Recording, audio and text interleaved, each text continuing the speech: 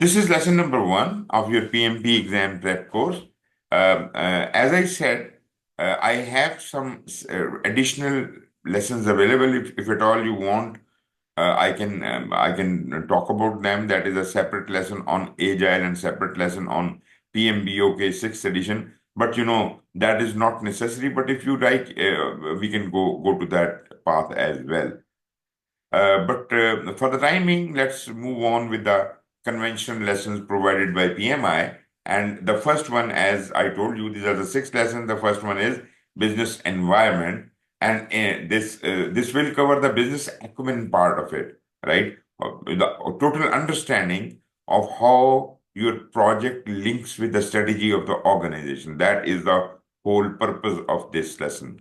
So in this, we will be covering a couple of things. Like first, we'll talk about a little bit of foundations. Then, what is strategic alignment? What are the project benefits and value? Organization culture and change management, project governance, and project compliance. These are the topics we are going to be covering. So naturally, our learning objectives would be defining what the project is, how it relates to the larger discussion of the project management, different types of organizational structures, principles of project management. For the very first time in the history of PMI, in this seventh edition, they have given out 12 principles of project management. Earlier, there were no principles as such, right? They were practices, but this is we will be discussing those 12 principles. Discuss the again, there are 12 principles of agile as well. We will talk about them as well, a little introduction about agile, and then discuss strategic alignment and its elements, explain the impact of business factors, like all those factors and all those things and influences which affect a project. So we'll talk about them. We'll talk about the determination how projects align with the project's business strategy, business value and its types, change management theory, and organizational change.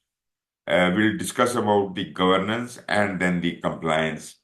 So this is what it is. Starting with the foundation, what is a project? I would invite you to define in your own words what do you think a project is. Anything can be defined as a project, in my opinion, as long as we do end-to-end implementation of it, particularly if you're talking about the software project. Mhm. So, yeah, end-to-end implementation of anything in IT can be, yeah, we can Mhm. just say that it is a project. Okay, anything can be defined as a project, but what is so different about an operation? Why a project is not an operation, and how do you differ between an operation and a project? So, operation can be your day-to-day business-related activities, but a project consists of initiation phase, then Mhm. implementation, and then there should be an end to the project to complete it as a project. Yeah. Exactly. So a project is a kind of a research, is a kind of an experiment, is a one-time thing we are doing, right? But operations are repetitive in nature. They are nothing new. We are just doing what we used to do. So project is going to be creating something new because naturally this is a venture. This is a kind of a experiment. This is kind of we are trying out something. We are trying out something. So it creates a unique product, service, or result. I mean, the deliverable of the project is going to be unique. We may have never done that before ever, right? Although we could have similar happenings around us, but this specific initiative we are taking for the very first time. So we are a little bit, we want to experiment with it. We want to try it out. We want to see. So naturally, whatever we are producing out of this project is going to be unique in nature. Secondly, as you said, it is limited by time. Naturally, we cannot go on forever with these experiments. We have to be done with it someday. So it will have some time limit. It will start at some point in time and it will definitely finish at some point in time. When we say time limited, don't expect that I'm talking about a fixed time duration, that it will start on 1st of January and end on 31st of December. Not exactly. Although it is also time limited, but this is bounded by the time. I am saying that no matter when a project starts, it will start at some point in the life and it will end at some point as well. So that explains between the distance between the start and finish is time limited. It should not be date limited, it should be time limited. Moreover, a project drives change. Why? Why does a project drive change? Why an operation cannot drive change? Can you explain that? Because operation is, yeah, something we can also call as business as usual. But a project, if we are going to initiate something, so it Hmm? should have an end goal towards it. So it should be like, yeah, that a certain change is needed by the organization. So then they just say that it's, Let me explain one thing to you. When we are talking about operations, naturally, as you said, it is business as usual, right? We have a standard operating procedure. Anyone in operations is supposed to be following those instructions. They can't invent anything. They can't anything outside of the scope of SOP. Every move is already dictated, it is written down, and they have to do that. So they can't change anything, they are not supposed to. But if they are uncomfortable, the operations people are uncomfortable with some of the processes and they need to make them more comfortable, can they change them? no, they then need to provide a reasoning for it. So it's not so simple. Okay, so what will they do? They will inform their boss, this is not comfortable, we are not happy with it, can you make it easier for us, right? Yeah. And the boss would say, maybe if he has a decision power and he can change the SOPs all by himself, he may allow that. Or if it is more complicated, he is not sure how it will behave when we change something. So he may say, okay, hold on, I'll ask someone to experiment on it and see if it will work. And once we are sure of the results, we will tell you to make this change. So now this experiment which is going to be carried out is my project, right? And this may be allocated to a separate person. Maybe some people from the same department maybe may form part of the team because they are dealing with the same kind of business. So maybe they are the best workers to do it. But to bring that change, to drive that change, uh, we have to have a team gathered, a project manager put on it, and they will do and they will produce that result, product, service, or result, and enable value creation for business or organization. What is the value creation in your mind when you try to make this change? That will make our work more efficient, or maybe it will earn more money for the organization. Some Yeah. kind of value should be the purpose by, why we are doing all that, right? So it enables value creation for a business or organization. If it is not contributing anything to the value of the organization, to the business, then probably this initiative is not worth it, right? So these initiatives in a dynamic organization, there will be always needs for improvement, needs for change. Projects will take birth, and continuously they will deliver value. Value will be created to the organization and the business, and organization will prosper, will improve, and so on. So whenever there is a change implemented by the project, ultimate the SOPs of that organization will accordingly be amended, right? And improvement will come to the organization, value will be delivered to the organization, and this is how we do it. Now, project success depends on a lot many things. You might have heard about this first phrase, maybe for the very first time. Have you ever heard about organizational project maturity? No. Now, this is a little critical. An organization which is change oriented, which brings changes all the time, in their for the value creation into their business, they probably are in habit of doing projects. And while they had been doing a lot many projects in their past, they have matured into managing projects and this whole network of creating value.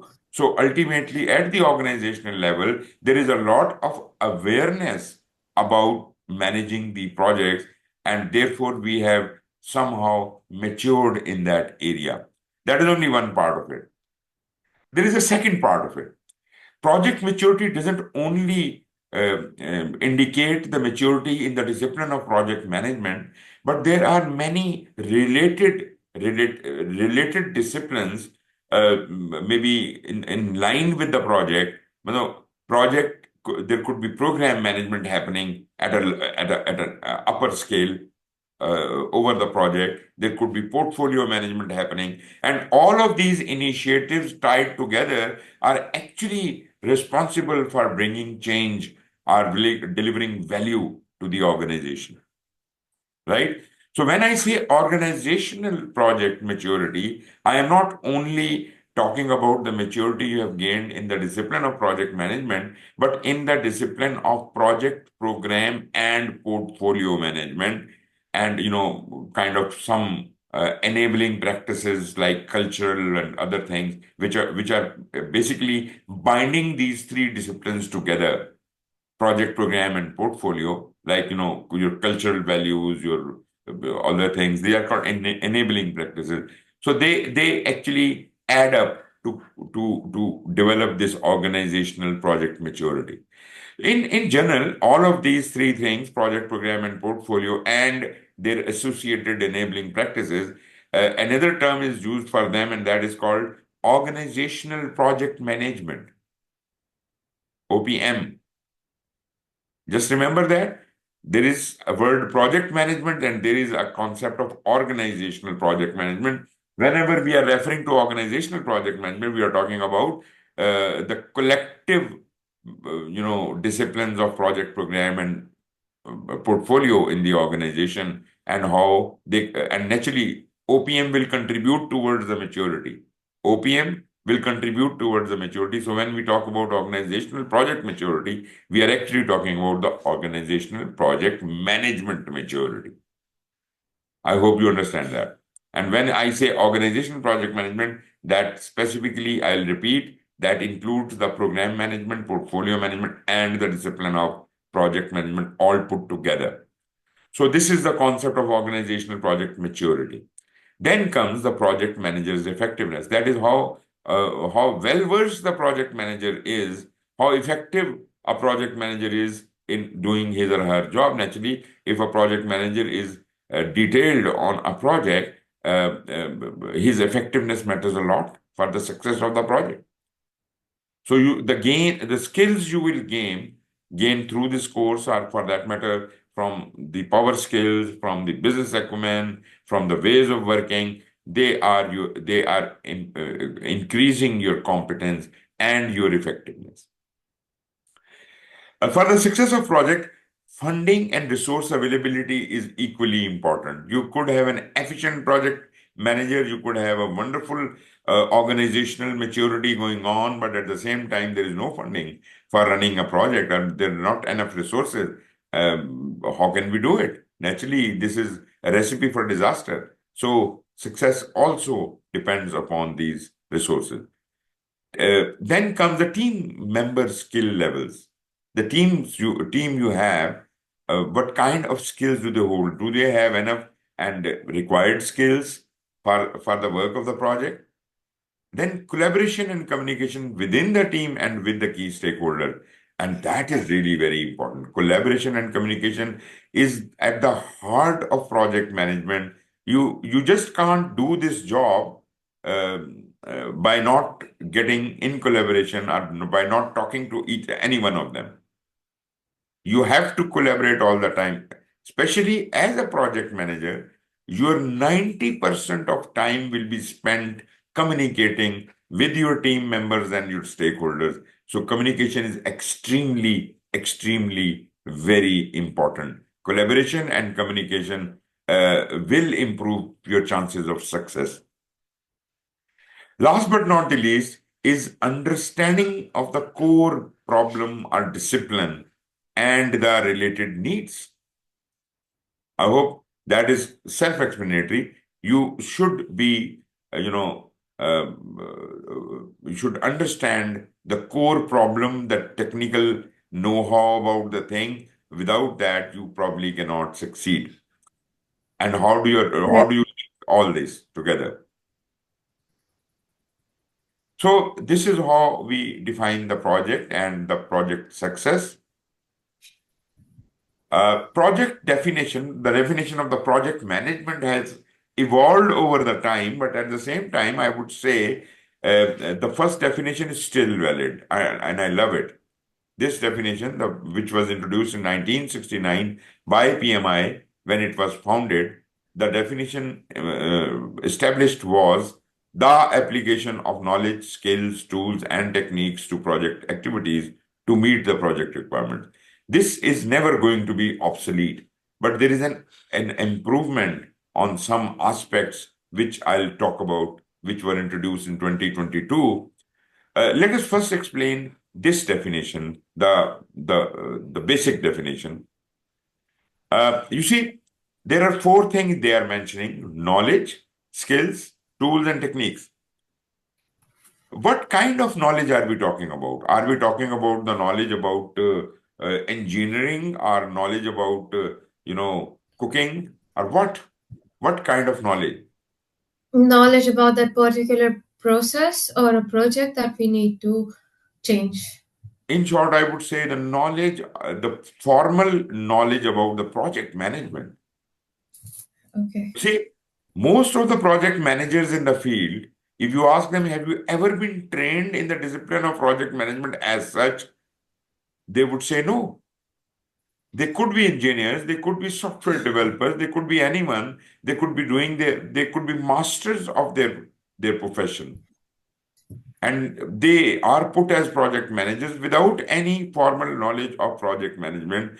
So this is necessary to have formal knowledge. I'm not saying you go back to the school and start studying project management. What I'm just asking is refresh your knowledge, align your knowledge now. Even if you take on a course like this or some other maybe a university course, if you like, you can gain that kind of knowledge. So you should have project management knowledge. Then you should have the relevant and required skills related to project management. Now there are skills in project management which could be unique, which could only be used in project management, and there are a lot many tools and skills which may be overlapping between operations and project management. So yes, you do have the knowledge of project management, but do you have experience? That is what the skill means. Skill means, do you really have you ever applied that knowledge in the field? And when you apply that, you gain skills. So, project management knowledge and then project experience in project management. And how do you apply that knowledge? Naturally, you would have several tools and techniques to do that. Can you name a single tool for project management? Yes. So we're now working with Azure Mhm. to really track the progress of each and every project that we're doing. Okay. And Jira board, maybe that was also used Mhm. for the project management. So these two are the tools I know. Okay, they're very good tools and they're very advanced tools. But let us go back to the basics. If you are a carpenter, what are your tools? Right? Just the Excel sheet, yeah. Yeah, exactly. Now, as a project manager, what are your basic tools? Let's Uh, start talking about that. okay. What are your basic tools as a project manager? Basic tools are to really, just set the goal or have a defined definition, or Mhm. tools you're particularly talking about, like what we can use to track the progress. So for tracking the progress, we can always use Excel sheet Okay. or PowerPoint. First of all, let's not talk about the processes. Let's talk about the tools, right? And yes, you Okay. are very near to that when you say, we need to have some kind of, mechanism to monitor, right? Mechanism. How do you Yeah. monitor? How do you monitor something? What is the tool you use? Having regular updates in the meetings, communication Okay? In form of in form of it can be email, it can be Teams channels, or exactly. That is my point. That is your tool. That is your tool. A email is a tool. A report is a tool. A chart is a tool. A graph is a tool.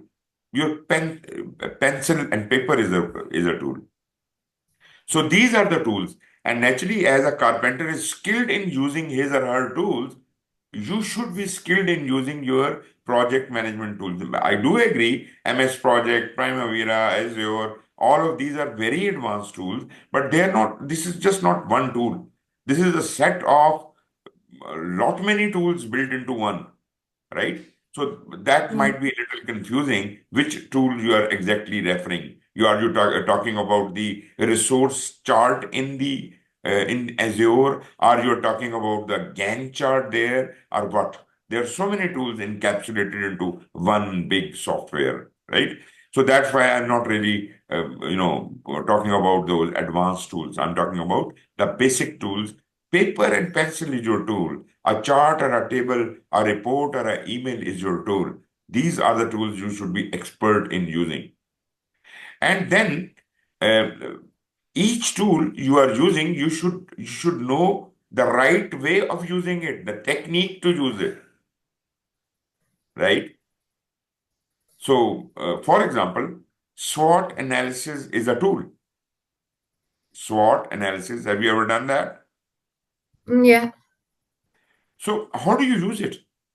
What is the technique of using it? Yes, I do understand it is created on a piece of paper, maybe a cardboard or something. You make four quadrants there and you say strengths, weaknesses, opportunities, and threat.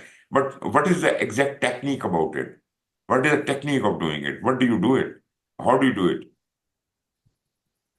To really brainstorm the ideas, to list down all the your weaknesses, threats, and everything on the piece of paper. Okay. So naturally, there are some specifics you have to know about and you have to understand, and then you can do it. I remember when, for the very first time in my life, I used a SWOT analysis. I just studied in somewhere that there is something like a SWOT analysis, and I tried to apply it, and I did it in a very bad way because I didn't exactly know the technique of using it. So I created maybe a multi-page report on SWOT analysis. I said, okay, these are the strengths, and there were pages and pages of strengths I wrote, and then weaknesses and this and that. I did all the job. And after that, I started comparing every strength with every weakness and comparing every, opportunity with every threat. And then I compared every, kind of strength with every opportunity and vice versa. All the ways. I did that. It was a lot of work. It was maybe a kind of a 200-page report, but then I realized, is it what I am doing? Is it the SWOT analysis? SWOT analysis is just one piece of paper. All this, long reporting you are doing, this is, failing the whole purpose of it, right? It has to be done on one piece of paper. It is a kind of a brainstorming, and it should be done with the team, not alone, right? And you should, kind of do things there on the chart, and you should know first what are you comparing with what and what, whom, and just make your decisions right there. Anyways, so for every tool, there should be a technique, and these are the four things you should apply in project management. Application of project management knowledge, skills, tools, and techniques. No, good. These things are very good. But application where? Where do you apply it? Remember, this is very important. This is such an interesting statement here. It can apply only to the project activities, not to the operational activities, not to your personal activities or whatever they are. Only to the project. Why do we say that? Why do we say that? Only apply the project management knowledge, skills, tools, and techniques to the project activities. Why? Because they're meant to be for the project and not for the day-to-day activities. As Because if day-to-day activities have broader scope. exactly you use the right word. Because project has a scope. You should establish the boundaries and never get out of the boundaries. Remain within the boundaries. So basically, this statement is very important because this is indicating the boundaries of the project. Apply this only to the project activities to meet the project requirements. Those activities which are required to meet the requirements of the project and no extra work. Nothing out of scope should be done. That is the crux of this definition. It is a beautiful definition. I like it from that perspective that all the knowledge, all the skills, all the tools, and all the technique must only be applied to the project activities which are there to meet the project requirements. Right? Right. So this had been a valid definition since 69, and still I believe this is what it is. But it applies more towards kind of the traditional project management, and people people feel that things have changed. Now, the new definition, not exactly a definition, but explanation of project management. Projects do not simply produce outputs. Now, this is not even mentioning agile or anything or predictive or any specific methodology.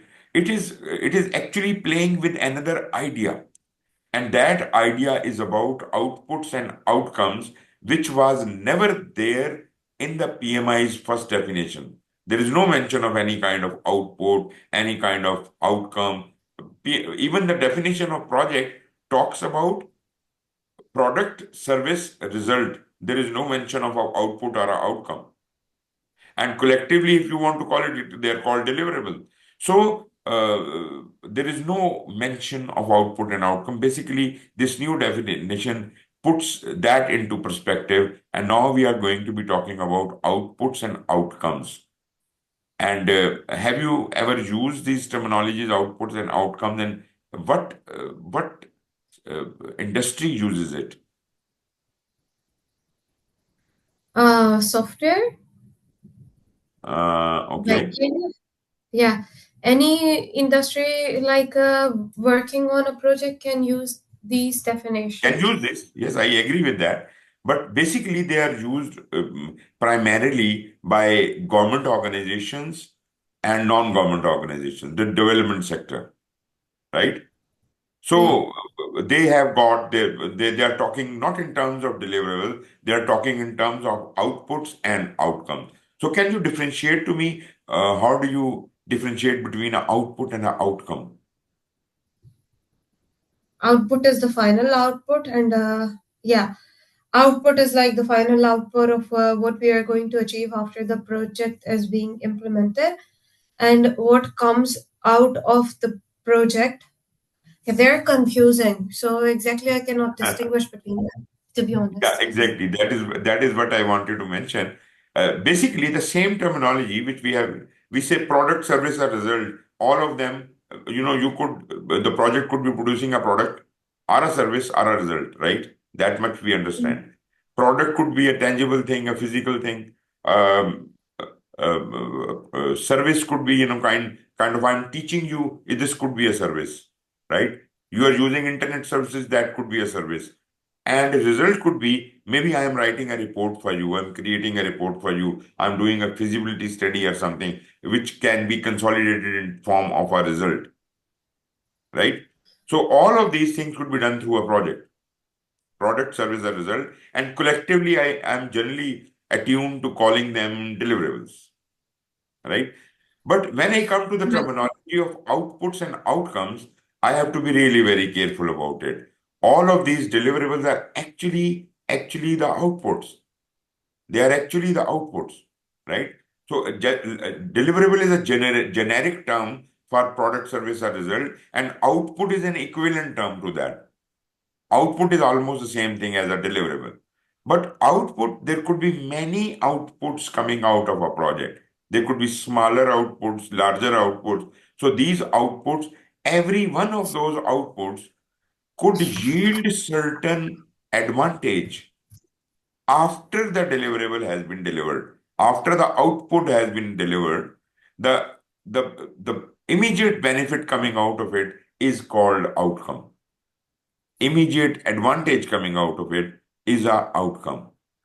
For example, you ask me to build a building, the house, and I deliver that house to you. I deliver that house to you. But you ask me that will it perform as I expected?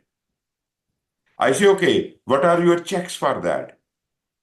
And if I pass all those checks, then I have delivered the outcomes, right?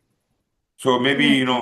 she wants to see that, this building really is strong enough to take on this much load. I do some testing for that and show her that this has been done. So these are the immediate outcomes which could be created out of it. For example, if it is a, BOT project, right? I have delivered the building, but I have operated it. I have run the building, made it operational, and gave them a turnkey solution. That is a very good example of a outcome. When I'm handing them over, it is in functional order. So it all depends upon the type of contract you are getting into. Some are BOT kind of build, operate, and transfer project. Some are different kinds of projects could be there. So it all depends whether what is the outcome in your case, but outcome is the thing which is going to come out after the output has been delivered, and this usually comes in form of a satisfaction to the person who is receiving the output. You know, so outcomes I would say they are short-term benefits. They're short-term benefits. But then there are long-term benefits also. I won't like to call them outcomes because outcome is too small a word to encompass a long-term benefit. Do you agree with me or not? I agree with you. What could be a long-term benefit? It should be an output because before starting a project, we need to define the goal of a project. So if you're Uh, going to define the goal, I have delivered the building to you. You have taken it over, right? And when the output was that building itself, or parts of that building which I have delivered to you during the process. So all of that is the output, and I have shown you and satisfied you that it works. So I have shown you the outcome as well. But what is the benefit of that building? When it is going to come? when someone will start living in the building, Exactly, exactly. So the responsibility or the benefit, the responsibility of the benefit, yielding the benefit, realizing that benefit will pass on to the owner of the building who would actually be occupying it, and they will be enjoying that building and yielding those benefits ultimately. If they don't use the building in the right way, probably their benefits will be eliminated or reduced, right? So when I hand over my project to someone, I can train them in making the best use of this building. That could be part of my outcome. This training could be part of my outcome. I can tell them how you can yield the benefit over time in the best possible manner. I hope you understand my point. yeah. So benefit is a long-term thing. Now, let me get back to the basics.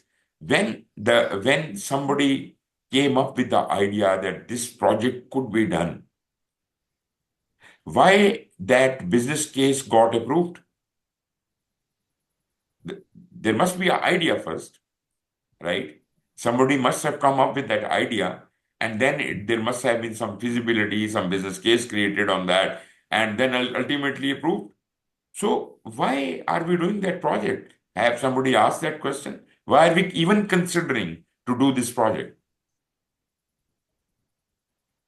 Question is, That's the what goal. will be the Yeah. benefits of that project? Have someone come up with those benefits? Benefits come first. That is the basis for constructing that building. So first tell me, what really do you want? The requirements can be directly translated into benefit. No matter, those benefits will be yielded maybe couple of years after the project is completed. For example, I am constructing a school, and that school is basically being constructed because in that community we want to have an educational facility which can train 5,000 students in next 5 years. Right? That might have been the target, right? And this ultimate benefit will only be realized when there is a school, when it is run, and it is run for 5 years efficiently, and ultimately it is able to meet the target of 5,000 students out in 5 years. That is when the whole benefit will come. Now, do you think project manager is responsible for the benefit? Short-term benefits, all right. Outcomes, yes, of course, he can be made responsible as per the contract. But if this school could not train 5,000 students, maybe they could train only 4,000 students in 5 years, will we blame the project manager for that? No, it should be product owner then. Of course, are the owner of that item, whoever is running the show, who is, Yeah. they are responsible for yielding the benefits. But big question is here. When the project manager is designing this school, should he not consider all those benefits which must be yielded ultimately? He should. He should. Okay. That is the key. Project manager is not responsible for yielding the benefits, but in his her design, the uh, the benefits must be considered and put and designed in. I hope you Okay. understand that, right? Yeah, but a question here, just to get more clarity on this topic. So Mhm. a project, so who defines the ultimate benefits of the project? Okay. Naturally, that is not the job of the project manager. The Okay. benefits are in the ideation stage. Who is creating the business case? Who is doing the feasibility study? Which is that entity? They are responsible for, for understanding, for outlining all those benefits and all that, right? So, what do you call that person who does that? Who creates the feasibility? Who does this all of this analysis? Who identifies all the Project benefits? owner? Project Yes. owner? Project owner? Well, project has yet not been born. It is yet, we are trying to create a feasibility for that. So there is no project, there is no project owner, there is no project manager, there is no project sponsor. All these people are not yet, born. So then it can be product owner. Well, yes and no. You see, a product owner, I do understand product owner has got a longer life cycle. Maybe, all the construction going on in the organization is a product of one of the person, and he's running the show for last 20 years. Is of course, product owner is concerned. But who is the analytical mind who will think about new initiatives the organization can take on? I'm not talking about a very senior level. I'm talking about some level which is equivalent to a project manager and who is an expert in analysis and all these things. We call that person a business analyst. Okay, okay. So this is an operational position, but this is the guy who actually, is master of ideation, who looks for the various opportunities which could benefit the organization in one way or the other, and then he creates a case for that, looks at the benefits. So basically, This business analyst is responsible for developing the feasibility study, for developing the business case, and presenting the business case to the top management as if it can be approved, because so far it is just a dream. It is yet not a reality. Once they approve it, it becomes a reality. Now it can be initiated, right? And not only that, he is not only responsible for creating the business case, but he is also responsible for creating the benefit management plan, right? So project manager Okay. that does not conceive the benefits. He inherits those benefits from the business analyst and the business case, right? So basically, Right. there are two documents the business analyst is creating. One is the business case, and one is the benefit management plan. Both of these things will be shifted to the project manager to consider while he's starting the project. Okay. So I actually wanted, although this discussion is going to come later, but I actually wanted to put everything into perspective. And I think this is a good opportunity when we are talking about outcome. I should be explaining the spirit of benefits. What are the benefits? So basically, we are done with that, and we can be very comfortable referring to these terms. What are these terms? Product, service, result, deliverable, output, outcome, benefit. Yeah. Now you are comfortable talking about all of these things in separate, what are they? What really they mean? Anyway, so it says projects don't simply produce outputs, but more importantly, enable those outputs to drive outcome. So out of the output, the outcomes will come, which are kind of a benefits, kind of advantages coming out of the use of output and they could be revealed in short term. So I may call them short term benefits, right? They are short term benefits that ultimately deliver value. When a benefit is realized, no matter it is short term or a long term, some value will be delivered to the organization. Some it will be valuable. That is the purpose why this project was done. Some value will be generated by the outcome, and a lot of value will be generated by the ultimate benefit realization. So it will give the value to the organization as well as to the relevant stakeholders. Are we on the same page? Yeah. Very good. Okay, now let us talk about the various project management life cycles and development approaches. So let us be very sure you understand the symbols on the left hand side. What is the top symbol? Uh, the business process and then analysis. I just completely forgot them. Okay. This symbol, just remember it, you will see it many times in these slides. This Yeah. is for predictive or traditional or waterfall project management, right? This is the symbol of traditional project management where things are done in phases. You see, these arrows are like phase one, phase two, and things. Things are done in kind of phases, right? Yeah.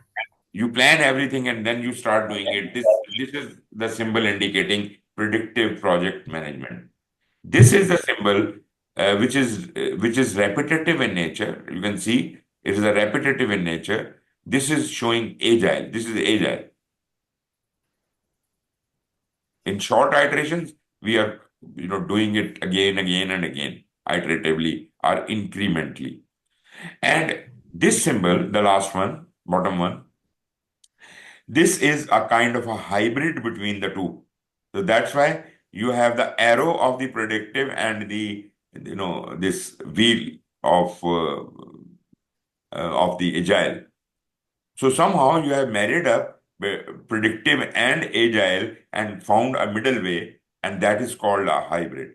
So classically speaking, hybrid is not one methodology or one approach. Hybrid could be a series of approaches. Like one hybrid could be 50% predictive and 50% agile. And other hybrid could be 80% predictive and 20% agile. Another hybrid could be 20% predictive and 80% agile, or in whatever proportion. this combination is made, all of these combinations will be generally considered and called as hybrid, right? Predictive Yeah. is one extreme way of doing things, and agile is the other extreme way of doing things. It is like a continuum. On one end, there is predictive, and on the other end, there is agile, and in between, all the space in between is hybrid. Okay. Okay, let me define the predictive as it is a plan-based or plan-driven approach. Because we plan in a predictive project, we plan everything upfront and then stick to the plan and do whatever was planned. We create baselines, we get approvals, and then we are bound to follow the plan. We can't deviate from the plan. And if at all there is anything to be changed, there is a very laborious and very autocratic and bureaucratic mechanism of bringing the change. Change is not easy in a traditional project, in a waterfall or a predictive project. So activities completed in a distinct or linear fashion. You have to do one phase, and once that is done, you get the approval. You move on to the next phase. Then you again get the approval. So there's a very bureaucratic kind of a mechanism in here. So activities are completed in a distinct and linear fashion. New phase begins only when the previous phase has completed. Naturally, the approvals of the previous phase must have been sought as if we can move on to the next phase, right? But phases are not very small. Phases could be really lengthy, very lengthy, like 3 months long phase or 4 month long phase. And all the phases may not be of equal size. Some phases are 3 months, and some next phase may be 6 months. Next phase could be 4 months. It is not dependent on the size of the phase. It is dependent on the need of a phase. What are you trying to produce in that phase? So in a way, whole of your project has been broken down into certain accomplishments. Maybe first accomplishment is going to be achieved after 6 months. So that would be our phase one and phase two and phase three and so on. So this is more of a sequential in nature, although I do understand that in some cases, sometimes we may have a little overlap between the phase which is ending and the phase which is starting. A little overlap. But that is only for emergency situations. In general, we understand that phases will come in a linear fashion. So Okay. a question here. So if, for example, let's say we are launching an app, because in Agile, I do know that there is a chances or there is some sort of a fashion where we can just keep on improving the project, and we can always launch, like, for example, if we're launching a banking app, so we can launch that in stages. We can launch the first uh, Mhm. version, then the second version. So Uh, what is the difference in the waterfall method? Do we have to launch like the first version in one iteration altogether? Not really an iteration. It would be a separate project altogether. Once we will deliver our version, and then people will test it, and then they will come up with some new requirements, some amendments, some improvements, and then we will run another project to accomplish that target, right? And then maybe we come up with a version two. So basically, these project life cycles are part of a larger product life cycle. Product life cycle could be very large, maybe 25 years long. And the projects are Yeah. like 6 months, 7 months, 10 months, or maybe 2 years, right? So these versions and these things are happening on need basis, and we are moving on and on. And ultimately, there might be a time when the need for the product is accomplished, and we no more need to support that project. So that is when the product life cycle may finish. Right. And as you understand already about the agile, agile is not plan driven. It is not plan based. It is change based. The basic philosophy in agile is change. Change is free. Change is open. There is no restriction in bringing the change. There is no lengthy procedures in bringing the change. Change is natural in the DNA of an agile project. So it is a change based approach.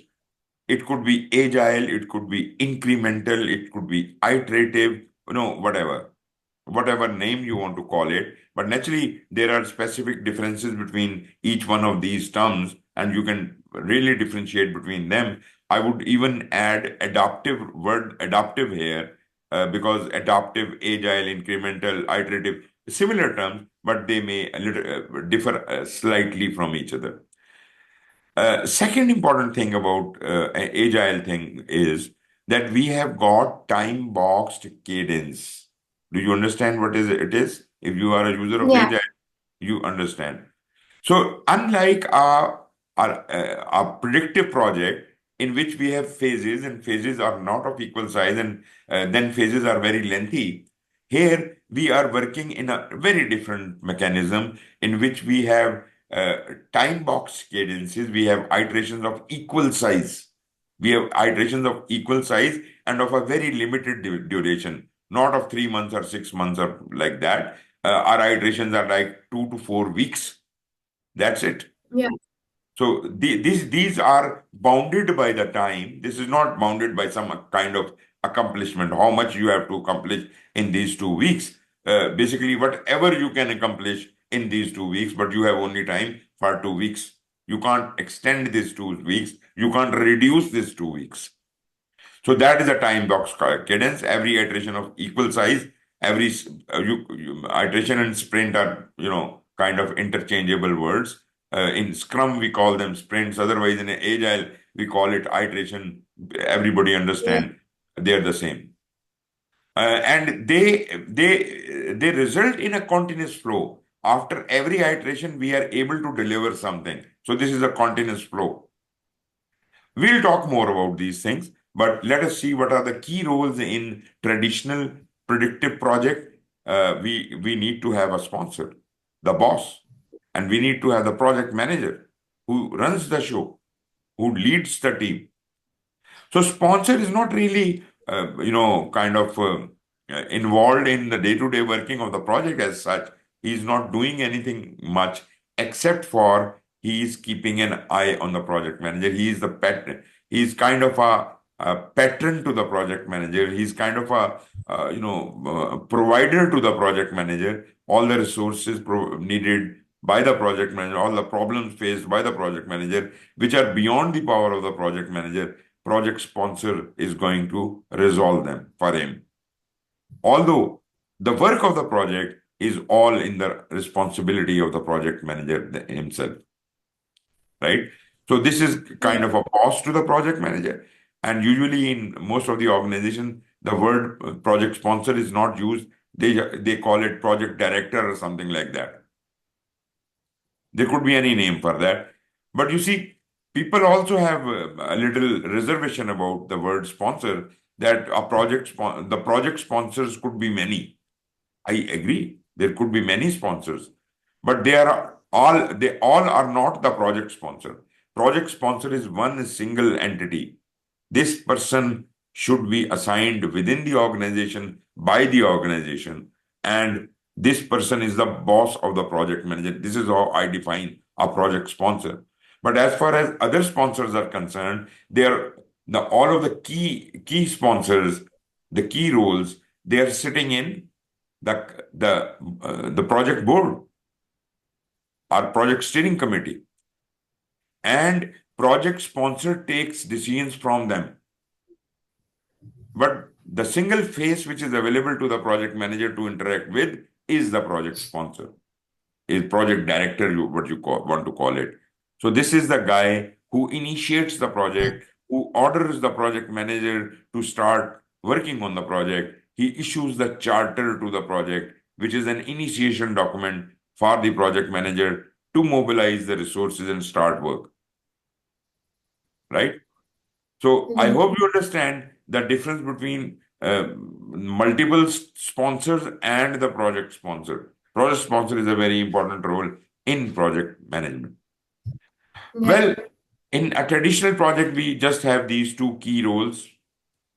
In Agile, we have very different roles. We have a new role of a product owner. Now, this actually shifts the whole value proposition from a work-related kind of a thing to a product-related, way of working. So a product owner is, if you ask me, I would say he's as powerful as a project sponsor, but he has got a lot more work to do.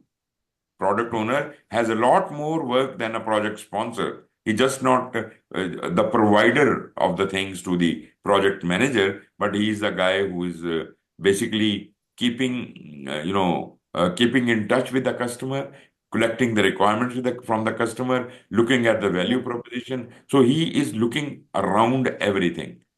Whereas we have got Scrum Master, which could be, considered as a project manager, but I don't think we should call him a project manager because that spoils the whole game. He is a kind of a servant leader. He doesn't enjoy any powers at all. Who runs the show in an agile project?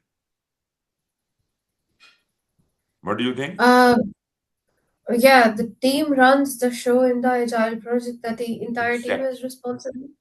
Exactly. Very right. Very right. It is the team which runs the show. They plan everything. They design everything. They create everything, and they don't need anything, any dictation from the leader. I mean, the team lead or the scrum master. There are many names for it in different methodologies. Some call them agile coach. Some call them facilitator. Some call them a team lead or a scrum master. Different methodologies have different names. But you see, this person is only responsible for facilitating the team, supporting the team, removing their impediments, and that's about all. He cannot order them around. He cannot, make them do something. Team is self-sufficient. They are self-organizing. They are highly competent, and they must be delegated all the powers of work. Project manager, or what do you call here, the scrum master, should not take control of the team, should not order the team around. I hope you already are working in an agile environment. You must be knowing what I really mean by saying all that. Yeah. But when we come over to a hybrid environment, which is a combination of plan-based and change-based kind of a system, so it may be, maybe it is predictive on top and it is agile at bottom, or maybe it is agile at top and predictive at bottom, whatever, combination it is. But you see, uh, taking the example of a predictive at top and agile at bottom. So in that case, we still have a project sponsor and a project manager, and we will also have a product owner and scrum master and the project team. Like in our case study, the Shopee case study, we will be using all of these roles because that is a hybrid project. But this is just one flavor of a hybrid project. Hybrid projects could be in many flavors, right? Maybe the way you are trying to do a hybrid project may not need may not need certain roles. Maybe we may not have a project manager at all. We directly have the Scrum Master, right?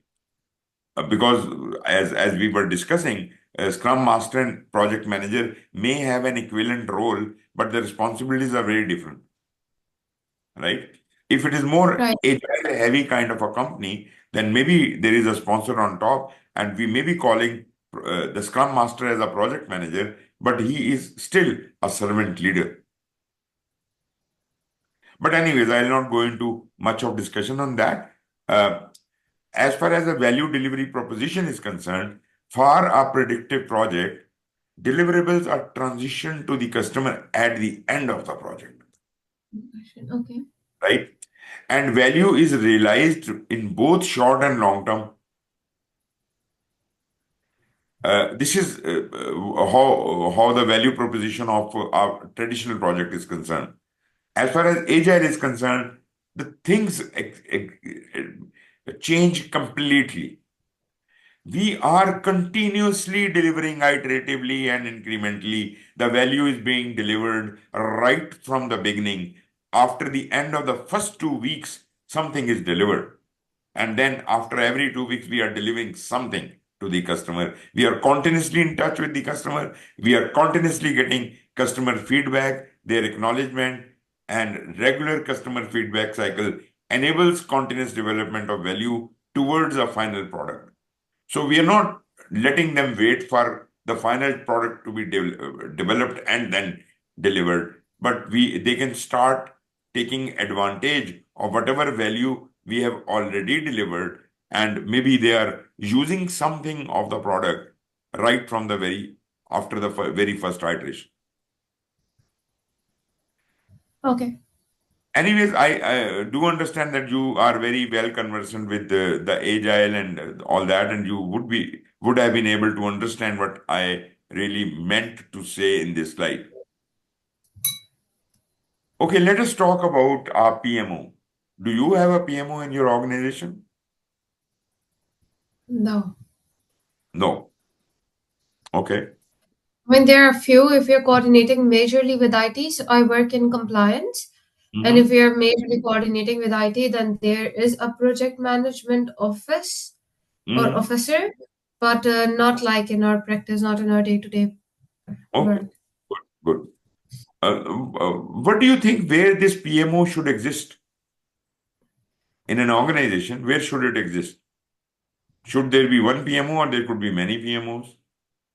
Should it be centralized or decentralized?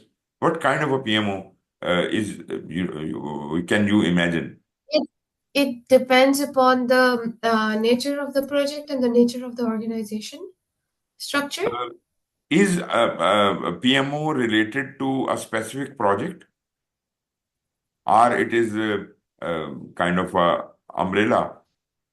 I think it is an umbrella Mhm. So under that which different projects are managed. actually PMO is a very interesting concept.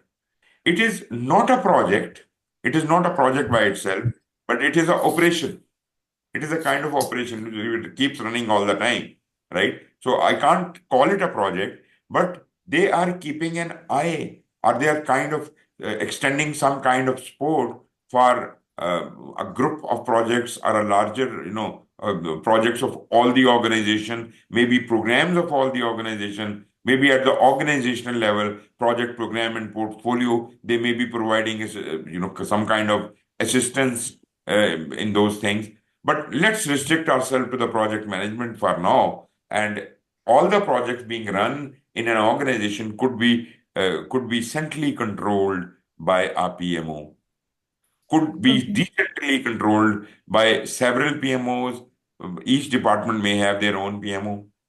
Maybe you have portfolios created in your organization, and at every portfolio level, like IT portfolio, construction portfolio, so all the construction projects are being looked after by the construction PMO. All the IT projects can be looked after by the IT PMO.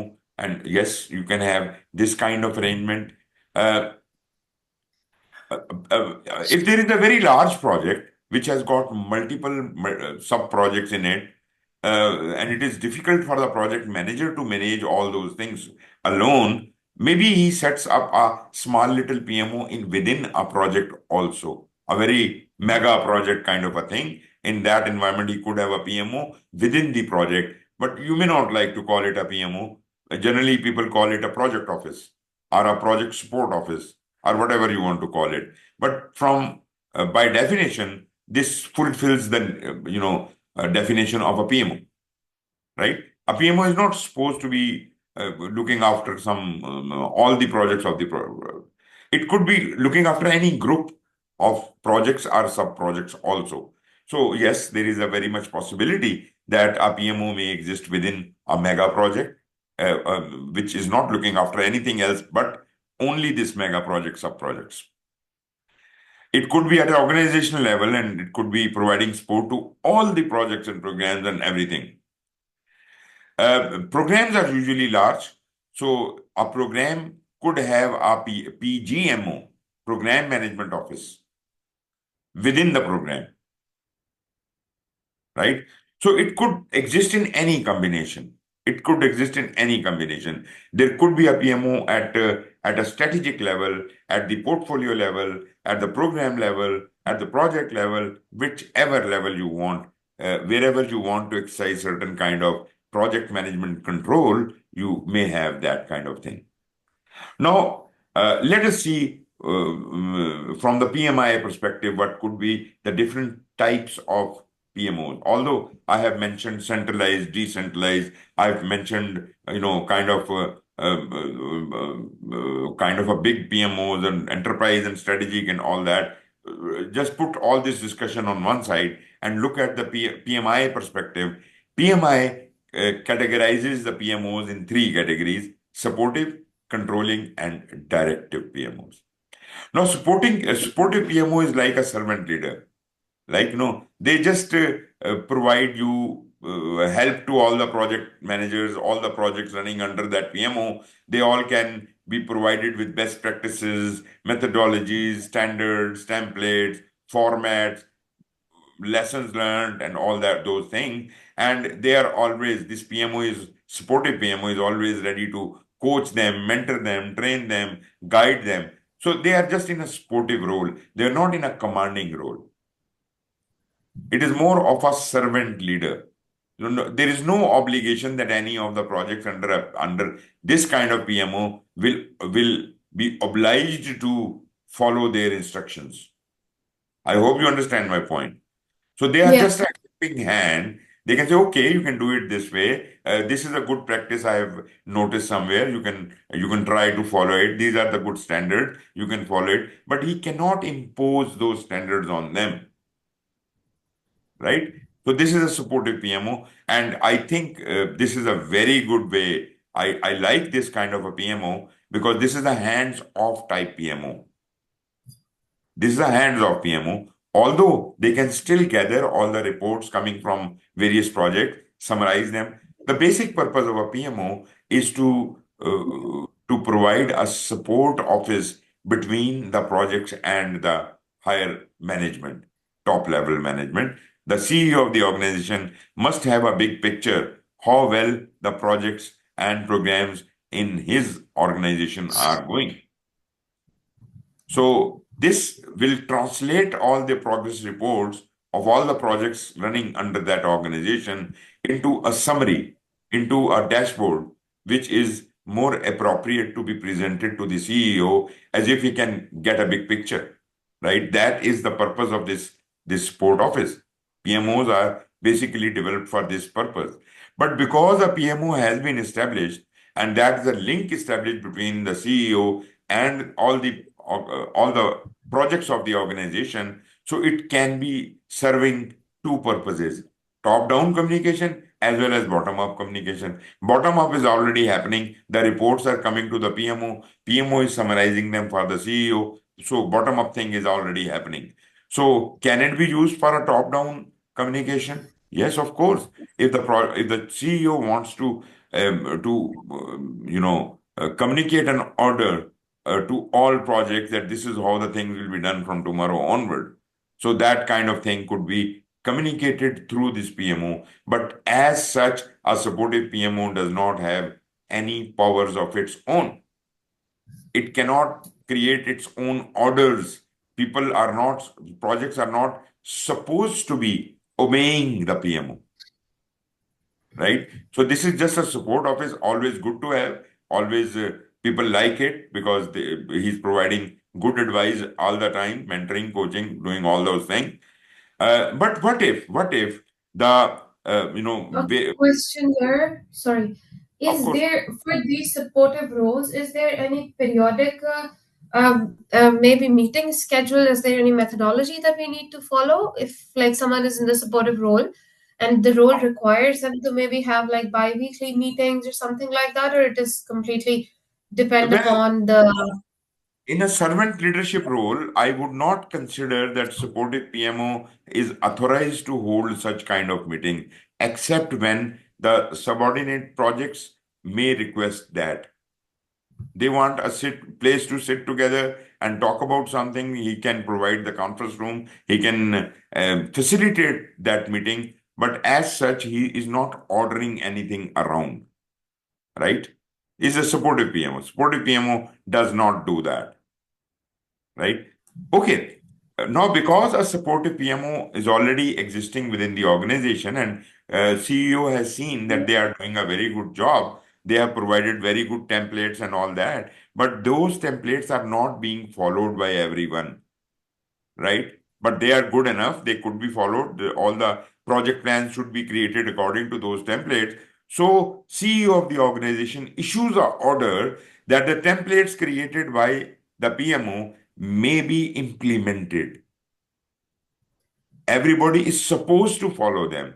So it is kind of granting a power to the PMO, and this now becomes a controlling PMO. Controlling PMO is supposed, previously the supportive PMO was only providing the various templates and it was not mandatory for anyone to follow them or not to follow them. In controlling PMO, monitoring of the compliance with the project management standards, policies, procedures, and templates, and conducting the project audits all fall under the PMO responsibility. A controlling PMO has a little bit more power than a supportive PMO. He can enforce those compliances. Okay. He So can a conduct question the here. audit. So, yeah, for example, supportive PMO are responsible for coaching, right? If they are being asked for it. Yes. If they're not being asked for it, then they cannot just tell the rest of the team that you need to maybe comply with this, or yeah, we need you maybe need a mentor. They can advise them. Advice is free. They can go to any project Okay. manager, say, "Well, if this is the way you can do it, it would be even better." Kind of advice. So it's not enforceable. But in a controlling Mhm. PMO, they are responsible for compliance Okay. with those policies and procedure and all that. They cannot still interfere into the internal working of a project. Project manager will deal with his own work. PMO cannot interfere with that. But naturally, he can always say, you are not following the right standards. This is not the policy. This is a template. You're not filling it right. So these kinds of compliances, this is a controlling PMO. I am happy with the controlling PMO also, but I am most happy with the supportive PMO. But there is yet another class, which is a directive PMO, where all the higher powers are completely granted to the PMO. PMO is the boss of all the projects. He can order them around. He can shuffle the resources. He can manage the shared resources. He can coordinate communication across the project. Naturally, all of these things are good, but at the same time, they may be very prohibitive. They may be very restrictive because a directive PMO most likely will like to take control of every project, try to micromanage the projects. And this directive PMO can do it until and unless a very experienced and you know capable person is sitting on top. Uh, this is not going to work. This could be rather dangerous. This is a time bomb. If you put Okay. a freshly qualified PMP with a very less experience on top of or directive PMO, where there are very experienced project managers working on projects, this is going to be a very dangerous situation, right?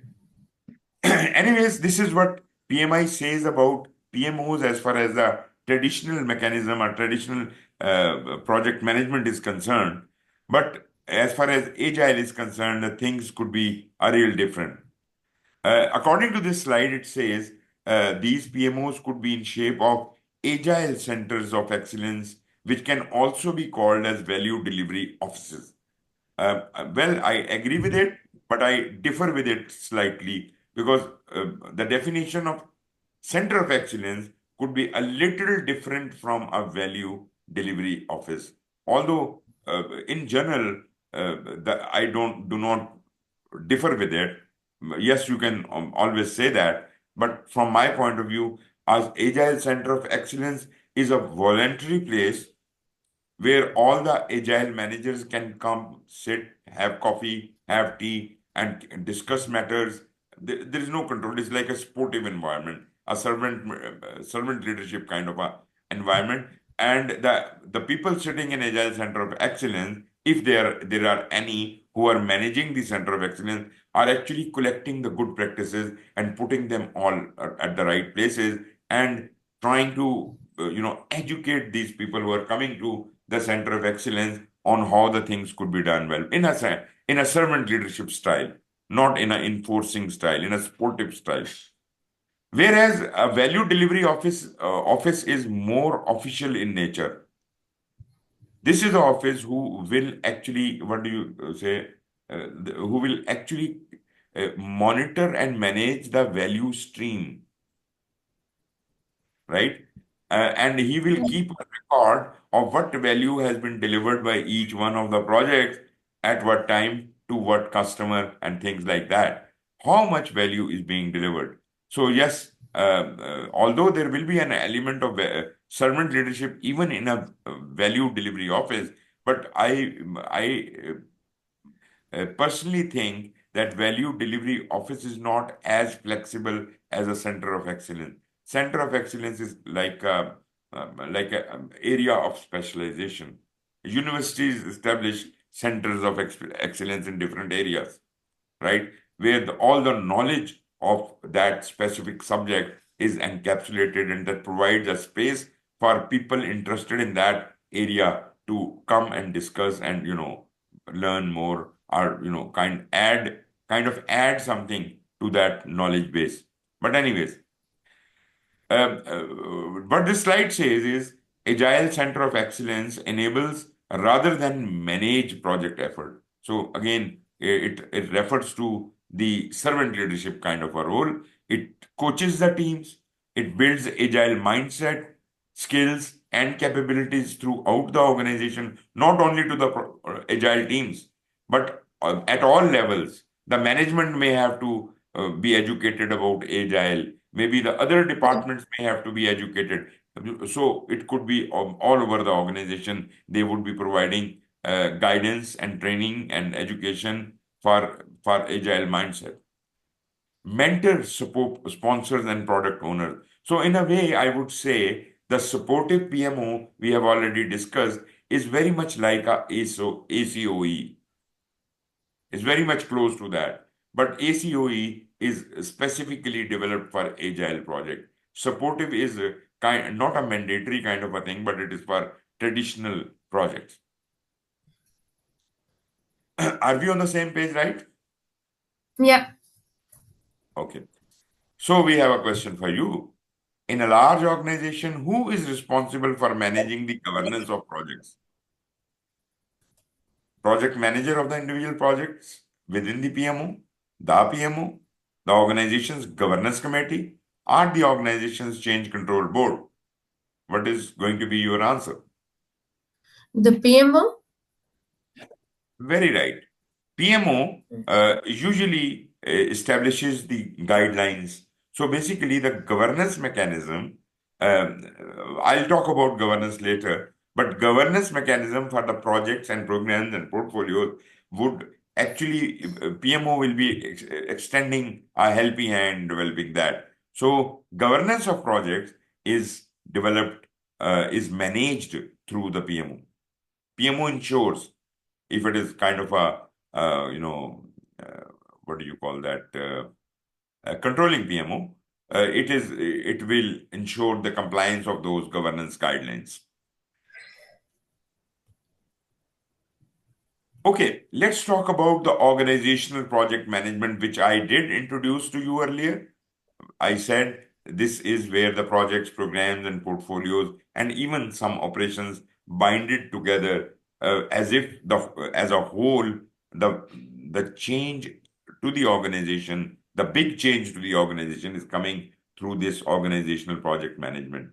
So this is strategy execution framework that coordinates project programs and portfolios and even some operations, and which enables the organization to deliver on strategy. So basically, organizational strategies are realized through this framework, this strategy execution framework. So this is kind of a translation of strategy downwards, and maybe it will trickle down to the portfolio, to the program, and ultimately to the projects also. So this is a complete network in which the strategies are being implemented. So this is very controlled. This is not ad hoc. So your organization may have an external environment and an internal environment. External environment, we'll talk about it later, but external environment are those factors which could impact the organization or its projects, operations, programs, portfolios, whatever they are. So they could be impacted by the external forces, right? What could be those external forces? Give me The example. customers, we are talking about the external, right? External as customers. Okay, customers could, yes, of course. But let us focus on the environmental aspect, external environment of the organization or for the project. What could that be? Okay, let me give you an example. I want to go Okay. to the office, but it is raining and snowing very heavily, right? So this is an external factor which is not under my control, but it is restricting my options to go to the office. You understand that? So Yeah. similarly, there could be such like external forces which could be impacting the project or the organization in one way or the other, right? Now, it could be weather, external. It could be some kind of new government regulation. Maybe it could be some effect coming from the public, from the media, or maybe whatever. So all those the impacts which are coming on the project or the organization are external environment, are coming from the external environment. And internal environment is what? Our own organization. Our organization is also giving its rules and policies and procedures and all that, and on top of that their cultural values, which may not be some written document, but this is part of our culture that we behave this way, and this is not written anywhere. This is an internal environment. Now, uh, your internal environment operates within the external environment, and your operations are also impacted by the external environment, right? This is a normal operation of the organization at the bottom, right? That is a normal operation Yeah. of the organization. Now, let us now focus on the system for value delivery, which is the organizational project management, which is the portfolios, programs, and projects. How can they be structured in such a way that they can deliver value to the system, right? So there could be, let us start from the left end. There could be projects directly reporting or directly contributing to some strategy of the organization. They are not part of any program, portfolio, or anything. They are directly contributing to the organization. So they are shown here like this. These are those projects Okay. which are not under any program or portfolio, right? Uh, there could be a program which may not be under any portfolio, but this program is directly linked with the strategy of the organization, and it has its own projects. Projects are contributing to the program. Program is contributing to the organizational strategy. There could be portfolios, and even in portfolios, portfolio A, if you look at, it has got programs, and every program has its own projects.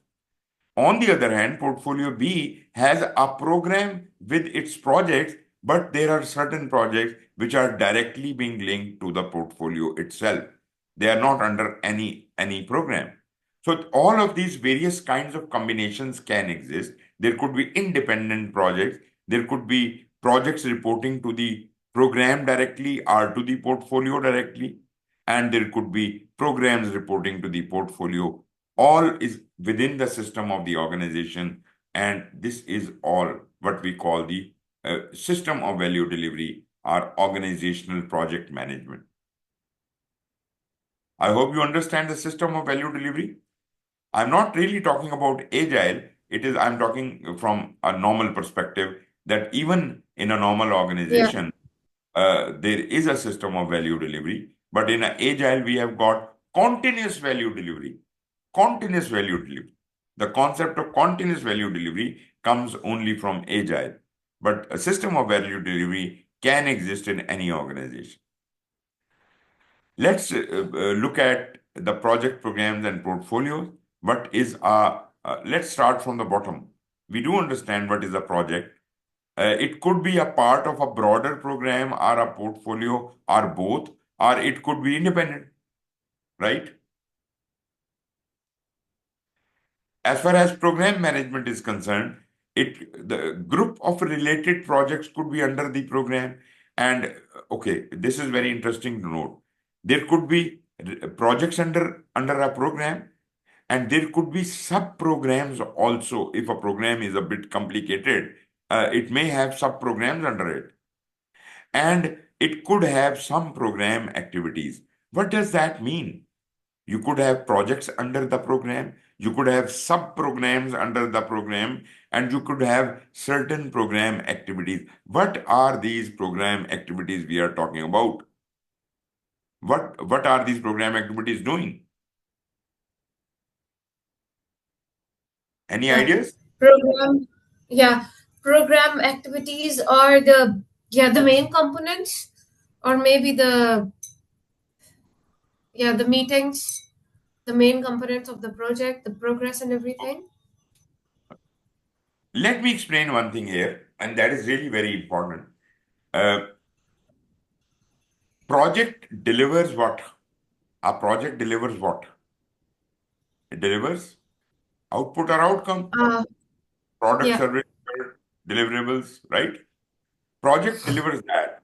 And I said the project is responsible for delivering the deliverable output or the outcome, but is not responsible for realization of the benefit. But Yeah. one thing project manager is definitely responsible, that he has to design in the benefits. He cannot ignore the benefits. Whatever are the benefits indicated in the benefit management plan, he must ensure they all are designed in. They will ensure that those benefits will be realized, Yeah. right?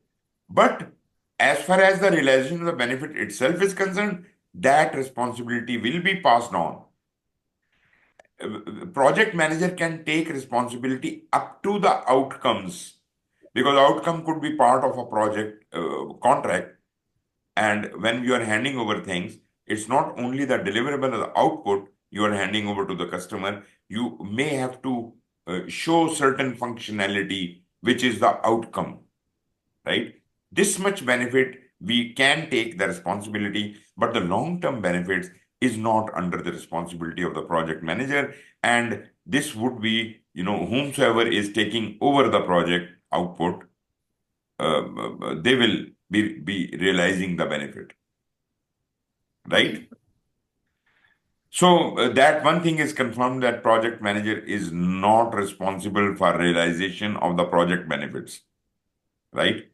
Now, Yeah. let me tell you, a program manager is responsible for the realization of benefits coming from its projects.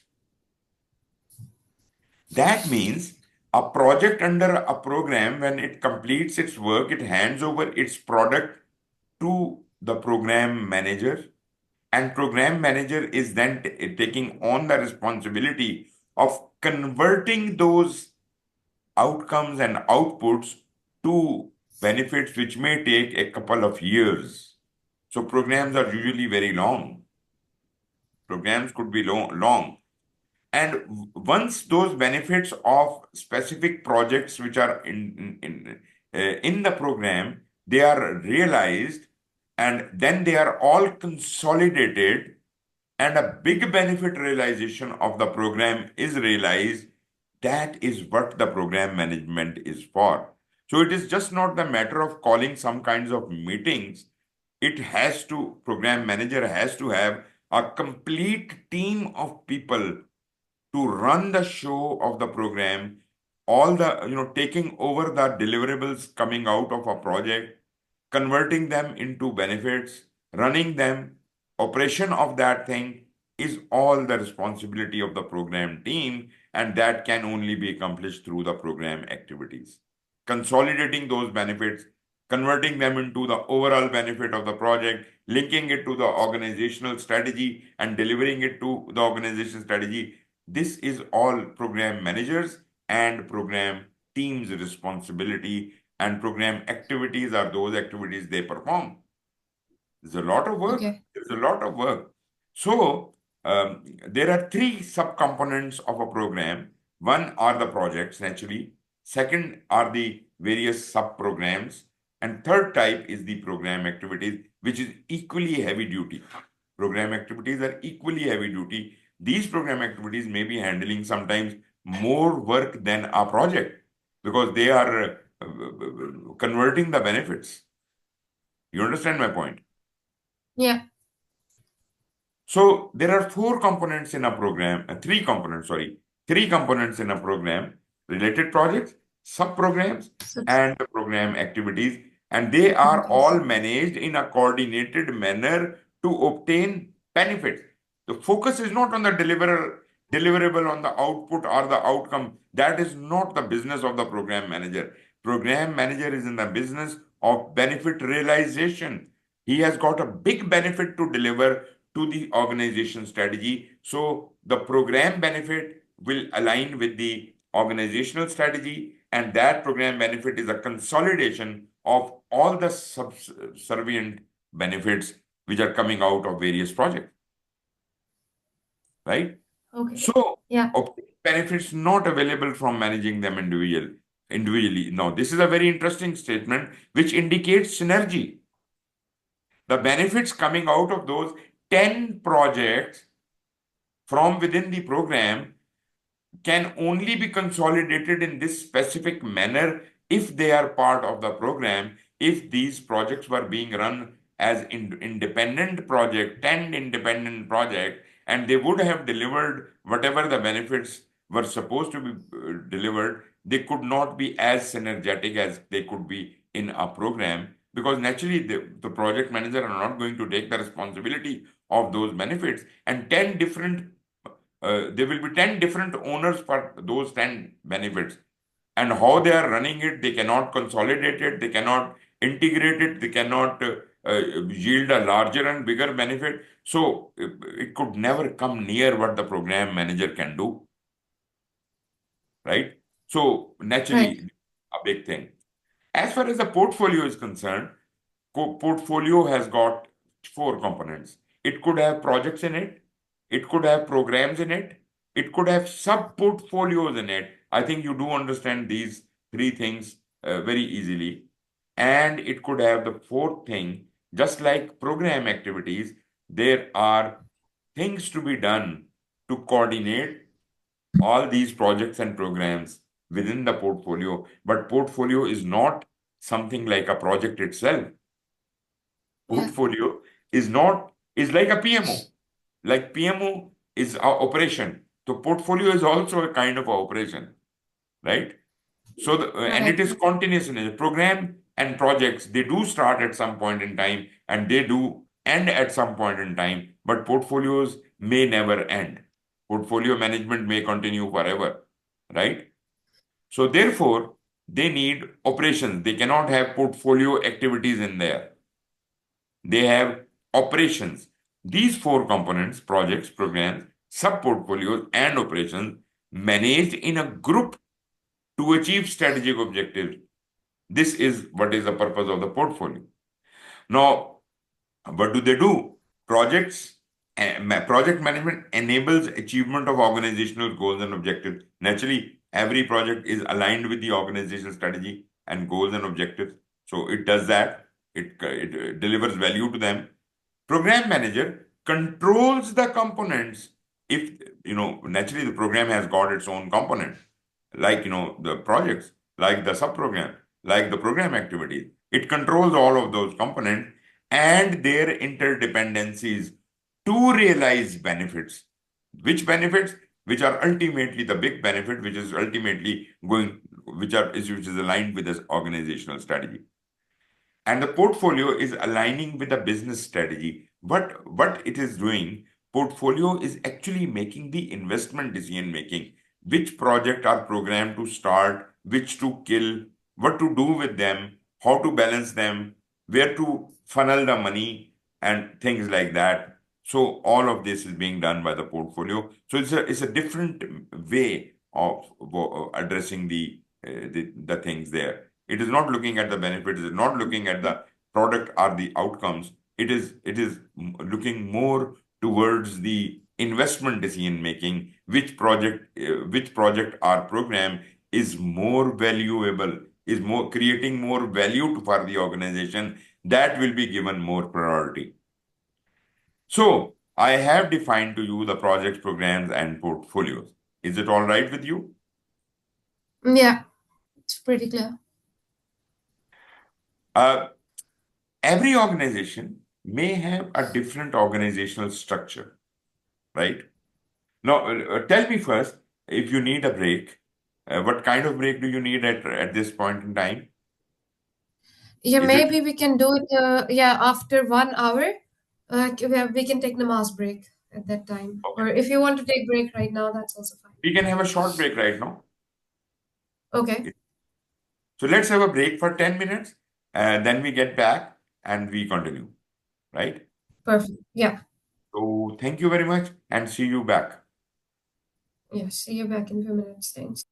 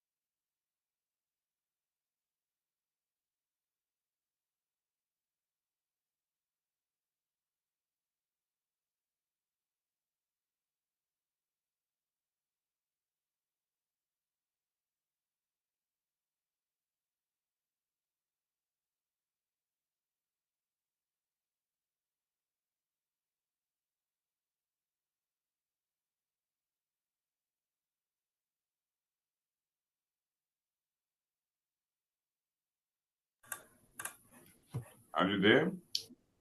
Yeah. Good, good, good. Okay. So let me get rid of this window. Okay. So we were talking about the organizational structures. Uh, you see, the structure of an organization is not designed according to the need of the projects. That is designed around the organizational needs.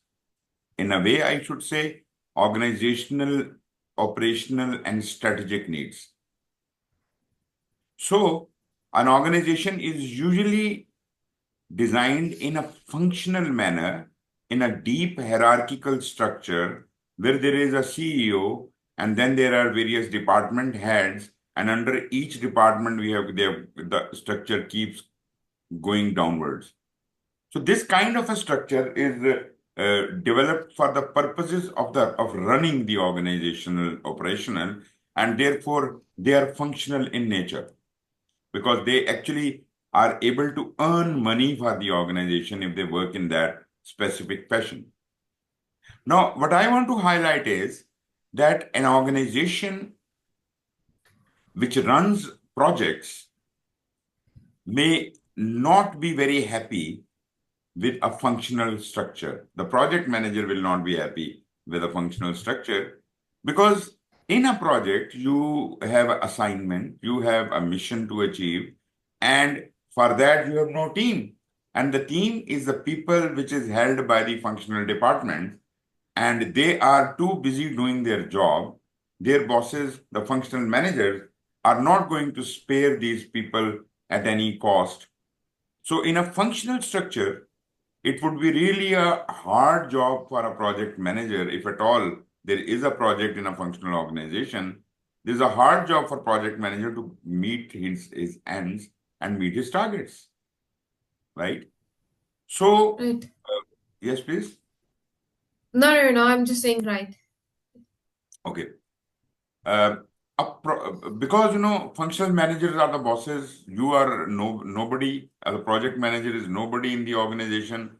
Those functional managers have command over their department, and they want their departments to function at the best. So, if at all, I ask them, sir, can you spare a person for me, a specialist for me on for my project which has been assigned to me? I don't know from where to get the person. I know your department holds that. He said, okay, I will consider that. And even if he nominates a person to be working on your project, the first priority of that person would be to work on the functional area, and only in his or her spare time that can be dedicated to the project work. I hope you understand this dilemma. Yeah. What a project manager likes. Project manager would like his authority, would like all his dedicated resources, dedicated funding available, and a free hand and direct access to the top position, to the CEO of the organization, taking the orders directly from that. This scenario is actually a project oriented structure, or you can call it a projectized structure. In a project oriented structure, this is how the things work. If the project is too important for the top management, they will open up a separate branch directly under them. Project manager could be reporting directly to the high level management. He has got dedicated resources and whatever, funding and everything available. And that is the best way a project can be accomplished. This is the dream of a project manager come true. I hope you understand that scenario. He doesn't have to beg, borrow, or steal. He doesn't have to go to Yeah. functional heads for requesting the resources. He has got dedicated resources. So this is the best possible mechanism a project manager can dream for. But there is a middle way. And the middle way is that you can develop some kind of understanding between the function and the project as if they can somehow collaborate. This could be a matrix structure, meaning the people working on project are also working on the function. They may be coming from the functional department, but they may be dedicated to the project. Now, even within the matrix organizational structure, a person may be having two bosses, a project manager and a functional manager, right? So he may be Right. partially working for this and maybe partially working for that. But even in matrix structure, we could have three further subdivisions. We could have a weak matrix structure. In a weak matrix structure, the major power is enjoyed by the functional manager. Project manager, though has been dedicated some staff members, but the decision whether to spare them or not is still with the functional manager. You know, what was bad in functional organizational structure was that there was no assignment. He's begging to various functional managers to provide him resources, and they are just putting him off. No delegation, no assignment of resources was ever done. Ad hoc, some resources may have been provided by some stakeholders, but you see, project is such a thing. Means there is a task which has to be done by five different people, five different specializations. They have to work together to do that job. In a functional organization, you will find in a functional organization that two of them are available, three are not available. Job Yeah. cannot be done. There is no fun in having these two people. We can send them back as well.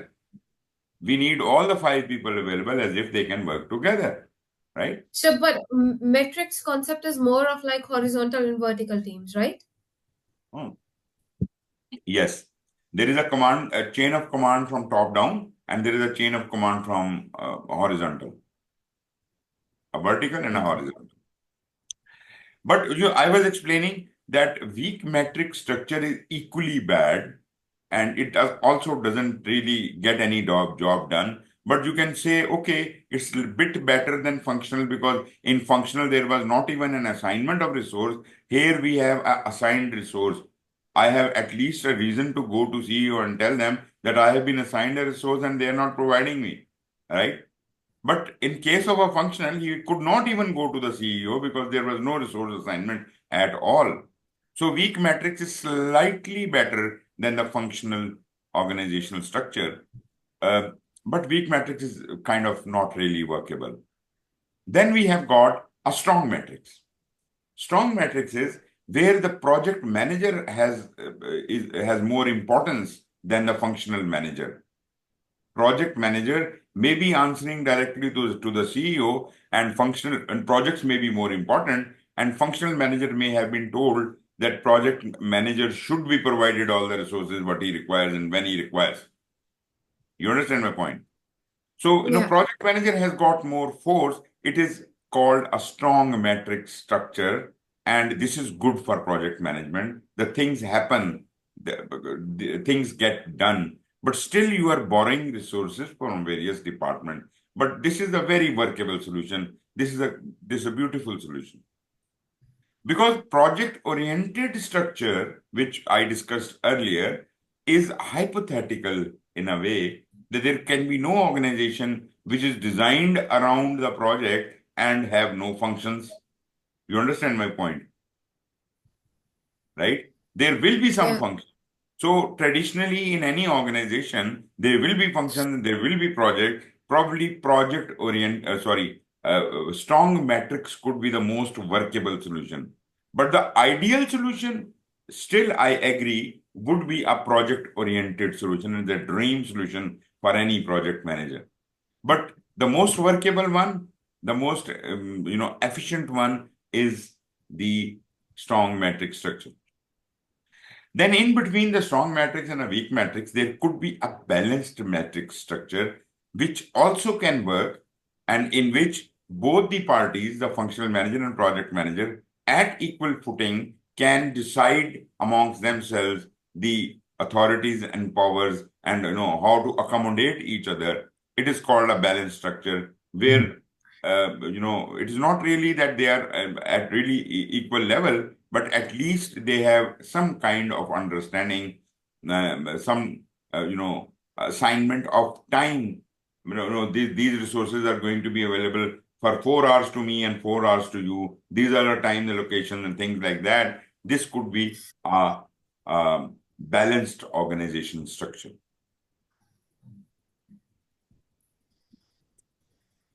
Because all of these organizational structures are hypothetical for the purposes of explaining that there could be a classic functional structure, a classic project-oriented structure, or a classic, weak or balanced or a strong metric structure. But actually, organizations are not structured accordingly. They may have different flavors within the same big, large organization. They could have a portion of the organization which is more function oriented. Another portion of the organization, another department may have various kind of matrices being exercised amongst that. And there could be a separate project organization for certain very important projects of the organization. So such like structure in which flavors of all the various organization structures which I have just discussed with you could be available in one shape or the other. This could be called a composite structure. I don't mean that all these organizational structures will be represented in a composite. Some of them could be, part of them could be, but this could be a composite structure. So classically, the organization structures we see, they will be generally classified as a composite organization structure because I know there cannot be a purely functional organization. There cannot be a purely project-oriented organization or whatever. So generally, what we see in organizations is a combination of It's a composite. some of them, all of them, or some of them, Okay. and that could be Just called. to Yes, Yeah, please. just to briefly mention the concept here. So functional is very highly bureaucratic, right? Where the project manager has no or none or less authority. Then metrics is a weak metrics, and then the strong metrics, which I Mm-hmm, think I have that in my department. Then project oriented is highly focused on the project. mm-hmm, There are some companies I know who work in an agile where they are very religious in following their practices, and composite is more of like a combination of all the options that we have available. mm-hmm, mm-hmm. You're right. Anyways, so let us look at the various organizational structures from this point.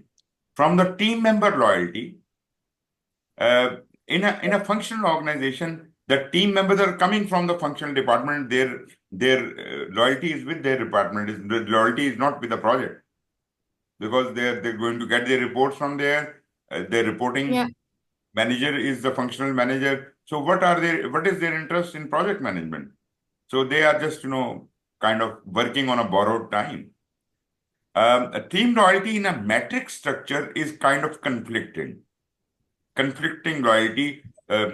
Maybe it is a strong matrix, the more loyalty will be to the project side. If it is a weak matrix, more loyalty towards the functional side. Or, if it is a balanced matrix, it could be kind of distributed between the two somehow, if you can chalk out a framework.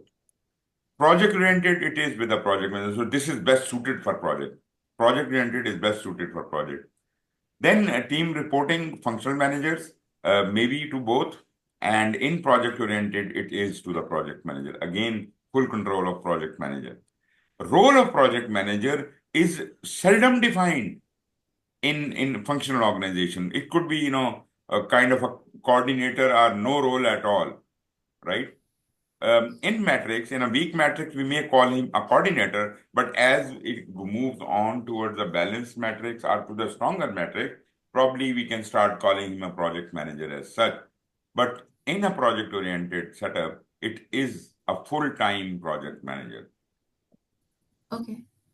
Team roles remain part-time in functional and metric structures, but in project-oriented, it is a full-time project team because there are dedicated team available for the project and therefore this could only be full-time in this case. Control of project manager over team members. Naturally, in functional, this is non-existent. Functional manager controls everything.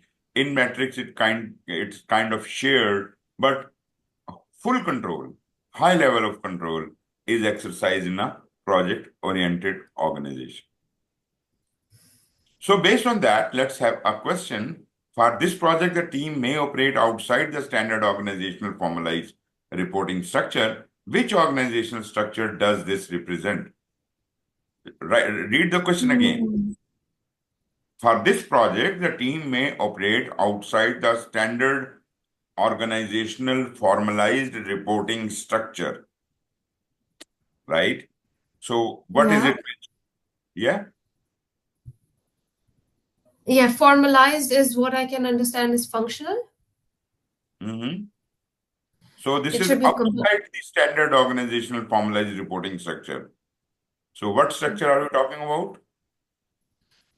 functional. So if you somebody talks about standard organizational formalized reporting structure, what I can think is like functional. So I would go with the which organizational structure does it represent? For this project, team may operate outside the standard project oriented then. Okay, good, good. Yeah. Because if we talk about the standard one, it's the functional, right? That is the standard. Yeah, yeah. Standard one is functional, but we were going out of the way, so we are basically going for the project oriented. Okay. This is a little exercise here. Well, you can do it yourself. Think of your current or a recent project. Can you identify the organizational structure type? I think we have already discussed that, so need not Yeah. waste any time on it. Conclusion in this session, in this topic, we have covered the projects, the evolution of project management, the project management office, organizational project management, and organizational structures. So, think about your answers to these questions. Naturally, I have not been able to, I did not tell you anything new, but what are the 2 points that stood out to you in the whole lecture so far? Yeah, it's the difference between the output and the outcome. Hmm. And Hmm. also the project management office was something really to Hmm. that was a new concept for me. And alongside it's like, okay, because we recently started working almost a year ago on the matrix format, so it was also good to see that how, like, yeah, my team is coming up basically with all those points. So I'd Hmm. like to mention about three. And what's one point that is still puzzling for you, you need to deep dive into? It's again the difference between output and the outcomes. I think I need to, yeah, have a strong grip on that because there is very thin line on it. And what's one idea if implemented will help your team? So I think what really help is like the combination structure that if my team is gonna follow, that will be really helpful. Because first, what really happened in our organization due to the matrix structure, we were working in an agile way, so everybody was having different meetings. Some people were in three teams, so it was really tough to manage everything. Very nice. Okay. Do tell me when you need the break. It's 10 Okay. minutes to whatever is your time. Seven, we can do like 7 past 10, so in 20 minutes we can take it. So we have 20 minutes to go, huh? Yeah. Okay, good. So let's have a little introduction about the PMBOK 7th edition. Uh, so let's talk about these things. In that, remember, this is the traditional project management I'm talking about, the predictive one. The predictive project management, which was applicable, and it's still applicable actually, if you are doing things in a traditional way, from the latest standard, from the last standard was 6th edition, we have 10 process groups, sorry, 10 knowledge areas on as listed on the right hand side, and 5 process groups as listed on the left hand side. And there are a couple of processes. I think 39 different processes are there. If I'm not wrong, I'm not, maybe, yes, there are 39, I think. There are 39 different processes which could be uh, distributed amongst these 5 process groups. All those processes relevant to the initiation are in this box. All the processes relevant to planning are in this box. Execution, monitoring, control, and close. So all these 39 processes can be distributed in these 5 process groups. Same 39 processes could relate to certain specialized knowledge areas. Same 39 processes could also be grouped according to their specialization. The process related to integration, related to scope, schedule, cost, quality, resources, communication, risk, procurement, and stakeholders. So that means every process has got 2 linkages, one linkage to the process group and other linkage to the knowledge area. You got that? Yeah. So it is important to understand that if you are doing the traditional project management, I'll try to explain it a bit. This is a kind of a table created by someone. I think it was Ricardo who created this. This is good. This is good. You see, it shows the various these big boxes. This is the box for the initiating process group. This is the box for the planning process group. Executing process group is here. Monitoring and control process group is here. And closing is here. And let us count how many boxes, small boxes are there. 1, 2, 3, 4, 5, 6, 7, 8, 9, 10, 11, 12, 13, 14, 15, 16, 17, 18, 19, 20, 21, 22, 23, 24, 25, 26, 27, and then 28, 29, 30, 31, 32, 33, 34, 35, 36, 37, 38, 39, 40, 41, 42, 43, 44, 45, 46. Am I counting them again? I must be doing something wrong. I miscounted. They cannot be thus with this big a number. They are 39. Okay.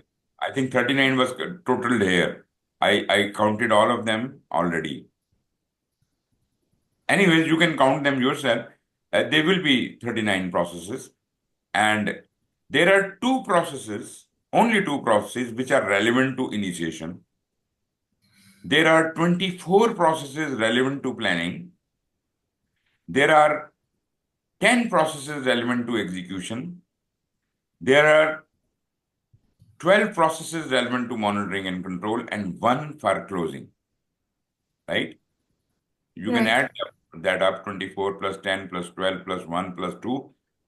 That must come out to be 39. So far so good? Yep. Okay. In addition to that, let us see. Now you can see certain kind of colors here and certain numbers here. These 2 processes are in initiation, but this process belongs to the knowledge area of integration, and its official number is 4.1. 4.1 means in the 6th edition of PMBOK, it is 4th chapter and first process of that chapter, right? So actually, integration is the first 3 chapters of PMBOK 6th edition is about the introductions and other concepts.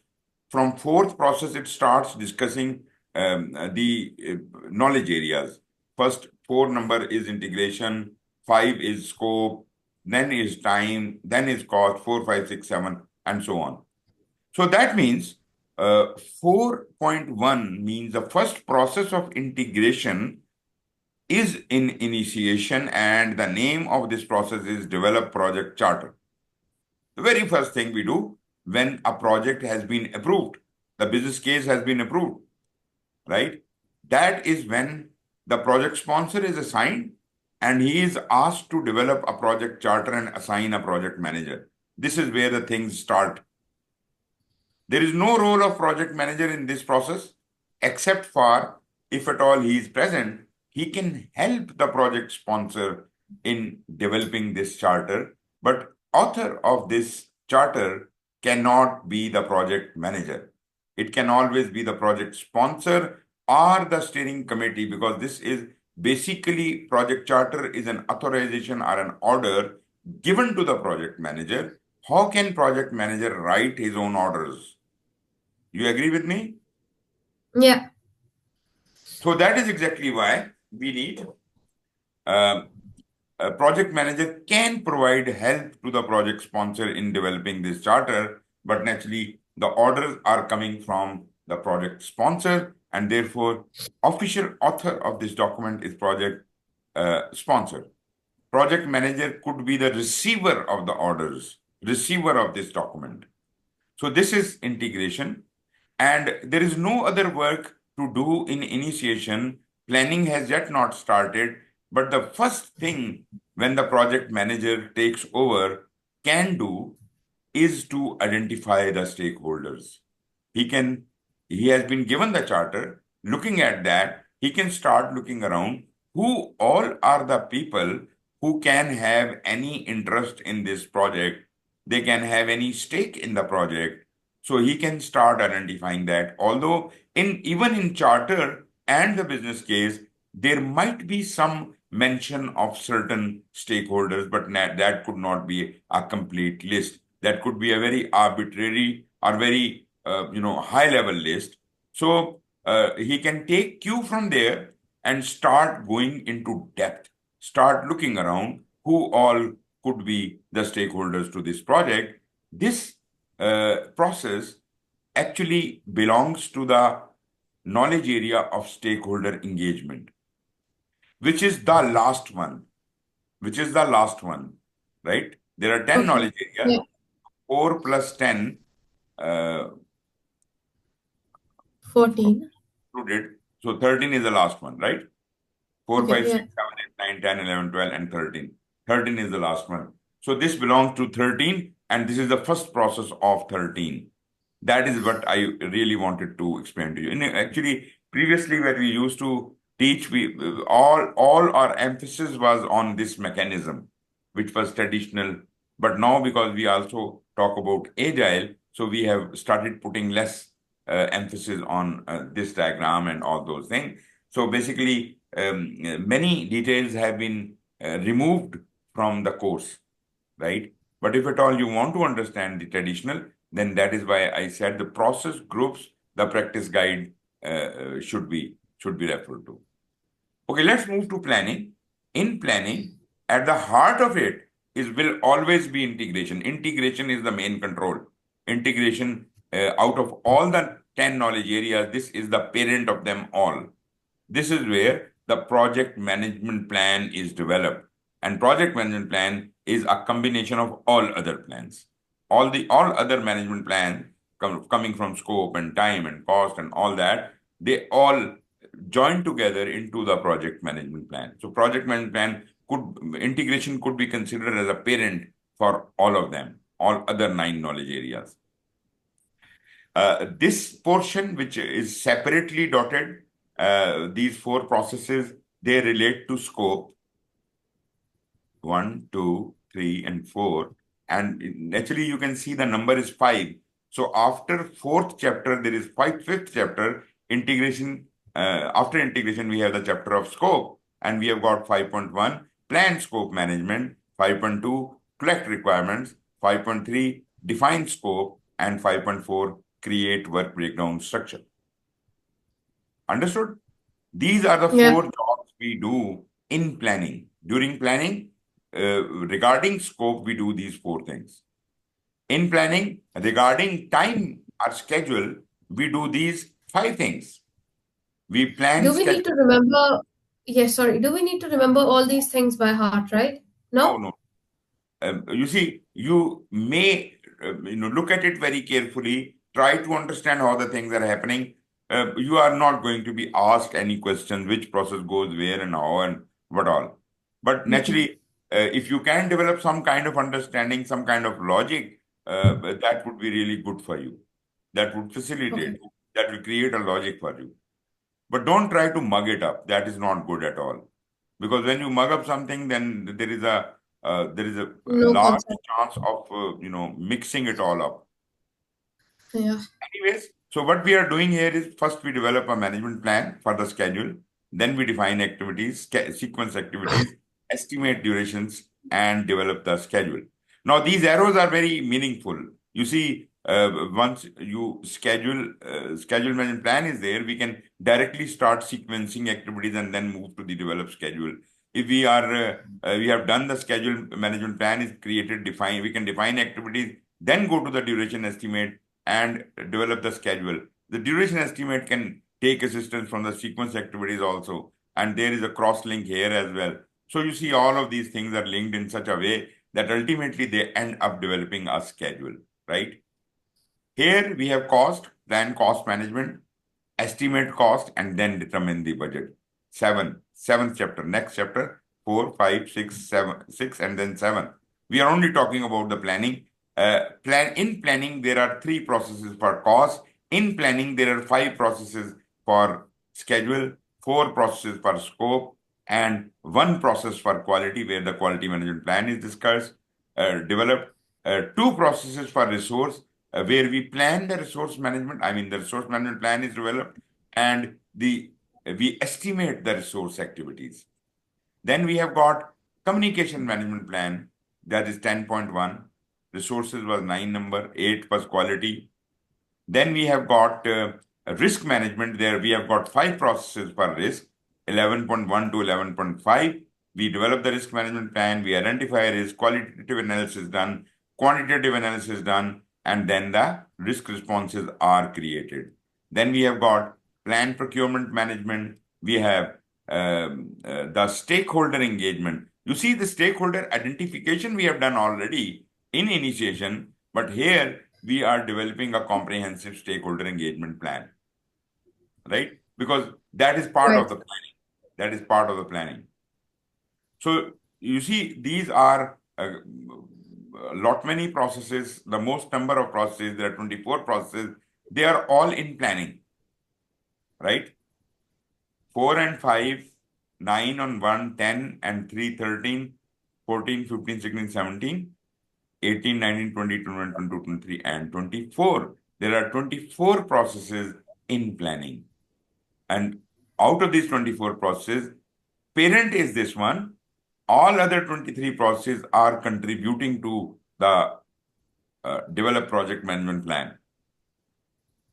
Got it? Let us go Yeah. to execution.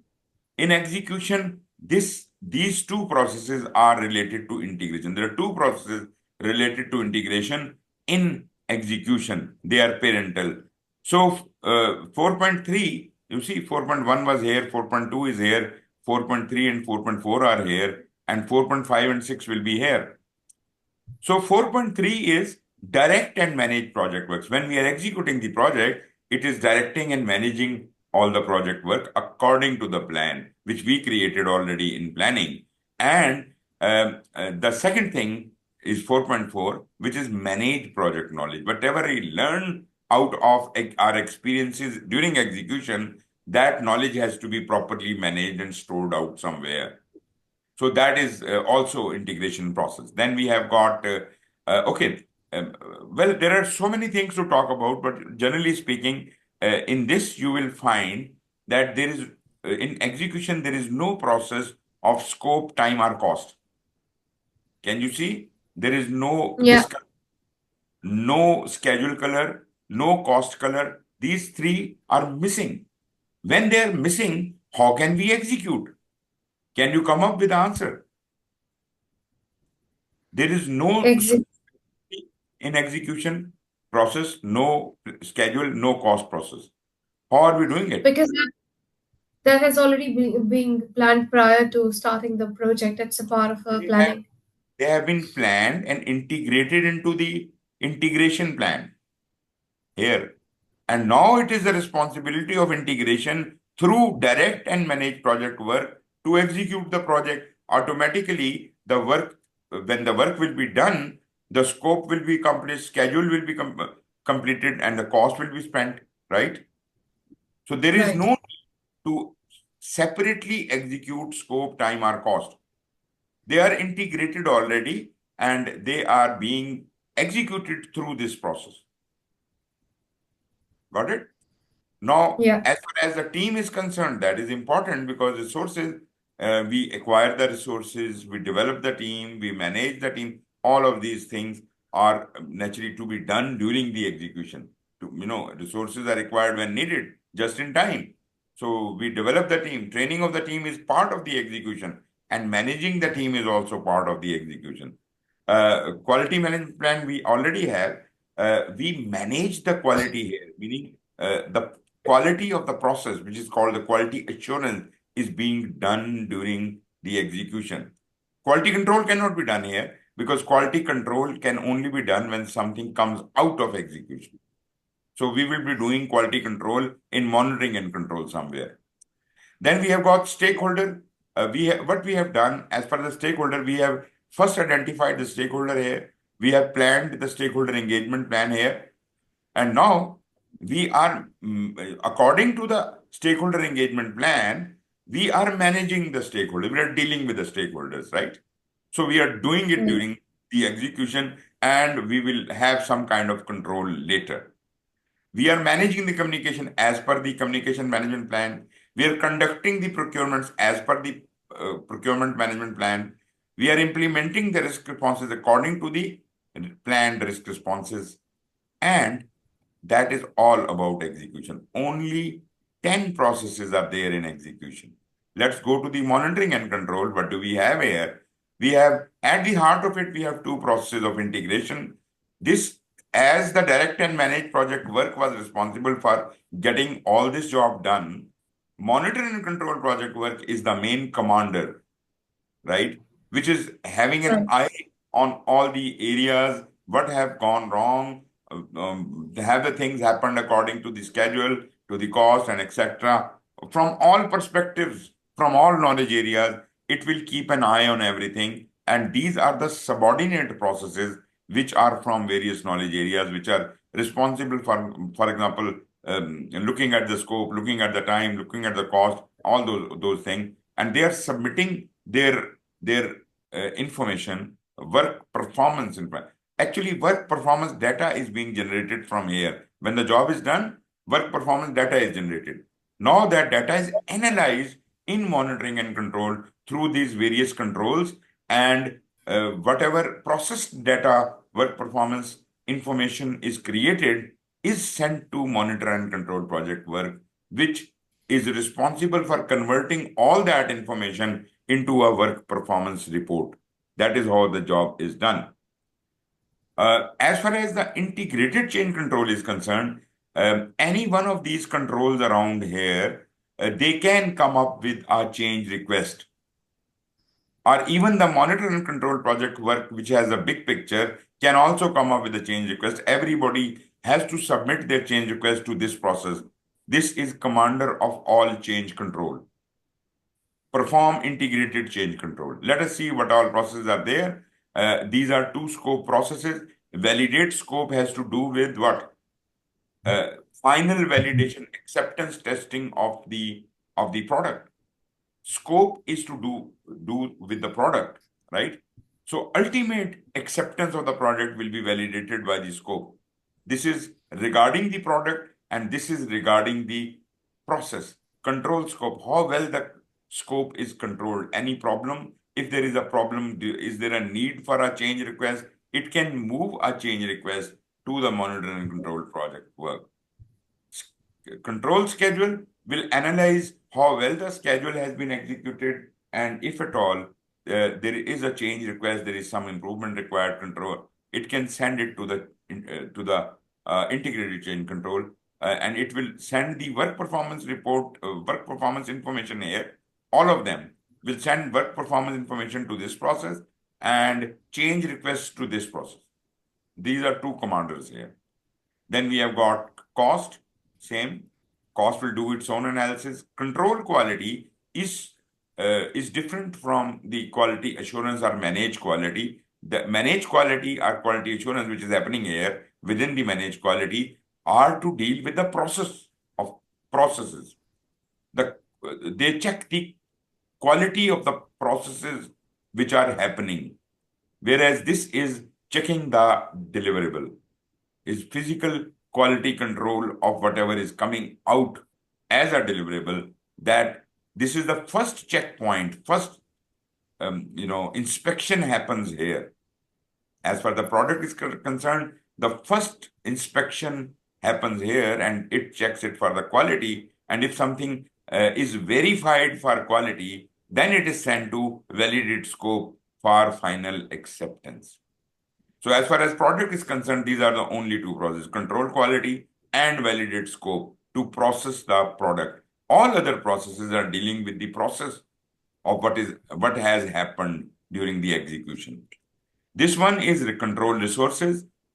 This one is control communication, monitor risk, control procurements, and stakeholder engagement. They all are responsible for doing their analysis, submitting any change request to integrated change control, submitting the work performance informations to the integration to the monitor and control project work, and ultimately the things. This will be converted into reports. This will be converted into change.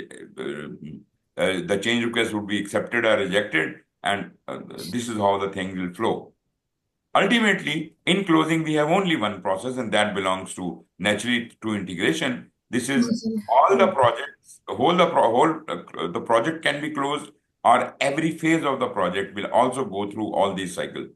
So every phase will have initiation, planning, execution, monitoring, control, and closing. So phase could also be closed and project could also be closed. This is a subject of closing. Only one process. So this is how the whole big thing fits together. Is it necessary to follow each and every step? Say again? Is it necessary to follow each and every, let's say, the Not at all. boxes? Not at all. There are 39 Okay. processes. These are just good practices. Standard tells you that this Okay. all can be done. It would be good for you. But when you look at your project, you see, well, we don't do a lot of procurement, so let us cut on the procurement related activities. Maybe we don't want to go in a lot of detail of scope, so we will not do the WBS at that level of detail. Things like that. This is all tailorable. This is all tailorable. Okay. They are called good practices. If they are followed, this is good for you. If you don't follow it, then it is your discretion. There is no problem whatsoever. You still can be very successful. Okay. So they are Yeah. not all completely. This is the decision of the project team, what processes to follow and up to what level of rigor. Got it? Yeah. But this is a very good guideline. It's a beautiful guideline for running a traditional project. I think there is nothing better than that. This is very good. But when it comes to agile, the things are completely different. Okay. Yes. One thing I want to explain it to you, when we were doing the planning, you see, have you noticed that every first process in planning for scope, for schedule, for cost, every first number one process is called plan scope management, plan schedule management, plan cost management, plan this Yeah. management, plan that management. What is that? Basically, that is where the management plan of that area gets created. The question is, generally, when I was studying it for the very first time, I was a little confused. I say, okay, if you have already developed a scope management plan, then why are you collecting requirements and defining scope and creating WS after that? It must have been part of the scope management plan. That was my thought. But I realized that I was wrong.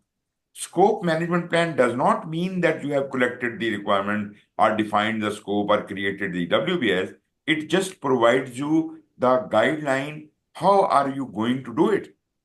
So first develop those guidelines that when I am collecting the requirements, what all I must take into account. Naturally, you can refer back to the lessons learned of the previous projects or the documentation available in the PMO or the archives and things like that, or your own experience or the engagement of the subject matter experts, whatever you do, but you have to develop this is the responsibility of the project manager to develop these management plans separately, right? And every Yeah. management plan is actually describing how all the processes of scope 1, 2, 3, 4, 5, and 6, how all of them will be done. How, right? How Right. collect requirement. It doesn't know what the requirements will be. It doesn't know what the scope will be, but the procedure. How are we going to do it? This is called the scope management plan. Similarly, we have a schedule management plan, and once we have the schedule management plan, we will have guidance available how to define these activities, how to sequence, how to do this, how to do that. So we will follow the schedule management plan in doing all the time-related activities. So even control schedule is defined in the plan schedule management, right? So let's Right. move on to the next slide, and here I will explain. There are two types of boxes, two archives in which everything goes. One archive is the project management plan, that is a big document. And in this document, all the management plans we created are part of it. All the management plan, scope management plan, requirement management plan. You see, there are two plans for coming from scope. One is the scope management plan, other is the requirement management plan. The various departments, when we collect requirements, we must have a mechanism of managing the requirements also. So basically, this is a additional plan we are creating here. Then we have schedule, cost, quality, resource, communication, risk, procurement, stakeholder, all of these management plans. It covers all 10 areas. You see, integration is not included in it because integration is the project management plan itself. You understand my point? But we Yeah. have two plans coming from scope and requirement. So that takes care of one item of integration which is missing. So the two are coming from scope. So ultimately, we end up with 10 management plans. These are 10 management, 1 to 10. Then there could be some additional management plans which may or may not have been created. That is, although each management plan should be responsible for detailing how the change in scope will be done. So that could be part of scope management plan, requirement management plan, and so on and so forth. How the record of all this can be maintained, the various versioning configuration has to be maintained. This could all be the part of these first 10 plans. But if you want to develop a separate plan, that a generic change management plan coming out, which could be relevant to all of the 10 areas, you could have a separate change management plan and a separate configuration management plan. So, as far as the plans are concerned, we are done till here, 12. Then there are three baselines. You see, scope, time, and cost are three major project objectives. Yeah. Means Can we that, take break now? Sorry. Can we take of, break now? of course, of course. So Okay. we can have a break for how much time? Is it I a lunch? think 15 minutes is good. So yeah, 19:35. Okay, fine. 45 is okay. Okay. See you back again. Thanks. Thank Yeah. you. Thank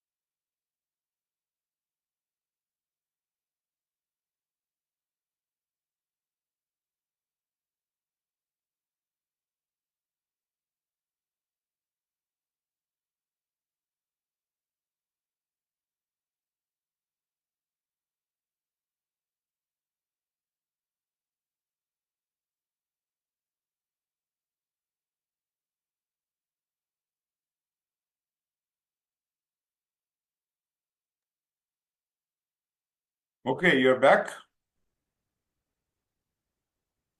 Yes. Hello.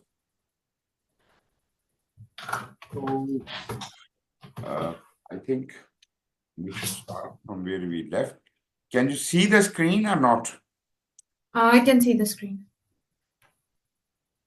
Okay.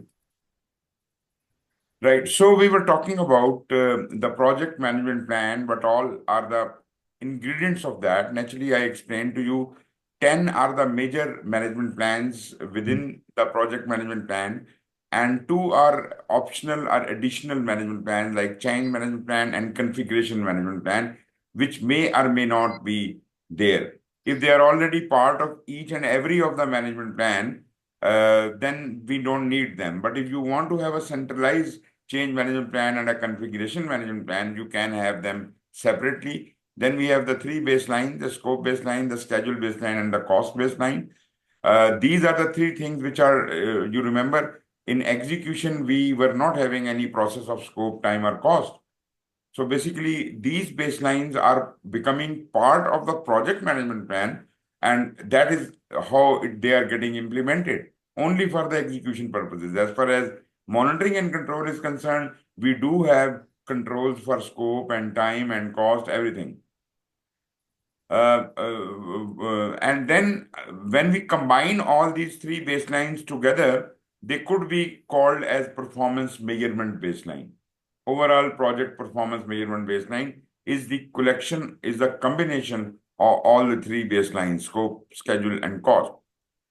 Then there are two things which we have already talked about, that selection of the development approach or the life cycle, that is whether you are using a traditional predictive method or a agile method or a hybrid method, which life cycle, which development approach you are using. This is also part of your project management plan. So there are total of 18 items you can see here.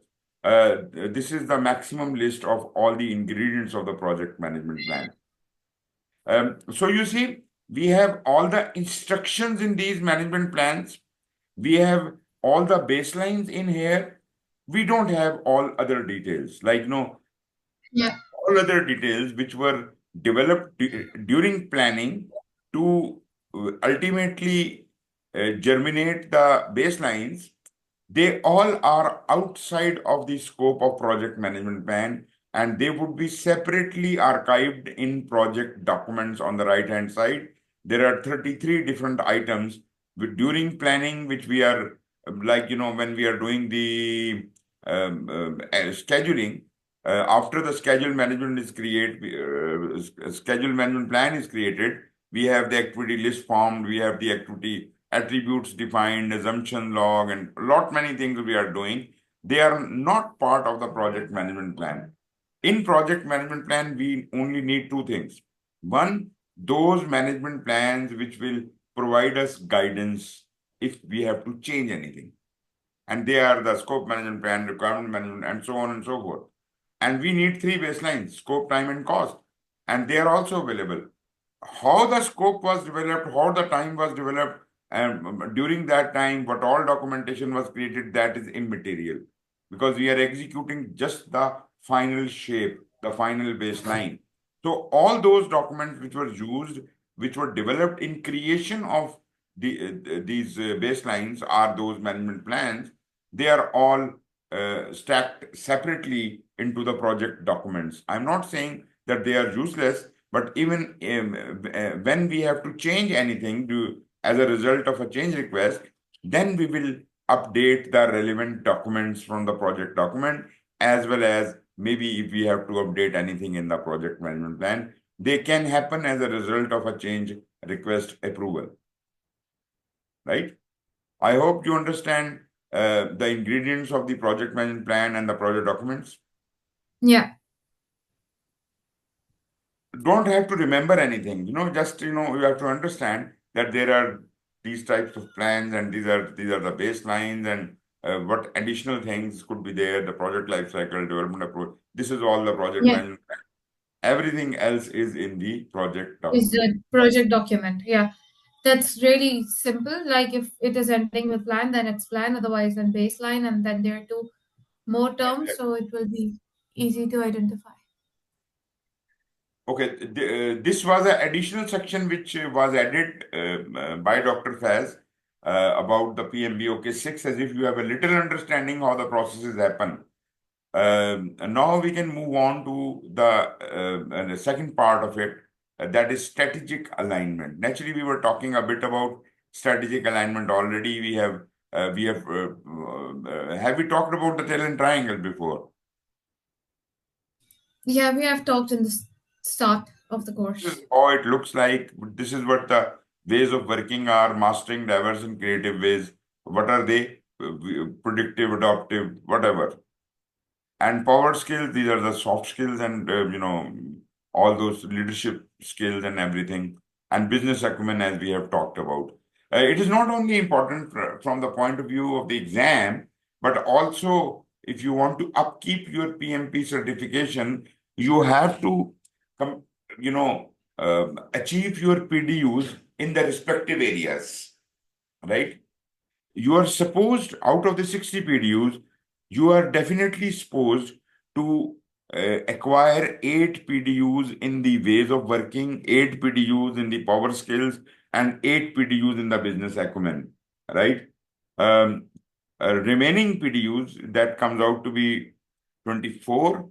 So 38 PDUs, 24, yeah, 36. 38 PDUs you could have acquired from anywhere else. Okay. They could be from any one of these areas. They could be from anywhere else. They could be from your experience. They could be from reading books. They could be from your whatever. So they could be from But anywhere. yes, but how you can prove the number of PDUs? Do we have to write something about it as an evidence that we attended those things? Okay, there are ways to do it. When you are a member and you are a PMP, when you log in into your PMI, they call it mypmi.org. When you log in into the PMI.org site, this will take you to my PMI, and there you will have a menu. There will be a dashboard which will show the current status of all your certifications, and if you are how many PDUs do you require, and what is happening, and all that, and when is the time that you should update that. All that information is available there. And you will also be getting emails that we are conducting this seminar, please attend online and this and that. And that will automatically start giving you videos. Moreover, Okay. just like they have acquired disciplined agile, they have acquired a lot many other things. They have acquired the PMO Global Alliance. PMI has acquired all these. They also had acquired earlier another very interesting business, and that was then called ganthead.com. Ganthead.com. It's a very useful Okay. site, but this was so good. PMI acquired that, and the owner of that website is now now the employee of PMI. He's the CEO of that department, and he is running that has been renamed as projectmanagement.com. You can go to that website. The interesting part is because that is owned by PMI, so if you are a PMI member, you have free premier membership of projectmanagement.com all the time. Until you are a member, you will get a free membership. Now, on projectmanagement.com, there are thousands of 1 hour sessions available on demand and online, right? So if you have to complete your 60 PDUs and you can spend 1 hour per day, in 60 days, you will have all your PDUs. Okay. If you can spend more time, you can do it in 30 days or 15 days or whatever. How many lectures can you, how many sessions can you attend Can you online, do? right? They are on demand, they Yeah. are recorded, they are available there. You can all the time. So you don't have to spend a single penny, and you still can fulfill all your PDU requirements. Anyways, Okay. if you need more guidance on that, you can always get back in touch with me, and probably I may be able to provide you good advice on that. I think we have done that. Okay, strategic alignment and business management skills. So let us have these questions. Do you know your organization's strategic plan? Do you? Yeah, a bit about compliance, I don't know. Okay. Um, the question is, um, should you know it? As a project manager, should you know it? If it concerns the project, then you should. If it doesn't concern the project in a longer run, then it's not even necessary. Mhm. The point is, why are you doing your project? Naturally, that project comes under the organization, and whatever is the strategy of the organization, you have to ensure that my project is working towards that direction. And therefore, every employee of the organization, especially the project manager of this organization, must understand, must know. I'm not saying that you should be forming the strategic management plan or you should develop the strategic plan. No, not at all. You're not involved in that. That is not your forte. But you should know the strategic plan. What are the strategies of the organization? Which of the strategies out of those are actually linked with my project, and what I do, which will happen, which will, accomplish those strategies, which will result in accomplishment of those strategies. I must know it very clearly. Yeah, a question here. So there can be different strategic plan, long term, short term. So is it like really a setting stone definition that I need to know here, like as a Uh, project manager? You see, I don't mean to say that you go into the detail of the mechanics of the strategic plan, but naturally you just have to look at what is the vision, what is the mission, what are the objectives, and what are the strategies. Just that Okay. much. And which is the strategy which your project is linked to. That is your responsibility that you should ensure. You are not going to challenge whatever and howsoever this long term or short term plan is written. But yes, naturally, you must be aware about it and you must ensure all the time that whatever you are doing is exactly in accordance with the strategic plan. That is the Okay. purpose. Second, understand how project goals matter to an organization's long term vision and mission. Now, long-term vision and mission is definitely has to be there, and just because of you had a vision and you have a mission, that's why you have broken down those things into strategies and objectives and strategies, and those strategies are somehow attached to your project. Some of the strategies being satisfied by accomplishment of this project. So yes, long-term is also you must have a clear picture about it. I'm not saying that you should be remembering all that all the time, but you should know it at least.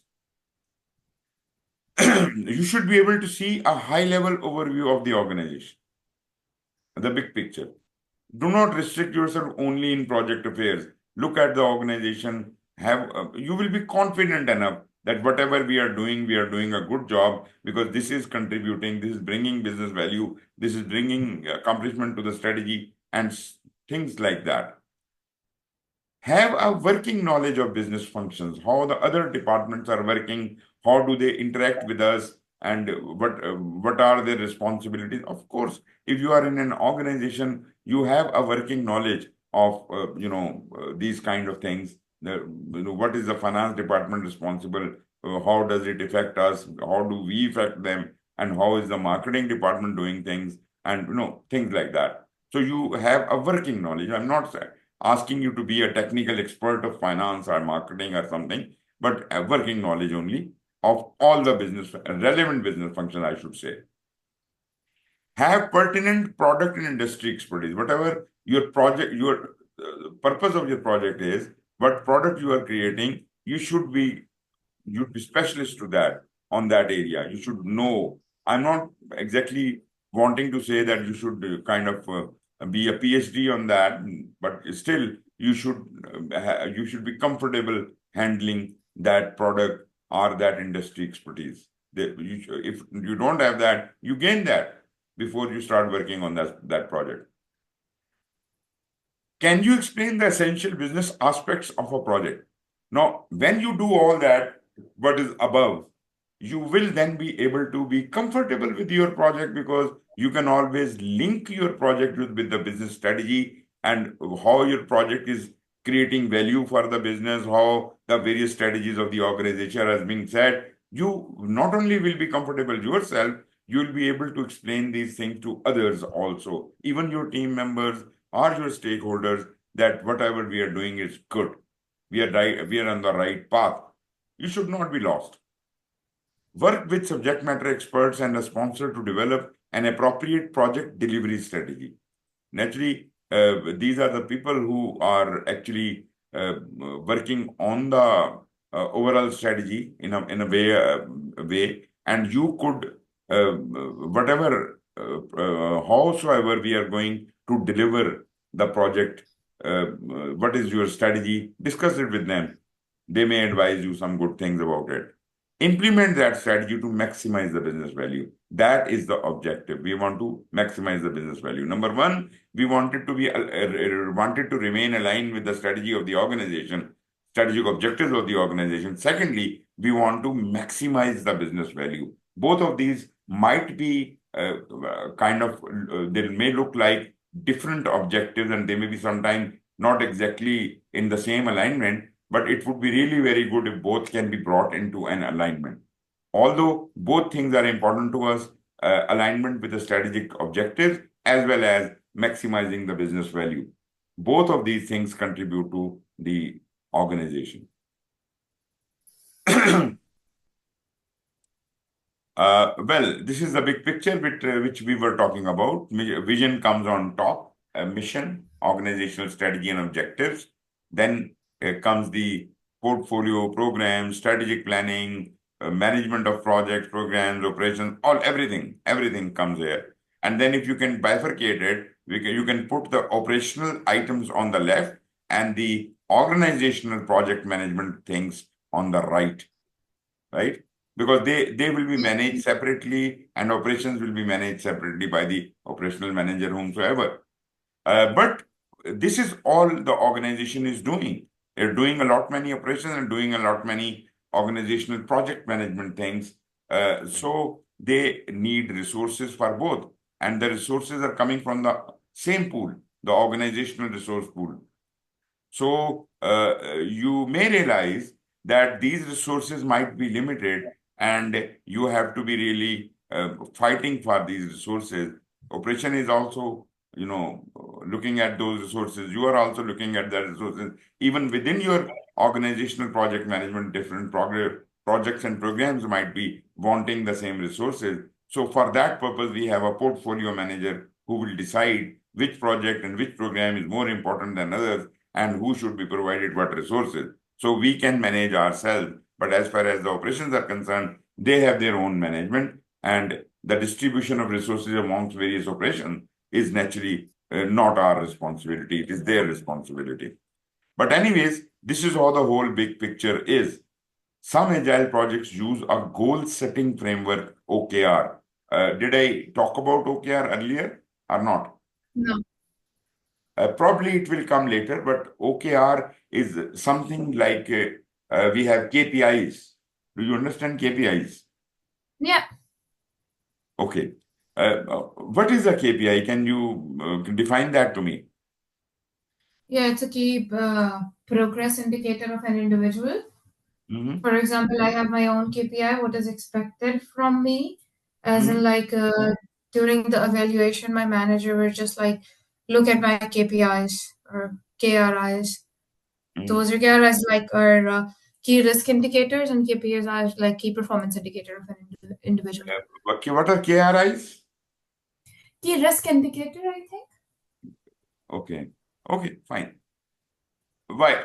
Okay, how do we, this you talked about a personal indicator, but there are organizational indicators. There are things which are within the project. There could be KPIs with the strategy of the organization. There could be KPIs in the project. There could be KPIs in the operations. There could be personal KPIs, as you said. Yes, of course. Now, those KPIs, how are they defined? I know I agree with you that they are defined. They are defined very well. They are very. They make sense. They are good. But how are they defined? They are defined arbitrarily. They may be good, I Okay. don't check that. But whatever comes to your mind or mind of your boss, they will say, okay, this is more important. I want to see you improve in this direction. If you can do this, then probably, or this KPIs for the project. These could be arbitrarily designed by the top management, and they will be told to you to follow, right? I'm not saying KPIs are bad. KPIs have been there in the market for quite some time, but there is something better than KPI, and that is called OKR. OKR is objectives and key results. That describes the organizational objectives and desired key results. Now, interesting part is KPI may or may not be linked with any strategy. I do understand they should be linked with some strategy, but because they are being defined by the boss, they may or may not link with any strategy.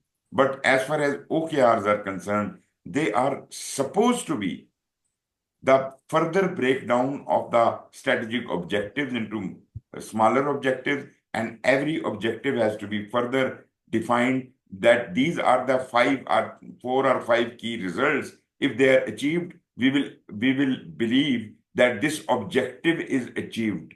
And if all of these objectives are achieved, that means the major objective, the strategic objective is achieved. You understand my point? So it is directly hooked into this machinery, the vision, mission, study, and all that. And under that, we have got the OKRs and key results, objectives, and key results. You see, you can link that from here onwards. Objectives, strategic objectives coming out of here, and then we have got sub-objectives, and every objective have four or five key results. So that is directly going to contribute towards the achievement of the organizational strategy. KPIs are ad hoc. KPIs are on the will and wish of your boss, right? But OKRs are kind of a direct injection into the heart of the organization. I hope So you they understand. are like more like objective, and then the key results are like more organizational oriented. But if you talk about just like for the manager, Uh-huh. the KPIs are more targeted to an individual performance. You see, for example, there is a strategic objective which a project needs to fulfill, right? So you will only focus on that because you have no Okay. concern with other objectives. You will only break down that objective into smaller objectives, and for every objective, you will define your OKRs. And if you do that, just forget about you are doing a project. You are actually not only contributing towards the organizational strategy, but your project objectives are also being achieved successfully, automatically. And the Okay. interesting part is this is agile in nature. This is iterative in nature. KPIs are seldom changed. They are rigid. They are only coming top down. But OKRs can go bottom up. They can be easily changed over time. Anyone can change them, and they can get approval and everything. So OKR is But OKR are like more focused on the objective of as an organization break collectively. that down. Break that down.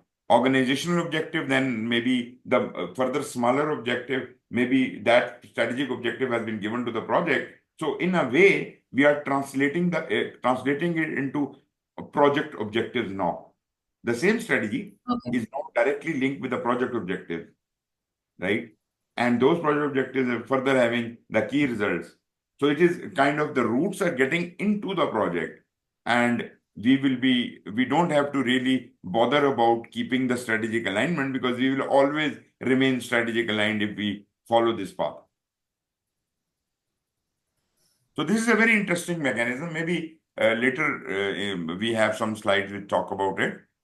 Let us talk about, I did talk about the external environment and the internal environment. Let us translate that into a more tangible terms.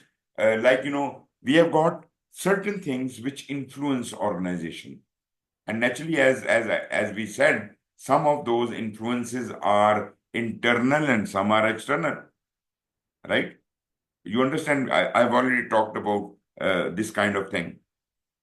Yeah. Okay, enterprise environmental factors, these influences could be of two types. Enterprise environmental factors, in short, we call them EEFs. And organizational process assets, in short, we call them organizational OPAs, right? Now, as far as the enterprise environmental factors are concerned, these are no documents. These are the conditions. These are the conditions. These are the factors which affect an organization or its projects or its operation, whatever. This could impact anything. This could be the change in weather. This could be the effect of the government regulations or new policies or anything which is not under your direct control. Such enterprise environmental factors would be called external enterprise environmental factors. But there are certain internal enterprise factors, and that could be like the culture of the organization, the style of working in the organization. Those things may not be documented. They may not have been documented. But you see, Okay. there are certain internal ways of working which are unwritten, but they are enforced, right? So these are the internal enterprise environmental factors. But remember, enterprise environmental factors are not essentially documentation. You can say that a new government regulation is a documentation, but that is not our documentation, right? That is not affecting us like a rule. That is affecting us like a external enterprise environmental factor. Later, when we make that part of our policy, then it will become an internal OPA. OPAs, organizational process assets, are documentary in nature. They are documentary in nature, and uh, they could be divided into two parts. One are those which you have to follow, but you can't change them. These are kind of read-only things like policies, procedures, rules, regulations, standards, templates, and all these things which you are supposed to follow in your project, but you cannot amend them, you cannot change them, you cannot update them. So these are this type of internal OPAs, the processes, policies, and procedures. Remember, OPAs are always going to be internal, but EEFs Okay. are internal or external. So OPAs could be read only or they could be read and write. That is corporate knowledge base, new lessons learned, knowledge acquired. We can always, whatever we acquire, whatever we learn, whatever document we create, we can add it to the organizational archive. We can, we can refer back to various documents which have been submitted by previous projects, which are the lessons learned by the previous people who came before us. So this is kind where we can contribute as well. We can add items into the knowledge base, or we can read items from the knowledge base for the betterment of our project. So that is called corporate knowledge base. These are two parts of the OPAs, and similarly, we have, as I have already explained, we have external and we have internal enterprise environmental factors. Both of these things together, the enterprise environmental factors and OPAs, are basically the organizational influences. Okay, then comes the environmental or different kinds of analysis which we use. We use some of these frameworks when we are doing the analysis, various kinds of analysis. Generally, in the business cases, in the feasibilities, these analyses are very useful. Now you choose which analysis do you want to use, but the most oldest and the most famous one is called Pasley analysis. Might have heard or read it in any of your courses. Have you? No. No.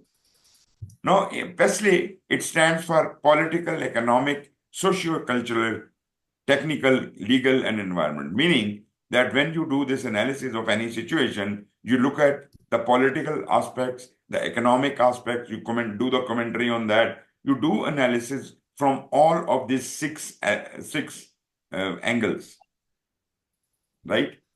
This is Okay. for generally good for those kinds of analysis which are larger, which are of the global or national level analysis. Should we do this kind of a thing or not? We do And the these are internal or external? no matter, no matter. This Okay. is a much larger perspective here. We are not talking about within the project. This analysis could be done by anyone at the strategic level, at the country level, at the top level, at the bottom level. These analysis can be done. This is just a method, right?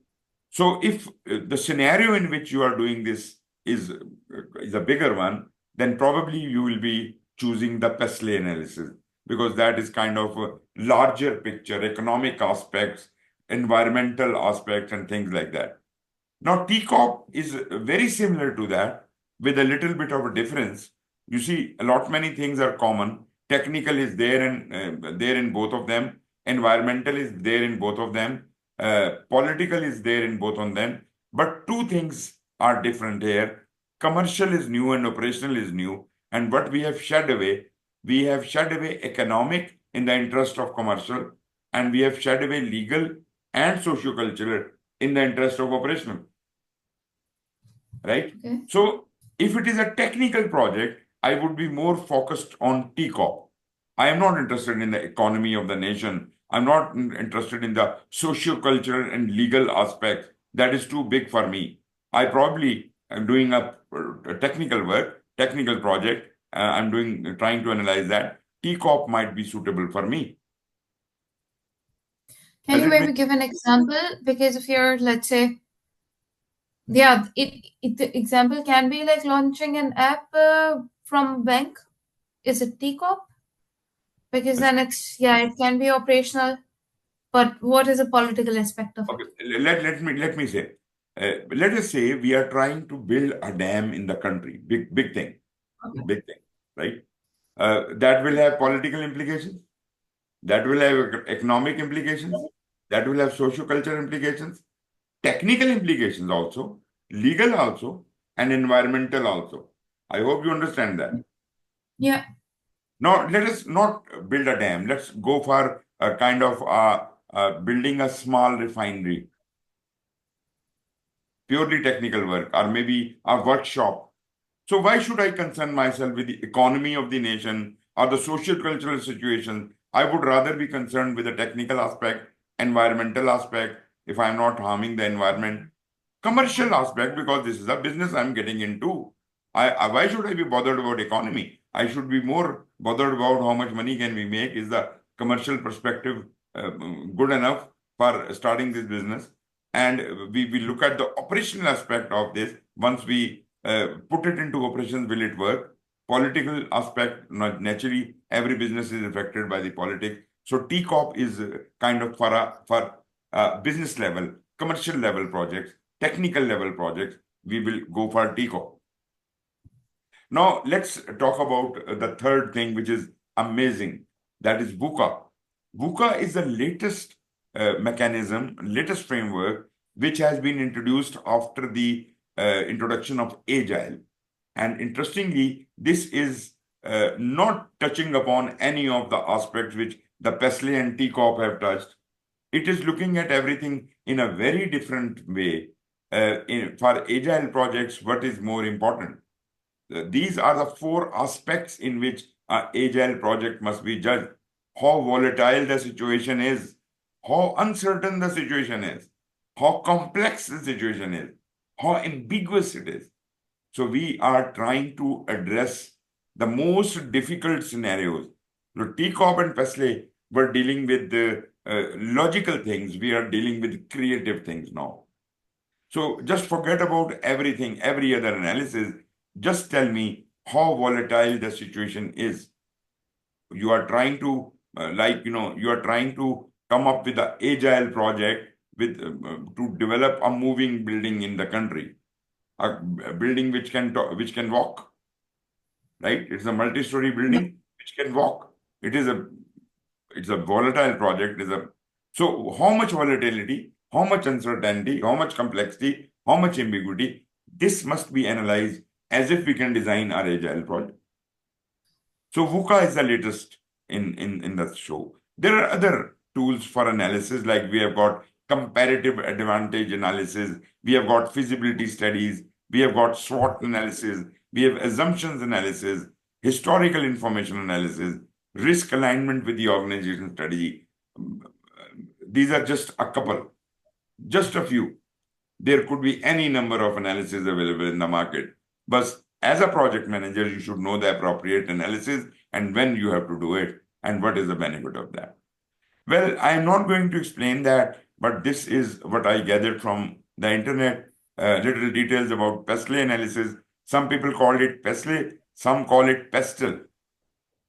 Both are okay because they have just put the legal and environment interchangeably from one place to the other. Similarly, this is the TCOP analysis. I have provided some details here. This is the VUCA analysis. The interesting part about VUCA analysis is, yes, you check the volatility and uncertainty, complexity, and ambiguity, but there is another meaning for VUCA. V for vision, U for understanding, C for clarity, and A for agility. Actually, they are anti of the terms we have already talked about.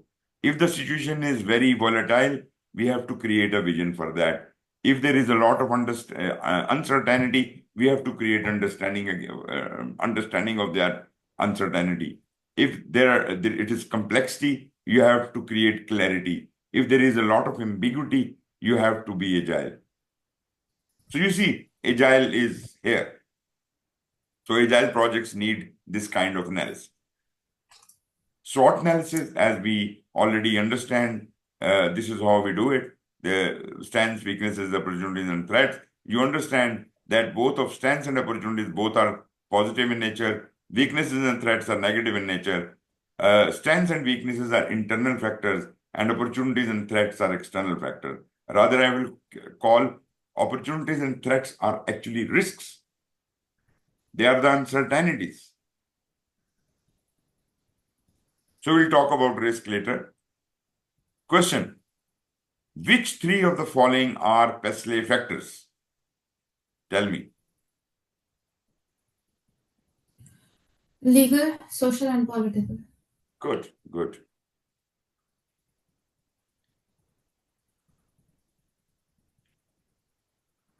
Internal business environmental factors. Organizational changes can dramatically impact scope within the organization. And this is an internal problem, internal business environment. That is the internal environmental factors, right? So when there is a change in the organization, it will dramatically impact the scope. Sorry, the scope. The project management, the project sponsor, or product owner need to be familiar with business plans, reorganizations, process changes, and other internal activities. Internal business changes might cause need for new deliverable. If there is something change in our strategy and some changes have been implemented in the organization, maybe we need more or new kind of deliverables. We have to reprioritize our value. We have to remove certain things from our existing deliverables and things like that. This is just an example.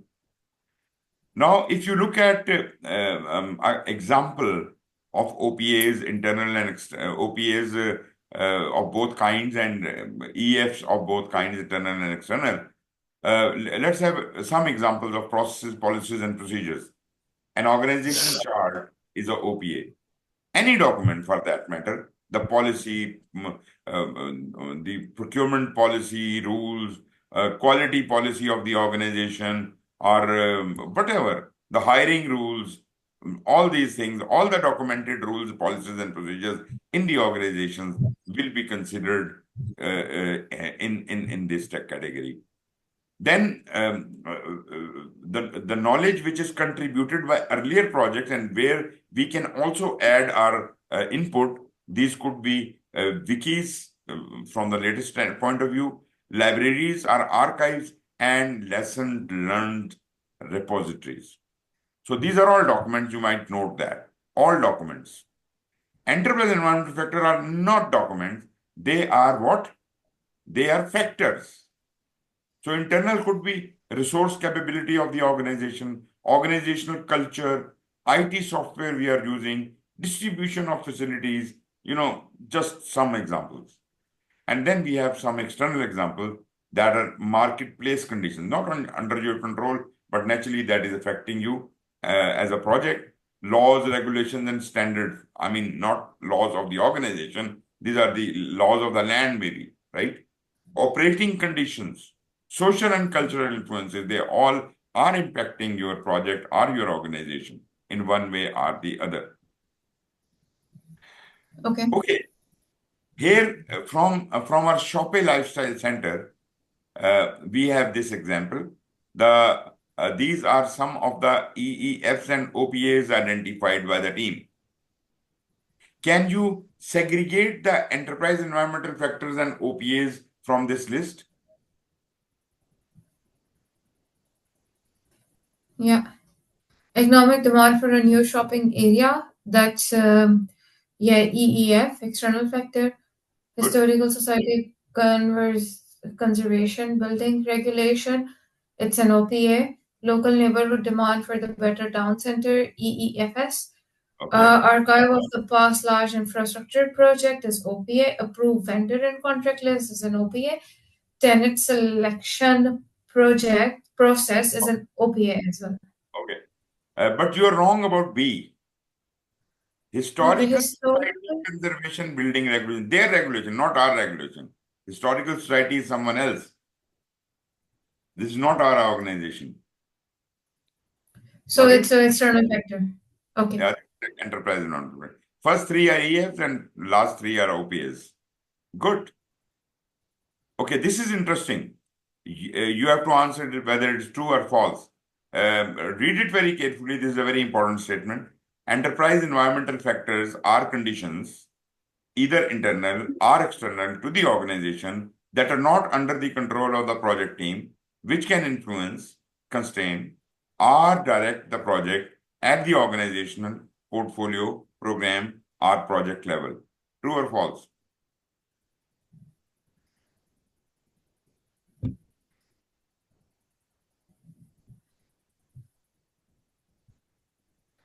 True. It is true, but at the same time, I would say this is the most perfect definition of enterprise environmental factors I could ever find. This is beautiful because it's not only talking about that this is internal and external, it's also saying not under the control of the project team. Then it says that, which is really very good, that these factors can influence the project, constrain the project, and are direct the project at the various levels of organization. It could be influence, could be at the organization level, or the project level, or the program, or the portfolio level. It could be at any level. So try to make a note of this. This is good, a good point. Must make a note of that. Question: which three of the following are examples of an external enterprise environmental factors? Economy. Okay. Legal restriction. And then government or industry standards. Okay, good. Employee capabilities are internal. Yeah. Very nice. So in this section, we have covered these topics. We have talked about the strategic alignment, business acumen. We have talked about effective business decision making, organizational influences on projects, how projects align with broader organization strategy and global trend. So actually, This is one part of your preparation. These are the issue items you have covered in these slides. So 8% of exam is okay with me. You can go ahead with that. And let us move on to the next section. Okay. Um, Before we can start benefits and value, we can have a little break of 5 minutes. Is it okay with you? Okay. Yeah, that's fine.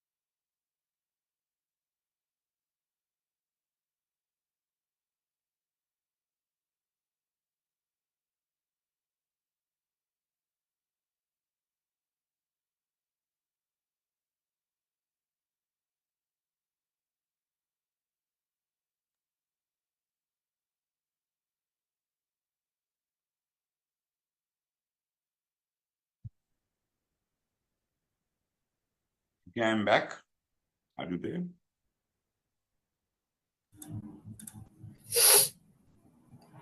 Yes. Okay, good enough. We are going to start the third topic here. And in this topic, we have benefits and value.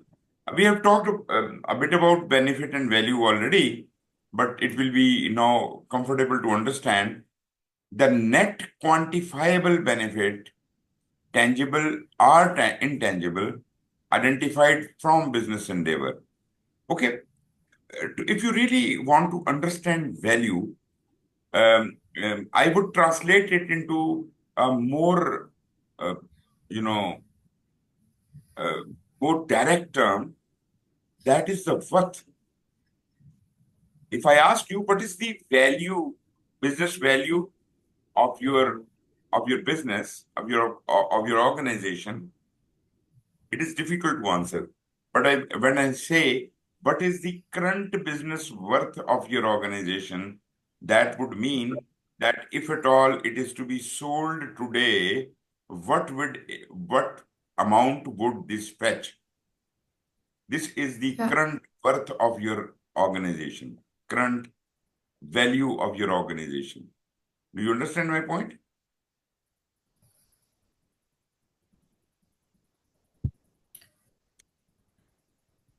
Yes, please. Yes, I do understand it. Wonderful, wonderful. So that means uh, whatever has been invested into the organization, whatever are the assets of the organization, whatever are the bank balances of the organization, whatever, these are all tangible things, right? These are all tangible. You can count it, you can plus minus it, but there are certain things which are not tangible, right? Can you give me an Yeah. example? Intangible value. What would that? Intangible, like gaining the trust of the customer, creating a name in the market. Very good. So your brand name, your trademark, your goodwill, your customer, all these things may not directly be translatable into money, but yes, they are ultimately going to benefit you in form of money. Yeah. So they add up. They are intangibles, but for the estimation of the business value, we should somehow be able to translate these intangibles, which is a slightly difficult job to translate it into money. We have to somehow allocate some kind of value to that. For example, I say that when you go for shopping, probably I was giving this example to someone else probably today. Uh, you go to shopping and you say, I want to buy a glass in which I can drink water, right? There are so many glasses. Some are made of crystal, some are normal glass, but they are all meant for the purpose of drinking water. You have a limited budget. You don't really want to spend thousands of dollars to buy a crystal, right? So you would rather go for something which you can afford and something which can serve the purpose, right? Serve the purpose Right. is in which you can drink water. So you will look at each one of the glass. Maybe you are very much impressed with the crystal, but probably that is out of your range. You won't like to buy that. Will you do the tangible and intangible analysis of that and try to find out, okay, if this is worth, say, 500 currency units, maybe dollars or whatever. If it is $500 worth, how is it going to serve me more than that? The benefit should be more than the cost of this glass. It should be able to serve me for a longer period of time in which I should be able to benefit from it. Then it becomes feasible for me to buy. Exactly, that is the point here, that we have to convert that. For example, you say, okay, when I go to a hotel and I drink a glass of water from there, only a glass of water, that cost me $5, right? So how many trips to the hotel can I make in $500? Okay, there are 100 trips to the hotel I can make. But if I buy this glass in $500, how many times can I drink for it? If it is worth $5, how many times am I going to drink for it? I also must consider that this may break, and this is a risk. And when it is expected to break, maybe you say I can live with it for a year, or then it is likely to break. So within 1 year, how many times you will be drinking from it?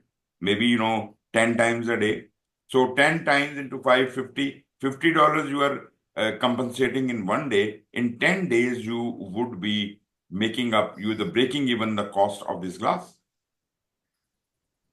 right? And then it is Right. all profit. So you see how we have converted the intangible into tangible. Correct. Right. Anyways, so you do understand that. So business value must be considered from the point of view of the worth of the business, and that is how we do it. That's exactly what we are adding. So, what is the current worth of your business? Say it is $5 million, right? Right. Now, as an as an as a project manager or as an employee of your organization, what are you doing? What are you supposed to be doing? You are supposed to be doing work which will add value to the business. Meaning, if business is 5 million worth, then we collectively in this organization are working. The organization next year should not be the same worth. The worth of the organization must have been increased. If we are, if the worth is not increased, the business value remains the same. That means we have done nothing during this 1 year, Correct. right? So Right. even when I am doing a project, I must be adding some value to the organization. And this I'm not talking about strategy. Strategy alignment was a separate subject. Value addition or value generation or delivering value is a separate subject. Every project must bring some value to the organization. Now, I give more priority to strategy alignment because if there is something which is not aligned with the strategy, we should not be doing it anyways. But as far as the value is concerned, this is interesting. Um, I have to look at the intangibles and see that though this might look that we are not creating any value, but actually, this is a charity project which is an intangible benefit to the organization. By giving charity, we are making good name in the market, and that will seek many customers, and they will pay back. They will actually our revenues will increase by new customers. So yes, you can look at that from that perspective. So from that point of view, maybe it is not adding any value directly, but intangibly seeing, you will find that there is a lot of value in everything. So part of the objectives are description of the project in the initiating agreements. Benefit realization is based on declared business value. So benefit realization naturally has to be somehow linked with the business value, how much benefits have been realized and how much value is added to the organization. Probably I gave you a hint of how business value can be examined. Yeah. Communicate with the stakeholders, do the research, use expert knowledge, examine, evaluate, and confirm to determine exactly what is or can be of value. Look especially at the shareholder value, publicly traded companies, business growth in the private companies, customer value, employee knowledge, channel or business partner value. So all of these values, some of them are tangible, some of them are not tangible. So we have to be very precise. You have to look at everything. So when you are examining the business value, because you are trying to determine the overall how much worth of the organization is and how much are we going to increase. So you have to do a very thorough analysis. And I would say that although this is a responsibility within the domain of the project manager as well, But from a bigger perspective, I would say business analysts should be responsible at the organizational level to look at the business value.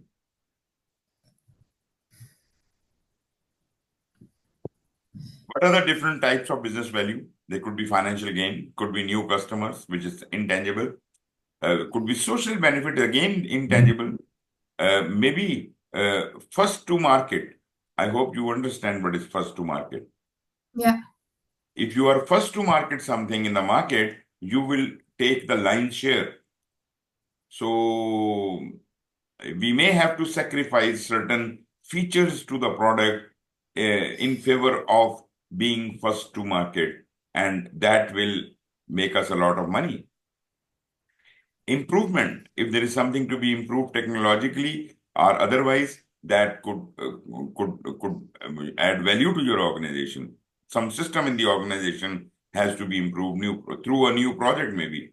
So that could bring a lot of benefit to the organization. Regularization, alignment or compliance with the standards or regulations. If say you are going to be following the ISO standard, maybe there is a little bit of investment in that, but that is a requirement. And if you will be a regularized company, if there is a regularization, then your compliance standards will be better, and they will accommodate international level. You will be accommodated.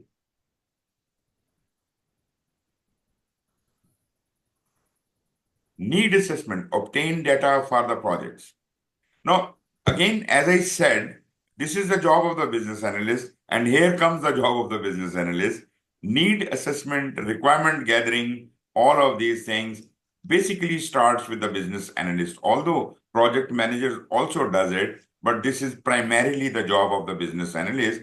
And we have got a standard by PMI, which is called a business analysis for practitioners, practice guide. And there are other standards also. There is a PMI guide to business analysis, and there is a practice guide on requirement gathering and requirement analysis. So these three books are very thoroughly addressing the subject of business analysis within the domain of PMI. PMI owns these standards. Although there are other bodies which are like, there is an International Institute of Business Analysis, which was, formed a couple of years ago, and they have actually copied the way the PMI has developed their standard, and they are also very famous right now. They have got their own standards for business analysis, but I think PMI beats them up by creating their own standard. And because, project management and business analysis go hand in hand. Business analyst and the project manager are normally working together. Okay. Okay. So, usually performed by the business analyst, this need assessment job precedes the business case naturally. Before the business case is developed, there must be a need. There must be a business need as if a business case can be developed. To develop a business case, you have to first create a feasibility study. Then business case is presented to the bosses, and ultimately it is approved. And once it is approved, the sponsor is nominated and the project charter is initiated by the sponsor. And that charter is given to the project manager. Project manager then looks around for the stakeholders, gathers his own team, and starts the planning work and all that you understand now. So it involves understanding of business goals and objectives. I'm talking from the need assessment point of view, issues and opportunities, and it recommends proposals to address what should be done, what are the constraints, assumptions, risks, and dependencies, success measures, and implementation approach. This is the job which is covered in the business case, right? This is not the job of the project manager. Definitely, it is the job of the business analyst. But you see, you should have, as a project manager, a little bit knowledge about what a business analyst does, because in most of the cases, we have seen that there is no business analyst in the organization, and project manager is assigned for this job alongside his project management duties. Okay, this is the question. You have already seen the answer. It says, often before a project starts, business analyst Our engineers conduct a need assessment for project approval and funding. Which two of the following are items identified or specified in a need assessment for a new project? Two you have to select. Is the project manager specified? Is the business goals and objectives specified? Is the potential constraint, assumptions, risk, and dependencies there? Or the individual or department who will handle procurement invoices? What do you say? Business goals and objective. Okay. And then another one? And the project manager. No. Oh, Project, okay, see. yeah, C. Yeah, B and C. Project manager is not yet born. Okay, it says before. I think I just missed that before word. Mhm. Business documents, I have already talked about it. There are two types of business documents, business case and the benefit management plan, right? Remember that. This is a job of the business analyst to create. You are not supposed to create it. Business analyst creates these two documents and they are good input to the work of the project manager because he can keep track that he can design the thing according to the benefit management plan. He can do the work according to the business case. He can see what was the feasibility and he can plan things accordingly. So these two documents are really very important. Business case is a justification. It justifies the project and establishes the boundaries of the project, meaning scope of the project is defined by the business case. Then cost benefit analysis is included, business need is included, quality specifications are included, schedule and cost constraints are included. Acceptance of the business case usually leads to the creation of the project charter, as I said before. As far as benefit management plan is concerned, it should include processes for creating how the benefits will be created, maximized, sustained project. This all may not fall into the responsibility of project manager. Maybe some parts of it may be, but project manager, as I said before, must build the benefits into the design of the project. Time frame could be short or long term, which we discussed. The short term could be the outcomes, and the long term could be the benefits. Benefit realization is generally the responsibility of the program manager. But if there is no program manager, the benefits coming out of a project will be handed over to whomsoever is taking over the result of the project, the product of the project, and they will take on the responsibility of benefit realization. And moreover, the person who should be concerned about the benefit realization is the business analyst because he designed those benefits. Every benefit should have a benefit owner. So there should be all the benefits must be assigned a benefit owner. They could be separate people and there should be someone who should be held accountable for every benefit. Okay. Then it should be yes, please. No, I just said okay. Clear.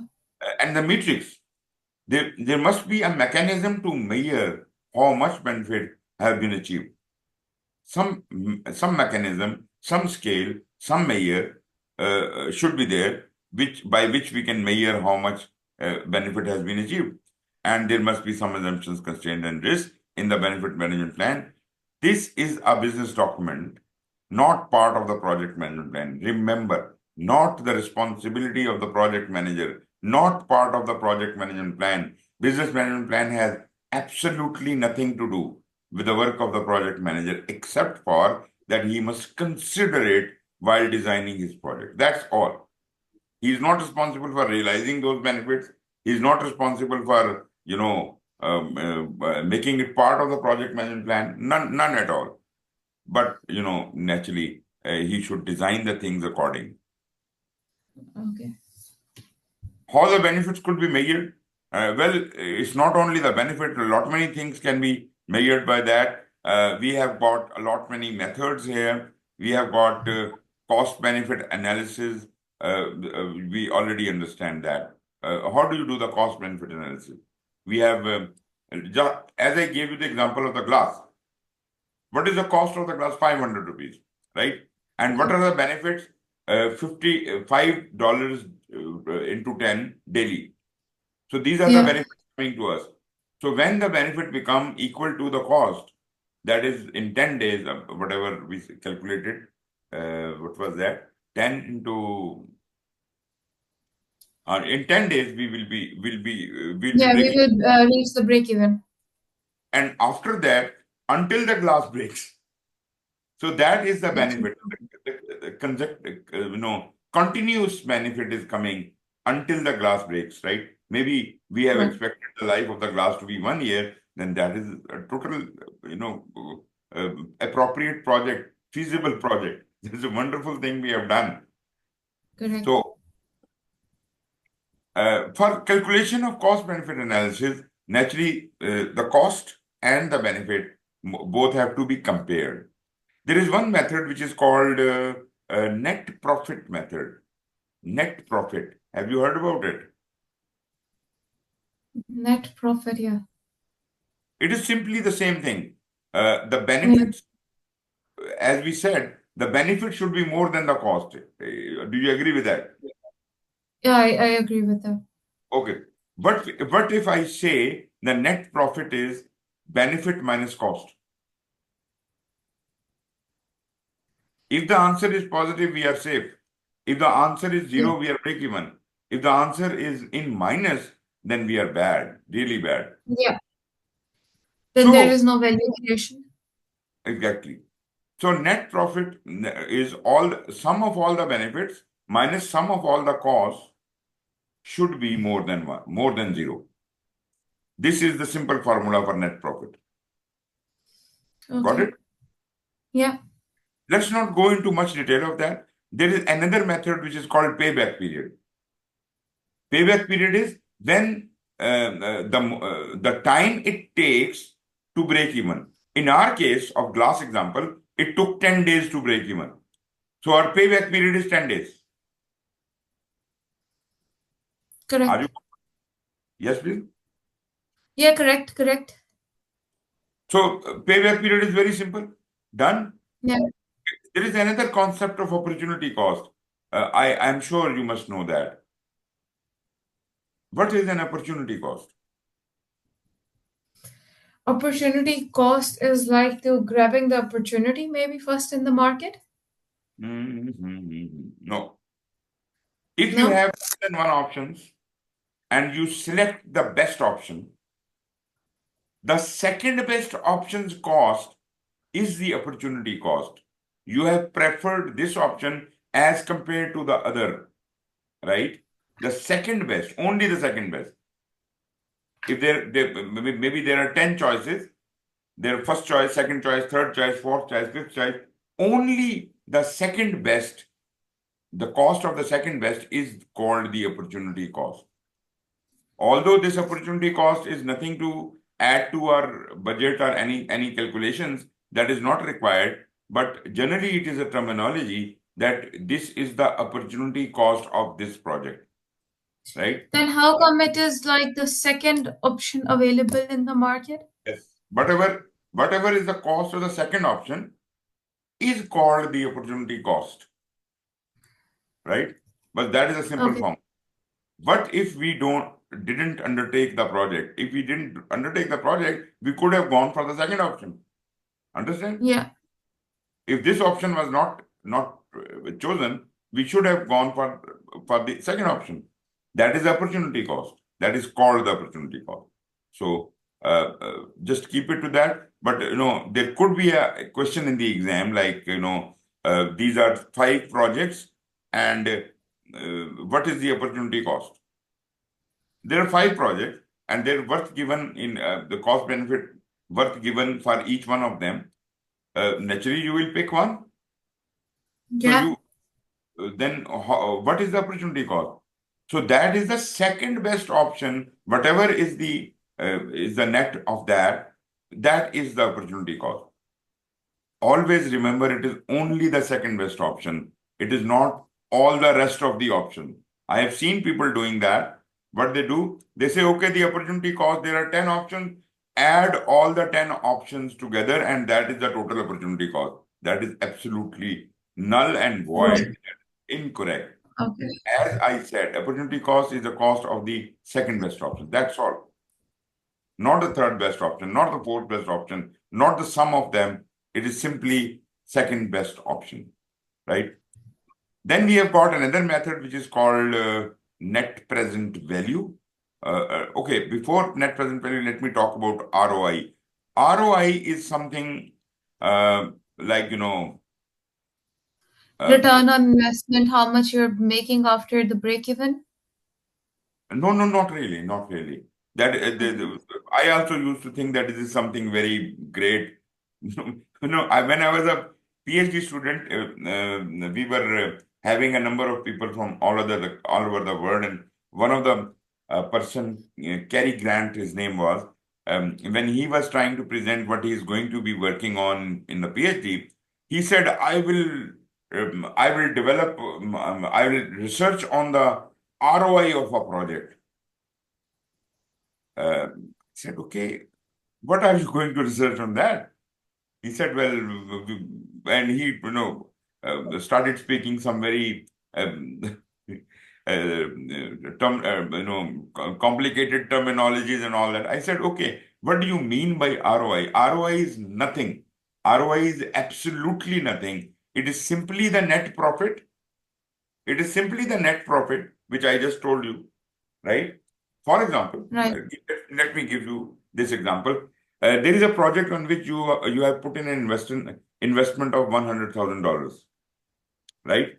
And this project gives you $10,000 at the end of first month, 10,000 on the end of second month, not the month, at the end of first year, at the end of second year, another 10,000. It gives 50,000 on the end of third month, and it gives you 30,000 at the end of the fourth month.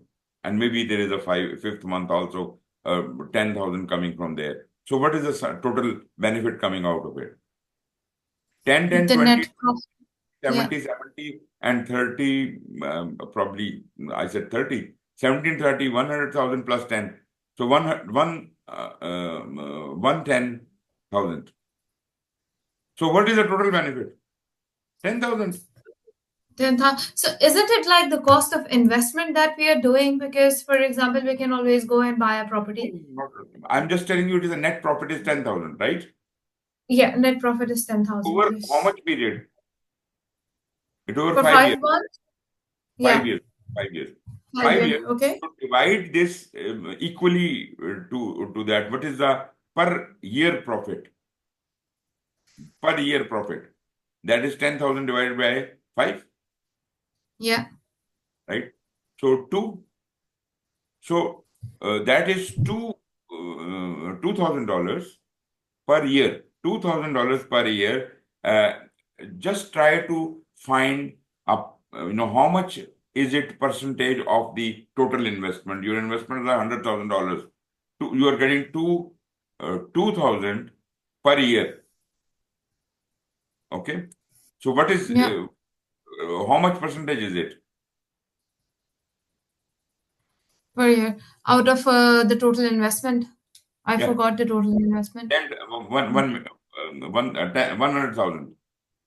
100,000 was investment, and you are getting 2,000 per year. So how much you are getting per year, in percentage? 2%? 2%?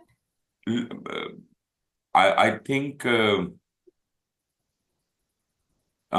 2%. You're right. You're right. So 2% is the ROI. This is the ROI. Okay. Got it?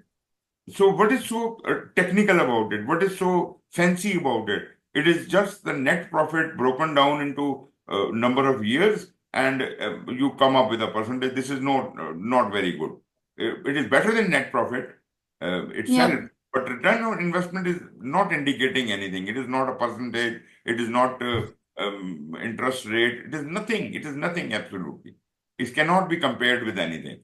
So Yeah. those company presentations where ROI is spoken with a lot of slang, I really smile at that. That what is ROI? ROI is nothing. It is just a rough comparison of 2 or 3 projects, but this ROI is better than that ROI.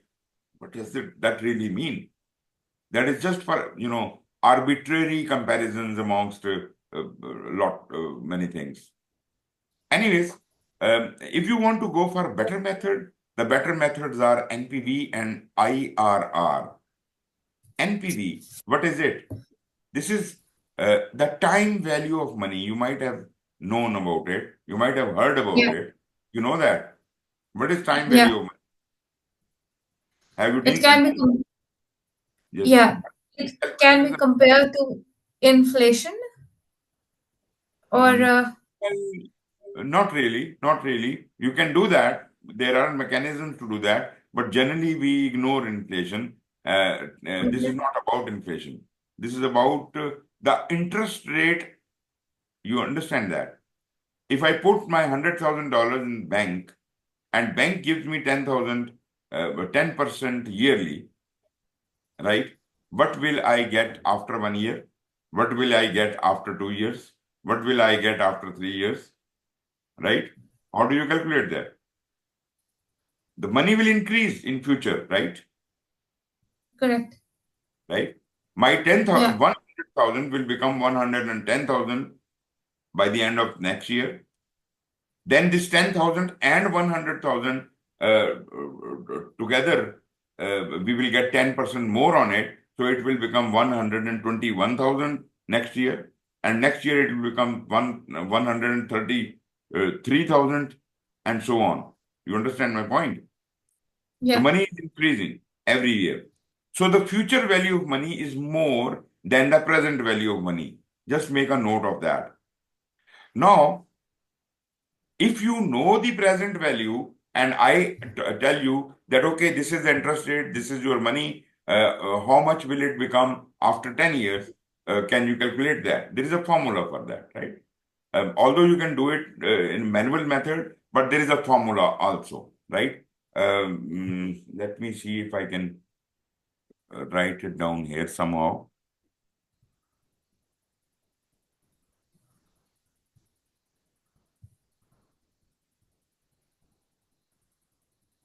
I'm sorry. I have this I was afraid of. I will do something wrong.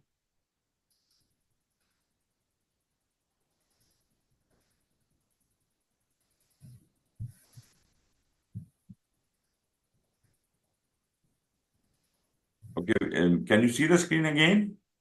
I can see the screen again. Okay, let me write it down here. Uh, if I'm not really wrong, future value is equal to present value multiplied by 1 plus I raised to the power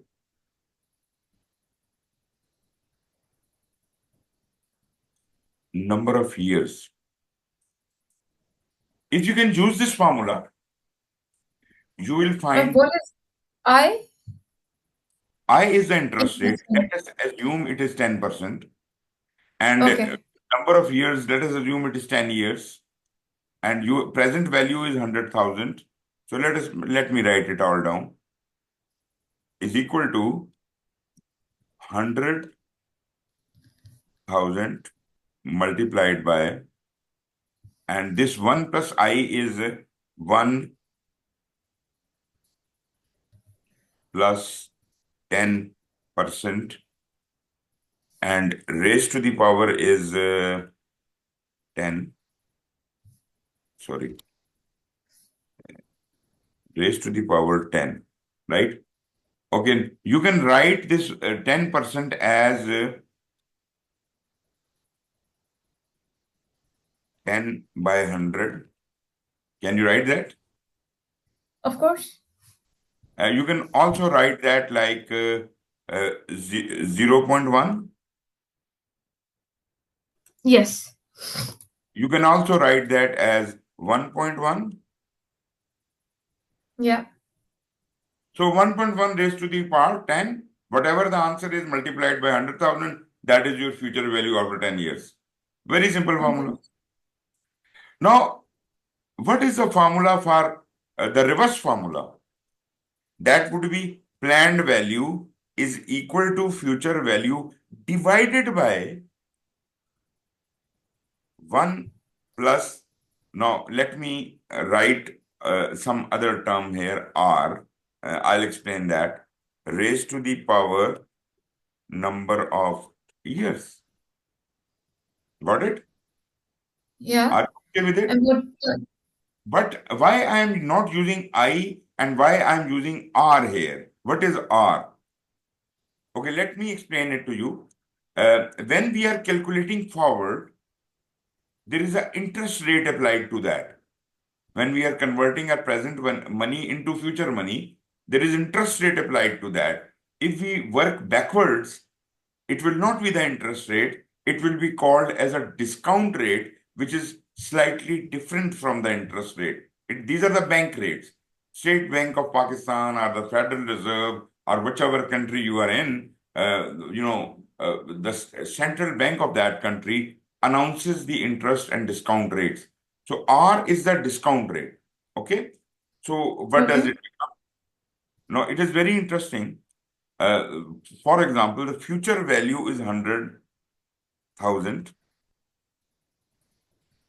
divided by 1 plus, let's call it 1.1 raised to the power, just assuming that interest rate and discount rate is the same, right? So Right. maybe 10 years.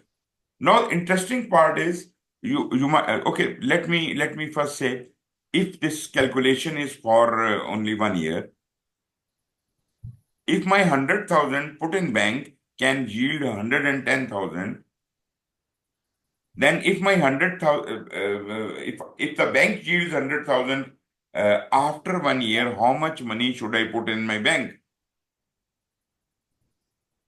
Correct. It's the other way around, so Yeah. we So can calculate it. Yeah. can you do it verbally? Yes or no? Can you repeat the question and I can tell you for I'm saying sure? if I put $100,000 in the bank and I can get 110,000 in the future, what Yeah. if what if I want to get $100,000 at the end of the year? How much money should I put in the bank? 91,000? Exactly, you're right. Most of the people would say 90,000. That is wrong. So if you Yeah. apply this formula, that will give you the exact figure. And that is very appropriate formula, very good formula. And if you have the present values calculated for every year, like you were getting, you invested $100,000, and first year you are expecting to get 10,000. Second year you are expecting to get 10,000. So the 10,000 you are going to get after 1 year, you calculate the present value of that 10,000, then calculate the present value of the next year and the next year and the next year, and then you add them all up. That will be the true picture.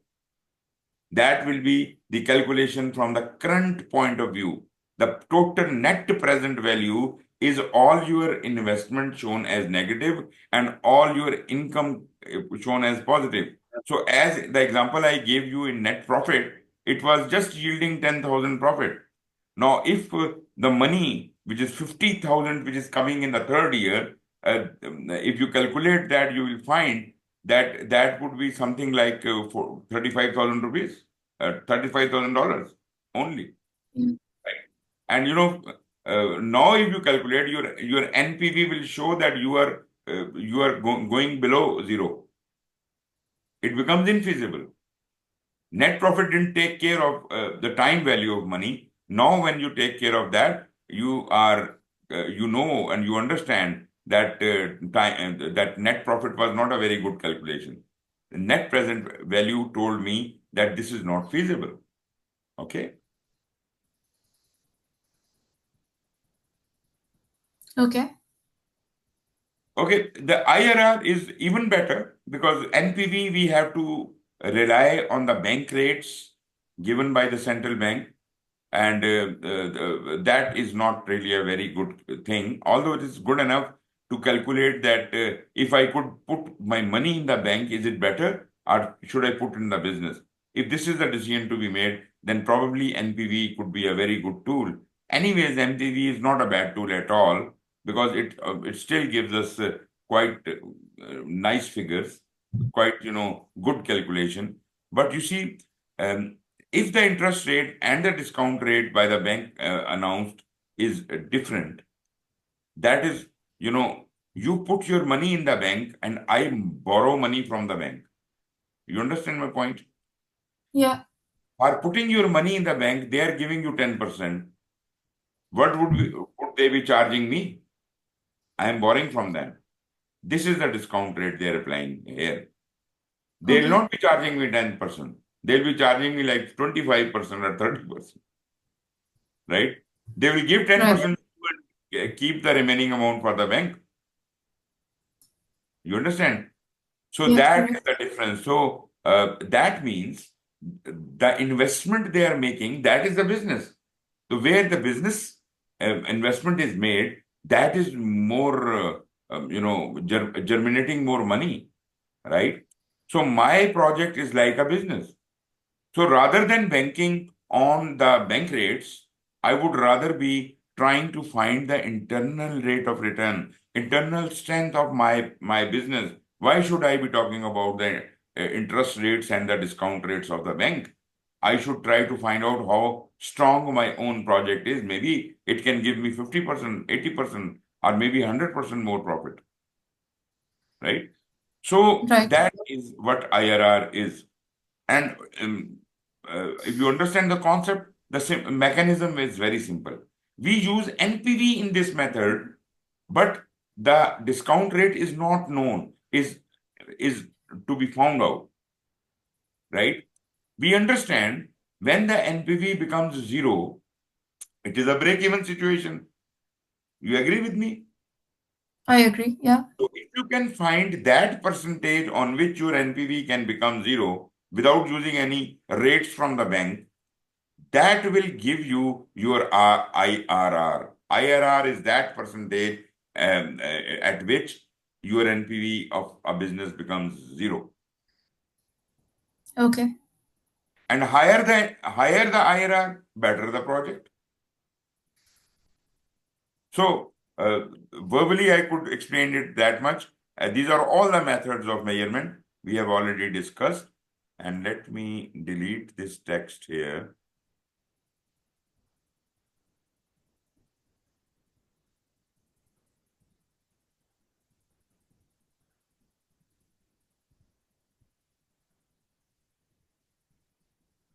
Okay, so this is some example of NPV. Well, if you like, you can see that year one, two, three, four, zero. In year zero, you invested $1,200.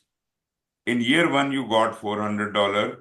In year two, you got $800. In year three, you got $600. And year four, you got $1,200. So your current money has no, if you put, I know I can't, I have deleted the formula, but if you put the value, the current money is the current money. 1,200 you are Yeah. investing today is 1,200, right? And this is an investment, Right. so it's negative. But the money you are getting, $400 you're getting after 1 year is worth for $364 only. The $800 you are getting after 2 years is $664 only. Only. $600 you are getting after 3 years is worth $450 only. And $1,200 you're getting after 4 years is worth only $816. Now add up all these net present values minus 1,200 plus 364 plus, and you will find if the answer is more than 1,200, you will be breaking even and your NPV would be in positive, right? And So yeah, what exactly a factor is here? It's like this is a calculation of that factor. I have shown you that raised to the power n and all that. So raised to the power, okay, if you want, I can again try to do it. Okay. Let me say that future value not the future value. Present value is equal to future Future value. value. No, present value, yeah, is equal to future value divided by 1 plus R. 1 plus R raised to the power n. That was N. it. Yeah. So can I write it like is equal to future value multiplied by 1 divided by 1 plus R raised to the power n, bracket close. Is it all right? Is the same thing? Yes. Agreed? So if Agreed. I can separate this part, I can, okay, let me write it again. I don't know what do they call it, discount, something, discount factor, interest rate, discount factor. Discount factor, calculation of discount factor, this part after the FV is the discount factor. So discount factor is Okay. equal to 1 divided by 1 plus R raised to the power n. This is the discount factor. Okay. So this is the discount factor which they have calculated here. This is the discount factor. 0.91, 0.83, 0.75. If you put the value, say, let us try to do it. After 1 year, put 1 here and put whatever the percentage, 10%, 1.1. Let us say this is 1.1. 1 divided by 1.1 raised to the power 1. Meaning 1 divided by 1.1. Agreed? That will Yeah. give a 0.91. You remember you answered me $100,000, Yeah. 91,000. This is the 91,000. After 2 years, Okay. it is 83,000. After 3 years, it's 75,000. After 4 years, Yeah. it is 68,000. So this is how this is calculated. Okay. Okay, let us move on.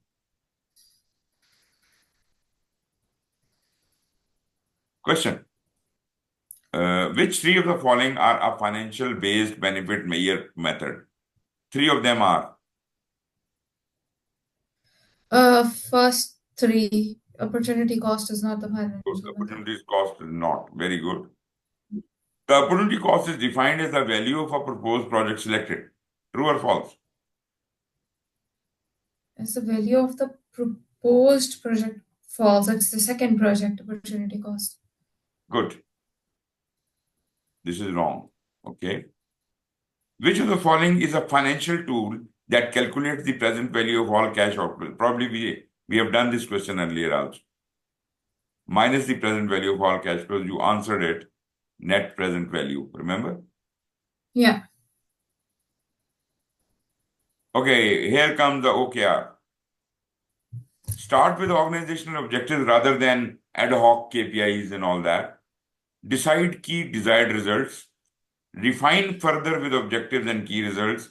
Objectives are goals and intents, and key results are time-bound, measurable milestones. Very simple thing.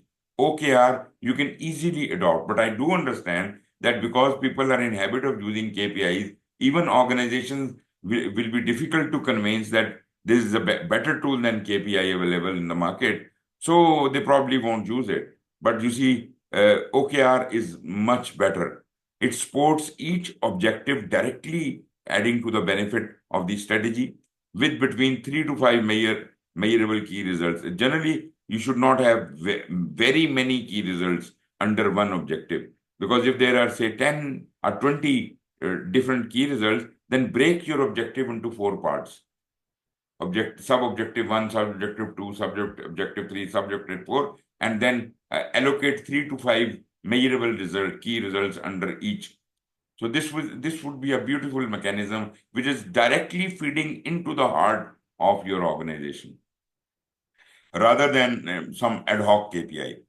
Aims for, this is very important. This is really good statement. It says when you do that, when you develop these key results and you identify your OKRs, aim for 70% success rate to encourage competitive goal making. Just listen to me now. 100% success rate should be reevaluated and as not challenging enough. You did not set the good target and you set the target very soft for yourself. That's why you could achieve 100%. Nobody can achieve 100%. 70% is considered a success rate. If you are achieving 100%, then please redo your work, make harder targets, and 70% achievement is all right with us. I hope you understand that. Yeah. Write OKRs that are action oriented and inspirational, right? And include concrete and measurable outcomes. Like it wants to say that your key results should be concrete and measurable, and your objectives should be action oriented and inspirational. Got it? So Yeah. let's look at the objectives. We have key results, and those key results could be converted into certain actions or activities, and that will give you insight, the results. Activities will result, and ultimately, if this is a successful result, your key results will be achieved. All of the key results, three to five key results, if achieved, this objective will be achieved, and this is going to feed into the organization strategy without any other concern. We are directly contributing to the organizational strategy by this mechanism. This is beautiful.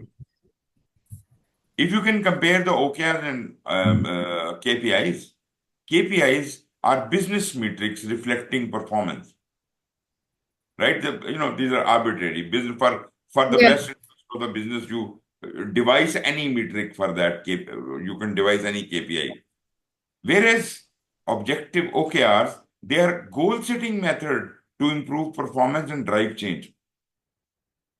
This is a goal-setting method. This is not just arbitrary business metrics.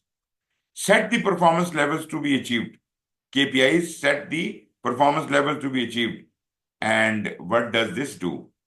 OKRs are for alignment and engagement and focus.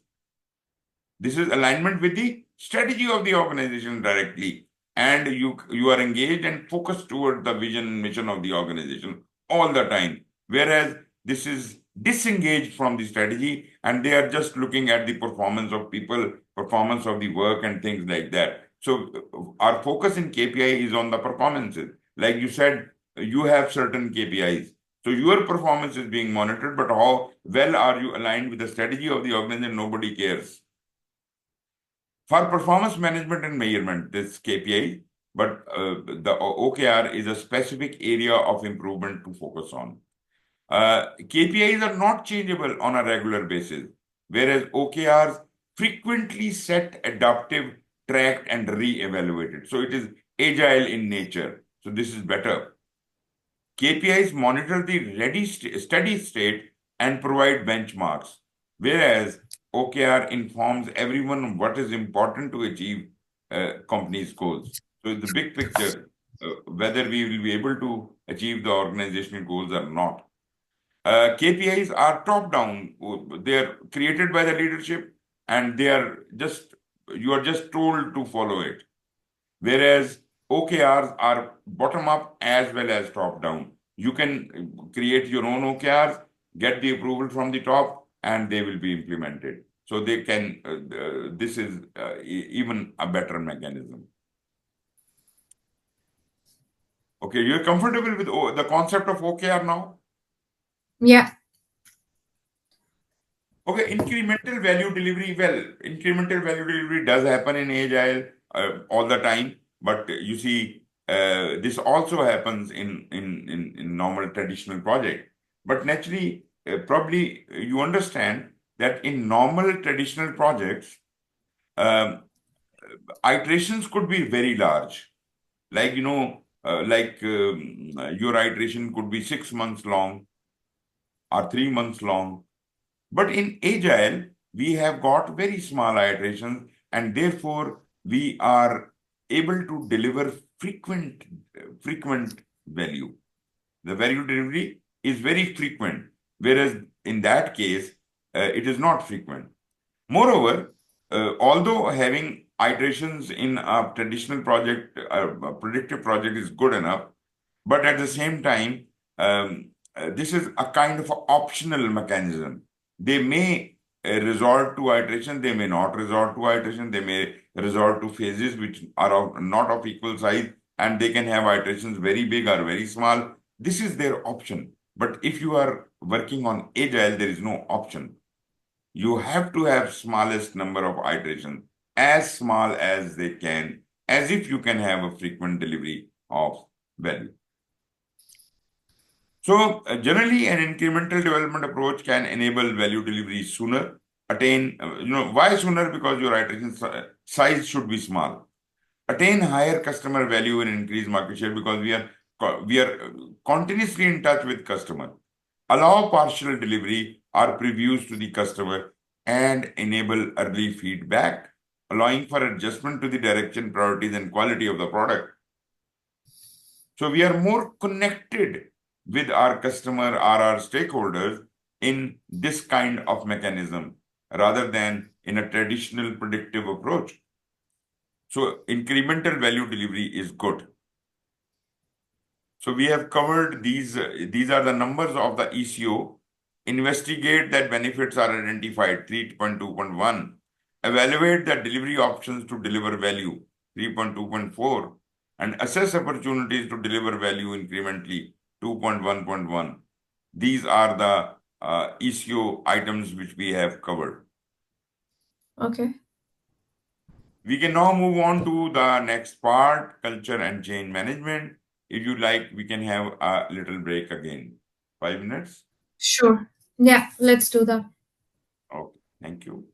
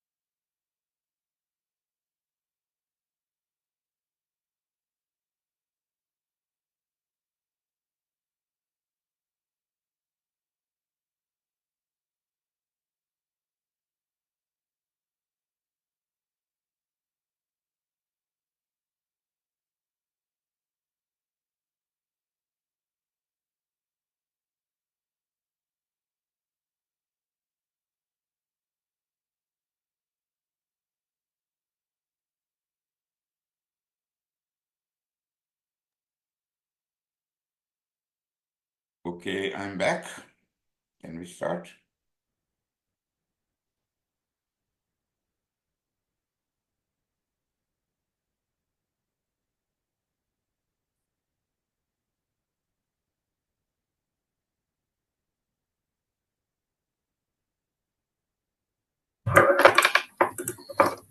Yes. So for the rest of the classes, maybe, yeah, how many do we need after today? If we finish at 11 today? Okay, I have scheduled it on Saturdays and Sundays, next 2 Saturdays and Sundays. We will have 6 hours class, and the last Okay. class would be on 27th October, Sunday only. So we Okay. will have 5 more classes of 6 hours each, and we will be done by chapter number 1, lesson number 1, 0 and 1. We have done today. 2, 3, 4, 5, and 6. Approximately on average 1 lesson per day. Some lessons are Okay. longer, so maybe we have to move them forward, because the last lesson is just a half hour's job. 6 lesson Okay. is just half hour job.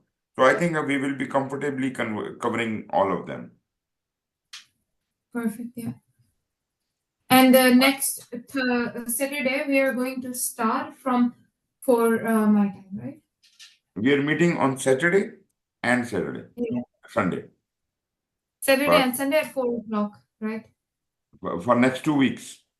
And Yes. For the last week, we will only be having a class on Sunday. okay. And on If you 12th, like, like if you like, I can shift it to Saturday, okay? Because Saturday is more comfortable to me. The last class, to last class. Can we do Friday? Friday is also good because 26 I already have a commitment. I have to check my schedule for Friday. Friday, probably we can do it, but you want to finish early, right? Yeah, early or later doesn't really matter. It's Friday. So let us do it on Friday, 18th. So that Okay. way, 27 October is off. Okay. We will have classes on 12, 13, 18, 19, and 20 October. Perfect. And class will start at 4 o'clock, right? 7 And p.m. in 4, Pakistan. 4 o'clock to 10 p.m. 4 to Okay. 10 Okay. for all Good. these days. I will send you an Yeah. email also with this new schedule, and we will abide by that. So by the end of by 20th October, we'll be done with our course, inshallah. Inshallah. Perfect. Okay, that's good enough. That's it. Let's move on with topic number D. And now the things are quite simpler, but naturally we have got a couple of slides we have to cover. You see, organization culture and change management. First, talking about change management. Organizations embrace change as a strategy. Now, what does that mean? You see, all the initiatives we are taking in projects, programs, and portfolios, this is basically a mechanism of bringing change into the organization, improving the organization, adding value to the organization, fulfilling the strategy of the organization, because the operations cannot change all by themselves. PMOs build and sustain alignment between projects and the organization. So PMO can serve in between, which can ensure that all the project, the benefits coming from the project are being delivered to the organization, and organization can improve in its way of working, and maybe the organization will have more better value. Whether your organization has a PMO or not, you are still a change maker. Well, it is not a necessity, it is not must that through a PMO you can do that. You can otherwise also do that. Tailor a strategy to circumstances, people, and timing, and use a robust approach. So basically, I would say that this whole uh, thing, which is called the organizational project management, is the instrument of change, right? what changes an organization wants to bring in itself can all be orchestrated through this organizational project management.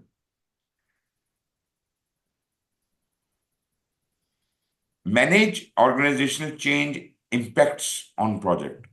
Now, there are two things. One was that you are bringing changes into the organizations through projects, but once you are running the project, there are other changes happening in the organization which could impact the functioning of your ongoing projects. Agreed or not? Agreed. So you have to continuously keep assessing your organizational culture, evaluate impact of organization change on to the projects, and determine your required action. Maybe you have to change your strategy a bit and put the things right that way. Recommend options for changes within the project. So the organizational level change has affected the project, and project is bringing some change control within itself, some changes in the working of the project itself. This is very much possible. So recommend those changes which could be brought into the project as if the bigger change, the organizational change, can take effect. Continually monitor external business environment, because things in business environment, the external enterprise environmental factors and all internal factors, all of those may be impacting your project, and they may affect your project scope, or for that matter in agile, your backlog, right? If you can keep track of that, even if you are agile, you are not worryless. You're still keeping an eye on your backlog all the time. You're still trying to contemplate what all changes the customer is trying to bring to the backlog in future. So you have to, whether you are agile or predictive, you have to keep awake all the time. Keep assessing the whole big situation. Get to know the organization culture and styles. This is very important. As a project manager, you must understand what is the culture in the organization. Although I'm not talking about changing or improving the culture, I'm just saying at least you should know it. What kind of culture is in your organization, and the affecting that culture, it can come later. But right now, you must understand what it is all about. View of leadership, hierarchy, and authority in your organization. How do they treat what is leadership? Is it an autocratic kind of a thing or a servant leadership kind of a thing? What is the hierarchy? Is it a functional hierarchy or a project oriented or some kind of a matrix? And who has all the authority? Who holds authority for what? These are the things you must understand in your organization. Then you should understand, do they have any shared vision? Do they promote shared vision? Shared vision is that everybody should have the same vision. Whatever, first of all, I would say the vision created for the organization should be should be should be originating from bottom up. Generally, it is assumed that vision is created by the leader, top person, the visionary leader, what we call. But basically, I would say that this is not a good example of a visionary leader. A visionary leader is the one who allows his team to create their own vision as a shared vision, and that is promoted upwards from bottom up. That goes up, and the leader defends that vision. That is the classic example of a shared vision. Beliefs and expectations, diversity, equity, and inclusion. Probably you are there in New Zealand. You must be exercising diversity, equity, and inclusion. That is very common Yeah. there in our country. People are not really much concerned about these things, which is really a bad habit. But diversity, equity, and inclusion. People from different races, they're all equal. The people with a handicap, male, female, black, white, all people are equal, and they must be included all in all the practices. They must be represented in all kinds of work happening in the organization. I have seen working with PMI, not 50%, but up to 80% of their staff is female. That is really amazing to see. Anyone you turn to in PMI is a female. Yeah. So this is really very good. They're exercising diversity, equity, and inclusion. Risk tolerance, regulations, policies, and procedures. This is what you're trying to understand your organizational culture. Is there any code of conduct in your organization? Should be. Yeah. Operating environments, motivation and reward system, very important. You can't just have these people run around by some kind of threat or all. You should be able to motivate them. You should have a reward system. You should have a mechanism established in your organization. Anyways, study the organization you are in. What is the organization culture? What are the styles? These are some very good pointers in which direction you can find what type of organization you are in. Risk culture and change in organization. Well, you see, risk this is a big discussion. We can talk about it, but I hope you understand what is a risk threshold, what is a risk appetite, what is a Yeah. what do you call that risk tolerance, right? We'll talk Right. about these things later, but threshold and appetite are shaped by diverse values of country and region. Different country, different regions, they have different types of tolerances about the risk. Maybe there is a rich country, there is a poor country. Poor country may have a lower threshold. The richer country could have a better, larger, bigger threshold. Industry and sector also matters. Leadership also matters. Project team also matters. So yes, you have to study that as well. These must be understood with care to establish effective approaches for initiating and planning projects. Identify the accepted means for getting work done. Now, this is very dangerous statement. In countries where there is no law, the accepted means of getting work done could be anything. But in a country where there is a rule of law, their accepted means are very well defined. Okay, PMI has their own change management framework, and that is interesting to note that organizational change requires individual change. An ADKAR model, ADKAR model, names 5 milestones an individual must achieve in order to change successfully. In a way, this is a sequence in which the things should happen. If you want to bring a change in your organization, the first level is you must create awareness of the need for change in your organization. As if nobody remains unaware about the need for change. Let's advertise this thing, tell everything, conduct seminars, let everyone know that there is a need for change, make them aware of this. This is first step. Second step is uh, somehow inculcate desire to support the change. The change you have just suggested, you have made them aware. Now is the time that you can instigate them a desire to support that change. You are trying to convert these people who are unaware. First, you have made them aware, and now you are somehow trying to do what? You are trying to, make them your supporters of the change. Third thing is knowledge of how to change. Now, if they have desire, now you can train them, you can give them the knowledge how the change can be implemented, how this change can be brought into our organization. And then is the action. Action, ability to demonstrate new skills and behaviors. Educate them and make them actionable. And once that is done, third, last point is really very, very important. That is, once every change has been brought, now change, you must reinforce to make the change stick.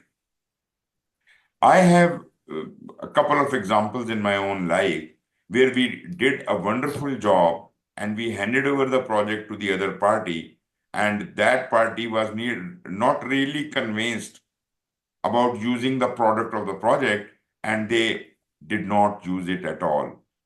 So what we lacked was reinforcement. We did everything ADKA, but as far as the R is concerned, we forgot to, kind of make the change stick.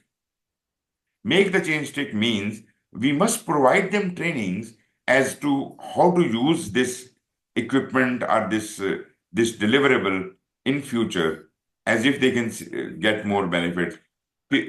For example, in automation projects, the people who are not in habit of using computers, they are afraid of computers. I have seen this dilemma that yes, you would install computers on their places, they with wonderful software and everything, but they are so afraid of using the computers that they will just cover them up and never ever use them, right? So Right.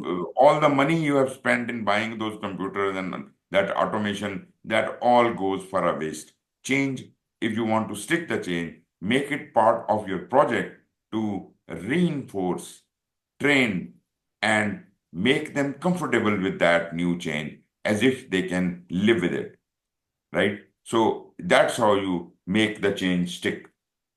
I hope you understand that point. Yeah. Okay, this is the ADKAR model. Uh, A stands for awareness. What is and isn't working in my organization? What are my options? Communicate that there is a problem. Focus attention on the most important reasons to change. This is, and then the desire and the knowledge. This is all the enablement zone. And then is the action and reinforcement, which is called the engagement zone. And you see, pre-contemplation is awareness, contemplation is desire, preparation is knowledge, action is action, and reinforcement is the maintenance, as if it can stick. So this is a good diagram. I just found it on internet and I copied it here. Although it may not be available in your current slides, but this can be found on the internet. Okay. Action to support change. What you should do and what you should not do. Now, these are very interesting points. What you should do, coach your co-workers to support the business. Patience and passionate mentoring are the key. Second, enable an agile operating system. Coach team members in agile to facilitate adoption of a centered mindset. Well, when we are promoting agile, it is not the agile method, it is the agile mindset. That is basically what it is trying to call the agile operating system. You change the mindset of the people. You try to, it's not necessary that they should be using agile methodology or something like that, but they should have a flexible mind to accommodate ideas. Even if they are not agile, they will have an agile mindset and they will be accepting the new change. Keep knowledge current, continuously improve processes and knowledge. What you should not do, don't force change into the mouth of the other person. Involve and consult with them. Aim to secure their buy-in to the reasons for change. Don't order them to do it. This is not the way a change can be brought. It cannot stick if you force the change. Secondly, there will be resistors, there will be opposers of your idea.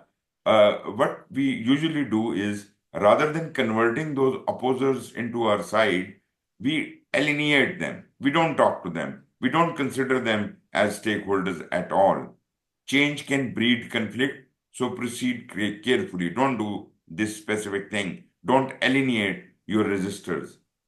You must take them along and convince them and train them and educate them and somehow try to make use of these resistors, converting them into your supporters. Plan for change. Define the knowledge transfer, how the knowledge is to be transferred after that, how the people will be trained. That is the change taking part. Readiness activities required to implement the change brought by the project. This is the exercise you have to do with the people who are taking over your product. Include an attitudinal survey to find out how people are feeling. you are doing this course, and the very first day I take a test without teaching you anything. I take a test that will tell me your current status of preparedness and current level of understanding about project management. And at the end of the course, when I do it again, that will give me how much have you improved. So this is kind of that attitudinal survey, what kind of attitude people have right now, and then we can do it again after we have provided them necessary education and training and all motivation. Create an informational campaign to familiarize people with changes. Be open and transparent about potential effects of the changes and consider creating a rollout plan. The rollout plan is not part of your project management plan. And as we already talked about, the benefit management plan is also not a part of project management plan. Rollout plan is something else. It is again to be considered as a business analyst level. This is not the job of the project manager. Okay, we have been introduced to the ADCAR model. Now, let A us. question. Yes, Yes. a previous slide. What Mhm. if the execution rollout plan is the execution plan, or it is Yeah, exactly. something different? How the people who are taking over our product, how are they going to roll it out or to use their benefits? Yes, we can help them do that, but they should have created their own rollout plan. Okay. Okay, now this ADCAR model we are going to use in PMI has done a wonderful job. They have come up with this Brightline PMI initiative. This is Brightline Transformational Compass. This compass is the Brightline Transformational Compass, and it has 5 building blocks in it. North Star, this is your objective. Then we have got this compass needle, that is inside out employee transformation. Then we have got at the base of, of our compass 2 things. Wow. One is a volunteer champion, and the other is a transformational operating system.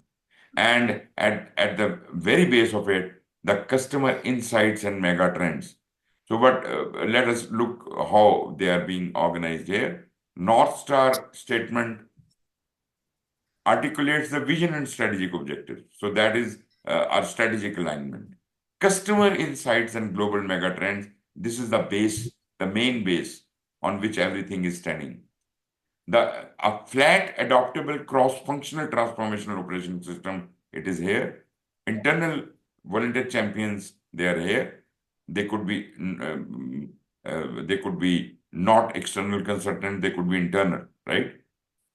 Right. Inside out employee transformation. This inside out transformation, this is where the ADCAR is being applied. This is ADCAR. Got it? Yeah. So this is the direction you're keeping. This is the ADCAR model, and these are the bases in which we are operating. So these are the 5 um, building blocks of transformation. Any kind of transformation, this could be done. Which 3 of the following are essential for managing change in an organization? 3 of them are. Please select 3 as appropriate.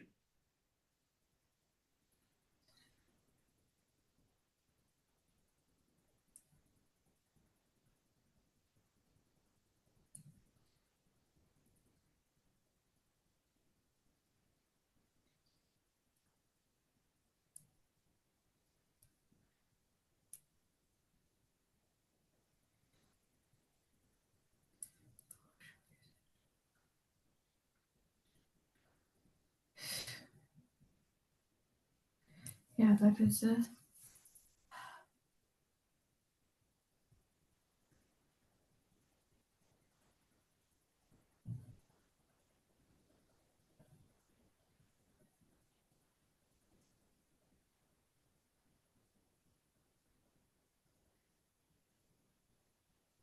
ABC, A, B, and C.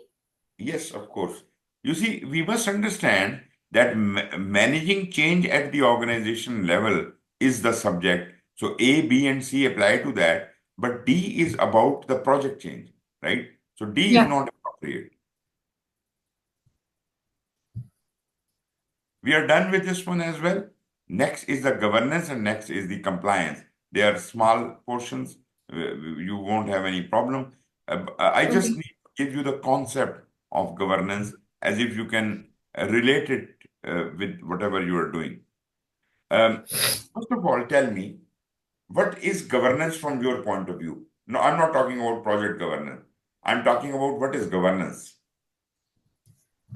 To making sure that, for example, if a process is being carried out, so it is being governed in the correct way, or Mhm. yeah, just basically managing the risk Mhm. can be in different domains. Operational risk is there. So really to govern and administer the quality Okay. of the process or yeah, the product. If at the organizational level, who are people responsible for organizational governance? Uh yeah, CEO? Okay, good.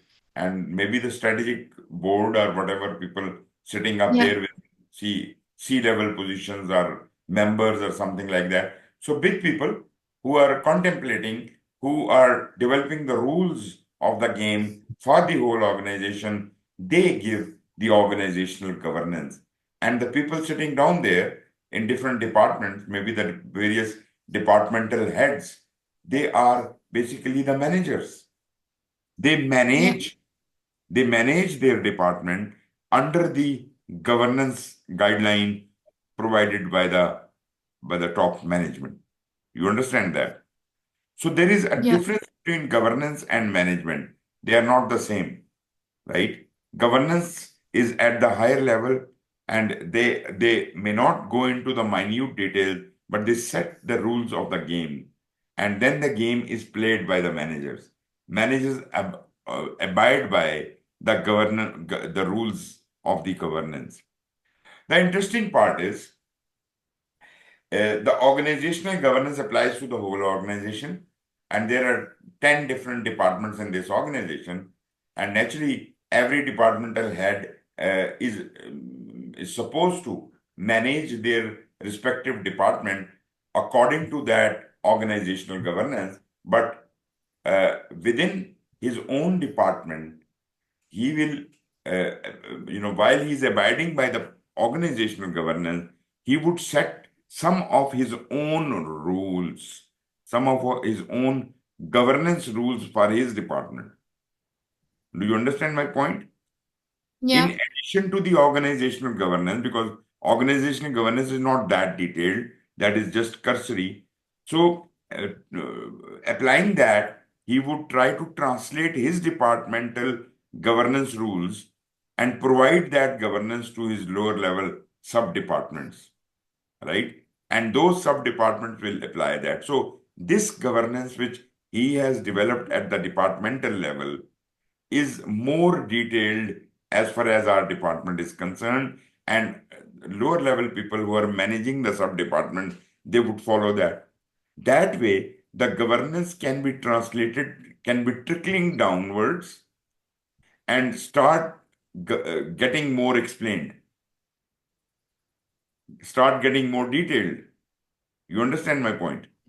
yeah, So yes, there is always a hierarchy of governance management, governance management, governance management. So organizational governance, departmental governance, sub-departmental governance, and so on and so forth.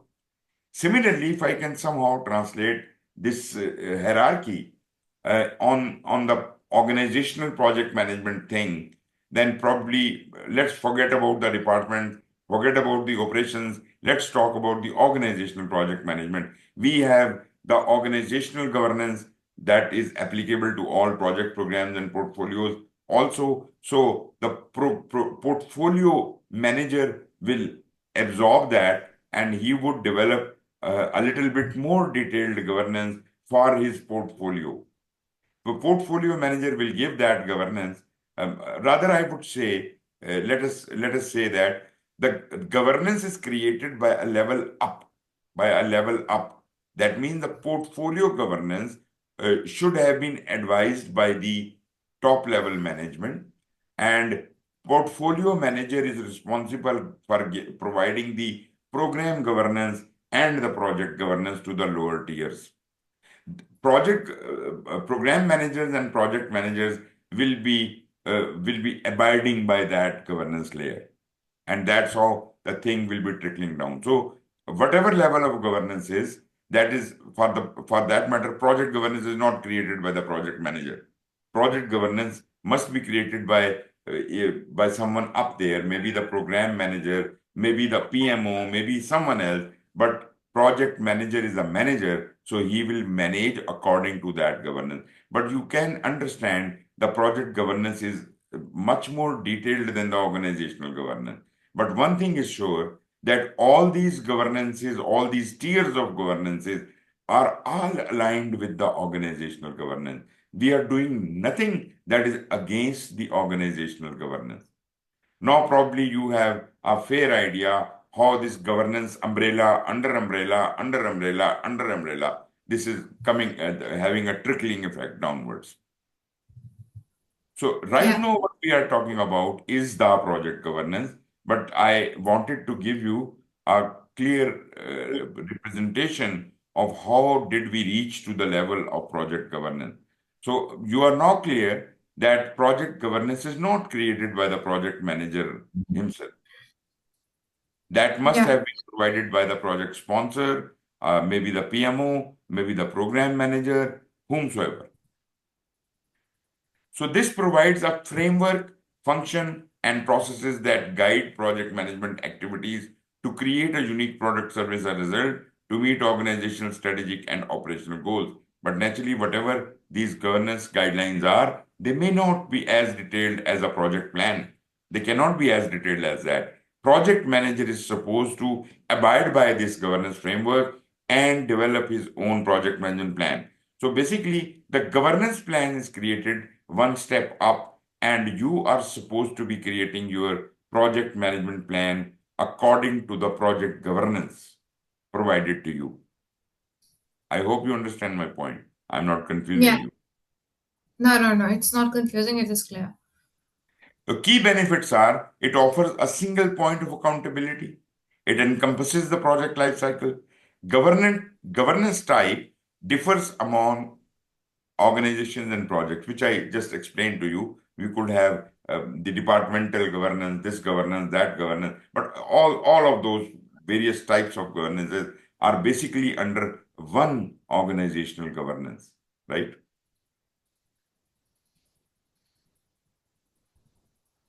What kind and how much of project governance is required? Too much governance, right? If you start micromanaging things, if you try, the person who is developing the project governance tries to exercise a very detailed control on everything, that would be harmful for the project, because then you are taking away the freedom of the project manager and his decision making, right? So too Right. much governance can annoy the stakeholders, while relaxed governance can lead to a lack of stakeholder engagement or accountability. So there should be a proper balance. A proper balance must be taken. Governance is typically already in place, naturally, in all organizations, established by a PMO. If PMO is existing, that is a very good place where the project level or program level or whatever level governances could be created here. PMO could be, delegated this job. Established by a PMO are aligned with the organizational policies, depends on strategic importance of project, constraints or oversight requirements. It is critical for managing internal and external business environment change and deviation in budget cost, schedule, resource, or quality, and budget management oversight is a key governance area. The things which are more sensitive, naturally you understand, while we planned for the project, we did have, scope, time, and cost. That is exactly the same three things.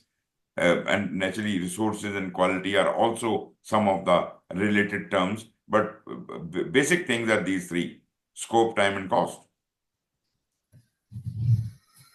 Project governance, there is a project governance plan someone is creating. What is included in that project governance plan? Naturally, We do understand project governance plan is not created by the project manager at all. It is created by the sponsor or by the PMO or by the program manager or by the portfolio manager, whatever, howsoever you are connected with upstairs. So here you will provide the processes, how to bring the change in the project, how to communicate within the project. General processes do not be very detailed. As I said, that would be a micromanagement. How the documentations for various project plan, etc., are going to be made, how the decision making should be done. Very briefly, you don't have to be very deliberate about it that, okay, decision making, you will have to do it in this way only. No, don't restrict it. Give some space to the project manager.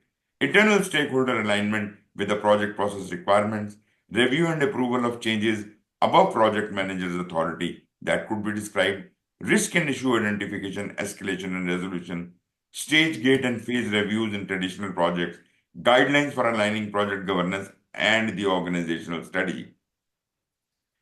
Project life cycle and development approaches, what are allowed, how are they allowed, project organization chart, that is from the organizational, Chart with the roles. Yeah. structure point of view. Project success and deliverable acceptance criteria, relationship among project team, organization groups, and external stakeholders. So these all could be addressed in your project governance plan. Governance in adaptive projects. Now, this is about agile now. How can we have a governance there? Is there any governance in an agile project? Definitely it should be. Otherwise, we will be loose balls. Can document outputs and expectations or provide a clear view of project status from defined iterations, sprint expectations and outputs, releases tied to the specific dates, real-time monitoring of project outputs through daily stand-up.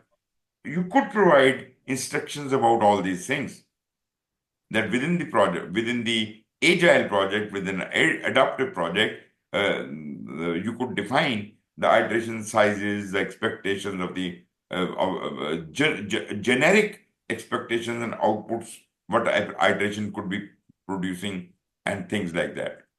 Iterative approaches enable quicker and less costly identification of value-based outputs than predictive. So we have to keep it flexible, but at the same time, it cannot be a loose cannon. An adaptive project should not be so flexible that it can go in any direction. No, we have to keep it tied to the organizational governance. So we have to provide them a project governance for that. Although it may not be very restrictive, but yes, we have. So we Now, exactly as a project manager, we have to provide them the tools so that they can stay within the defined governance structure, right? exactly. Now, who creates this governance? Primarily, it is the governance board, which is also called the project board or the steering committee. They are the bosses. Actually, these people are actually responsible for creating the project governance, but they can delegate this job to the PMO, to the sponsor, to the program manager, whomsoever is connected at that level. So yes, these people will sign it, these people will approve it. They are the approving authority for that. Does anyone have experience with a project governance board? Probably, I don't think you have. You may have that kind of experience, but you see, No. this could be very instrumental. Yeah. Describe how it works with your project. Provides project oversight. These are the jobs of the governance board. Provide project oversight, may include project sponsors, senior managers, and PMO resources, may be responsible for reviewing key deliverables and providing guidance for project decisions. Projects that use Scrum are safe, use intermediary governance boards because there is a concept of scaled agile in Scrum as well and safe in many other methodologies. So what they do is they say, okay, there has to be a governance at the project level, but they don't have the program and portfolio level explained in that way. They explain it in the scaling way. The next level of our team, team is reporting to the Scrum Master, but if there are not only one team but 10 teams available and they have 10 Scrum Masters, those 10 Scrum Masters will be reporting to a senior Scrum Master. And those senior Scrum Masters may also have been reporting to next level. So basically, we are trying to define intermediary governance boards here. We call it the lowest level, we call it Scrum. The next higher level, we call it Scrum of Scrum. The next higher level, we call it Scrum of Scrum of Scrum. So at every level, we could have a governance mechanism installed. It is just like we have the project governance, we have the program governance, we have the portfolio governance. Just like we have got a governance of the Scrum, governance of the Scrum of Scrum, governance of the Scrum of Yeah. Scrum of Scrum, and things like that.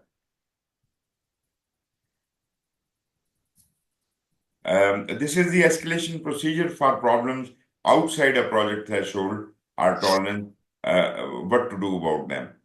You see, um, we can handle projects only what is within our authority or within the problem is within our tolerance. There is a limit to the authority and there is a limit to the problem tolerance. If it is within the authority and problem is very tolerable, normal project team can handle it. If not, if it is beyond your authority of the project team, there must be an escalation path. There must be the next higher level and the next higher level who can give the decision until it crosses the boundary of authority. Our organization does not have any authority over it. So if something is outside of the boundary, that cannot be done, should not be done, should not be attempted at all. Similarly, if the problem tolerance becomes intolerant more and more, ultimately it also may get out of the range, and then we decide that we cannot do this project because the problem is intolerable. We cannot absorb it. We cannot tolerate this. We cannot handle it. This is beyond our capacity. Now, within the capacity, here is the project team. There might be, maybe there is one responsible stakeholder who has the power, who has a tolerance, who has authority, and who could allow the project team certain privileges, certain benefits, as if they can handle the project. So this guy is sitting within this parabola, and that's what we say, that this has the escalation authority and tolerance for the problem, and he can make the decision. But anyone sitting outside of this may not be, we may not be attempting for such a project which is beyond our authority or beyond our tolerance. Governance and life cycles, a systems view. Governance system works alongside the value delivery system. You see, value delivery system we have already talked about. We have the governance system also we have talked about. So governance system we understand, value delivery system we understand. It says that both of these things should be in synchronization. And that is through the project life cycle. And what does it say? Project life cycle is a series of phases that a project passes through from its start to its completion. It's completion. Yeah. Traditionally, we are talking from the perspective of a traditional predictive project that has these kind of phases. In Agile, we don't have phases; we have iterations.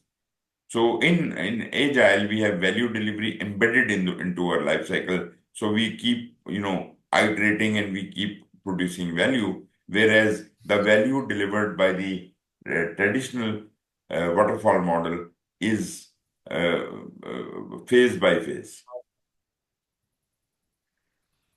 Governance checkpoints, there could be phase gates, there could be iterations.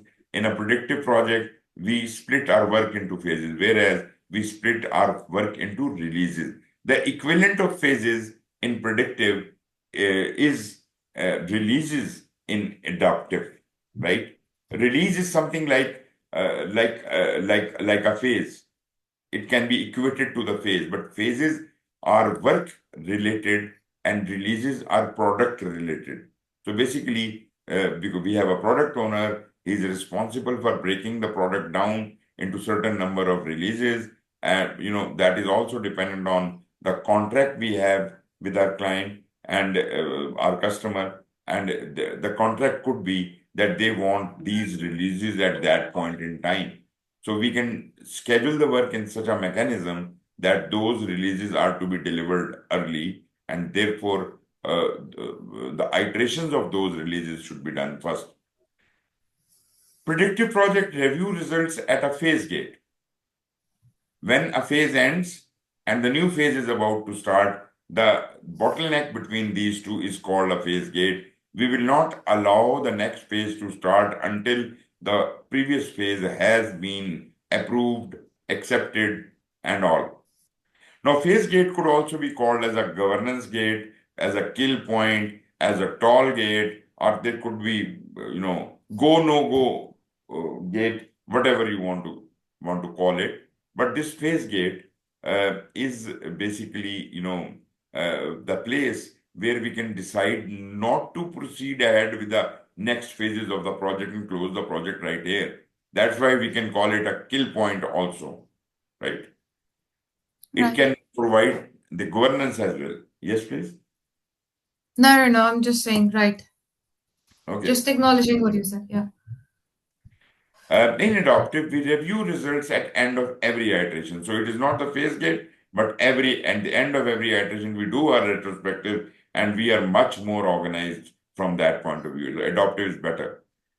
In predictive, we decide whether we have to continue this phase, continue with some kind of modification, or we should end our project, our program. Whereas in adaptive or agile, we gather the feedback and take action to improve the value in next iteration. So we are continuously improving in an agile system. Continue until the customer acceptance criteria is met, definition of done, or minimum viable product is satisfied, or the project ends.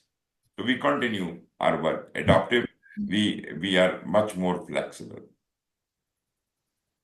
Question: predictive projects are plan driven. We understand that. While adaptive projects focus on team collaboration with the stakeholders or customers to determine the project need by writing user stories, and hybrid projects can combine or switch predictive or adaptive approaches as necessary. Is it true or false? True. True. Good. So these are the project phases. In this picture, we can from the predictive project, right? We don't have phases in an agile project.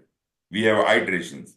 So these are the gates. This is a starting gate. This is between requirements and design. There is a gate, and between design and implementation, there is a bottleneck. So you can see this dustbin. That is shown that projects can be killed at these points. So all the phase gates are also considered as kill points. At any kill point, you can close the project. So this is how, and the phases could be happening while these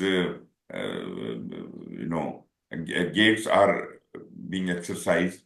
So actually, the upper one is a separate diagram and lower one is a separate diagram, but both of them are representing the phase gates and all that. Apply governance to predictive project phases. Phase 1, phase 2, phase 3. At the beginning of a phase, that is also a phase gate, you can decide not to go ahead with the project. Verify and validate the project assumptions. Analyze the risks. Provide detailed explanation of phase deliverables before you start. And when you end a phase, key deliverables must have been produced. Review to ensure completeness and acceptance. All the acceptance criteria has been fulfilled. And if there are huge risks encountered, deliverables are no longer needed, our requirement change, a phase or project will be terminated. Like the feasibility has changed, this project is no more valid. So that case, everything goes down the drain and project can be closed down at any kill point. Okay. In a multi-phase project, which two of the following terms refer to the decision to continue with the next phase are to end the project? You have to choose two. Okay. Kill point and phase gate. Good, good. Although, if I had an option, I would also have picked D, but I had option only for two. So the best answers are A and B. Okay. Done with the governance. Next, last part is compliance. Project compliance is the last part.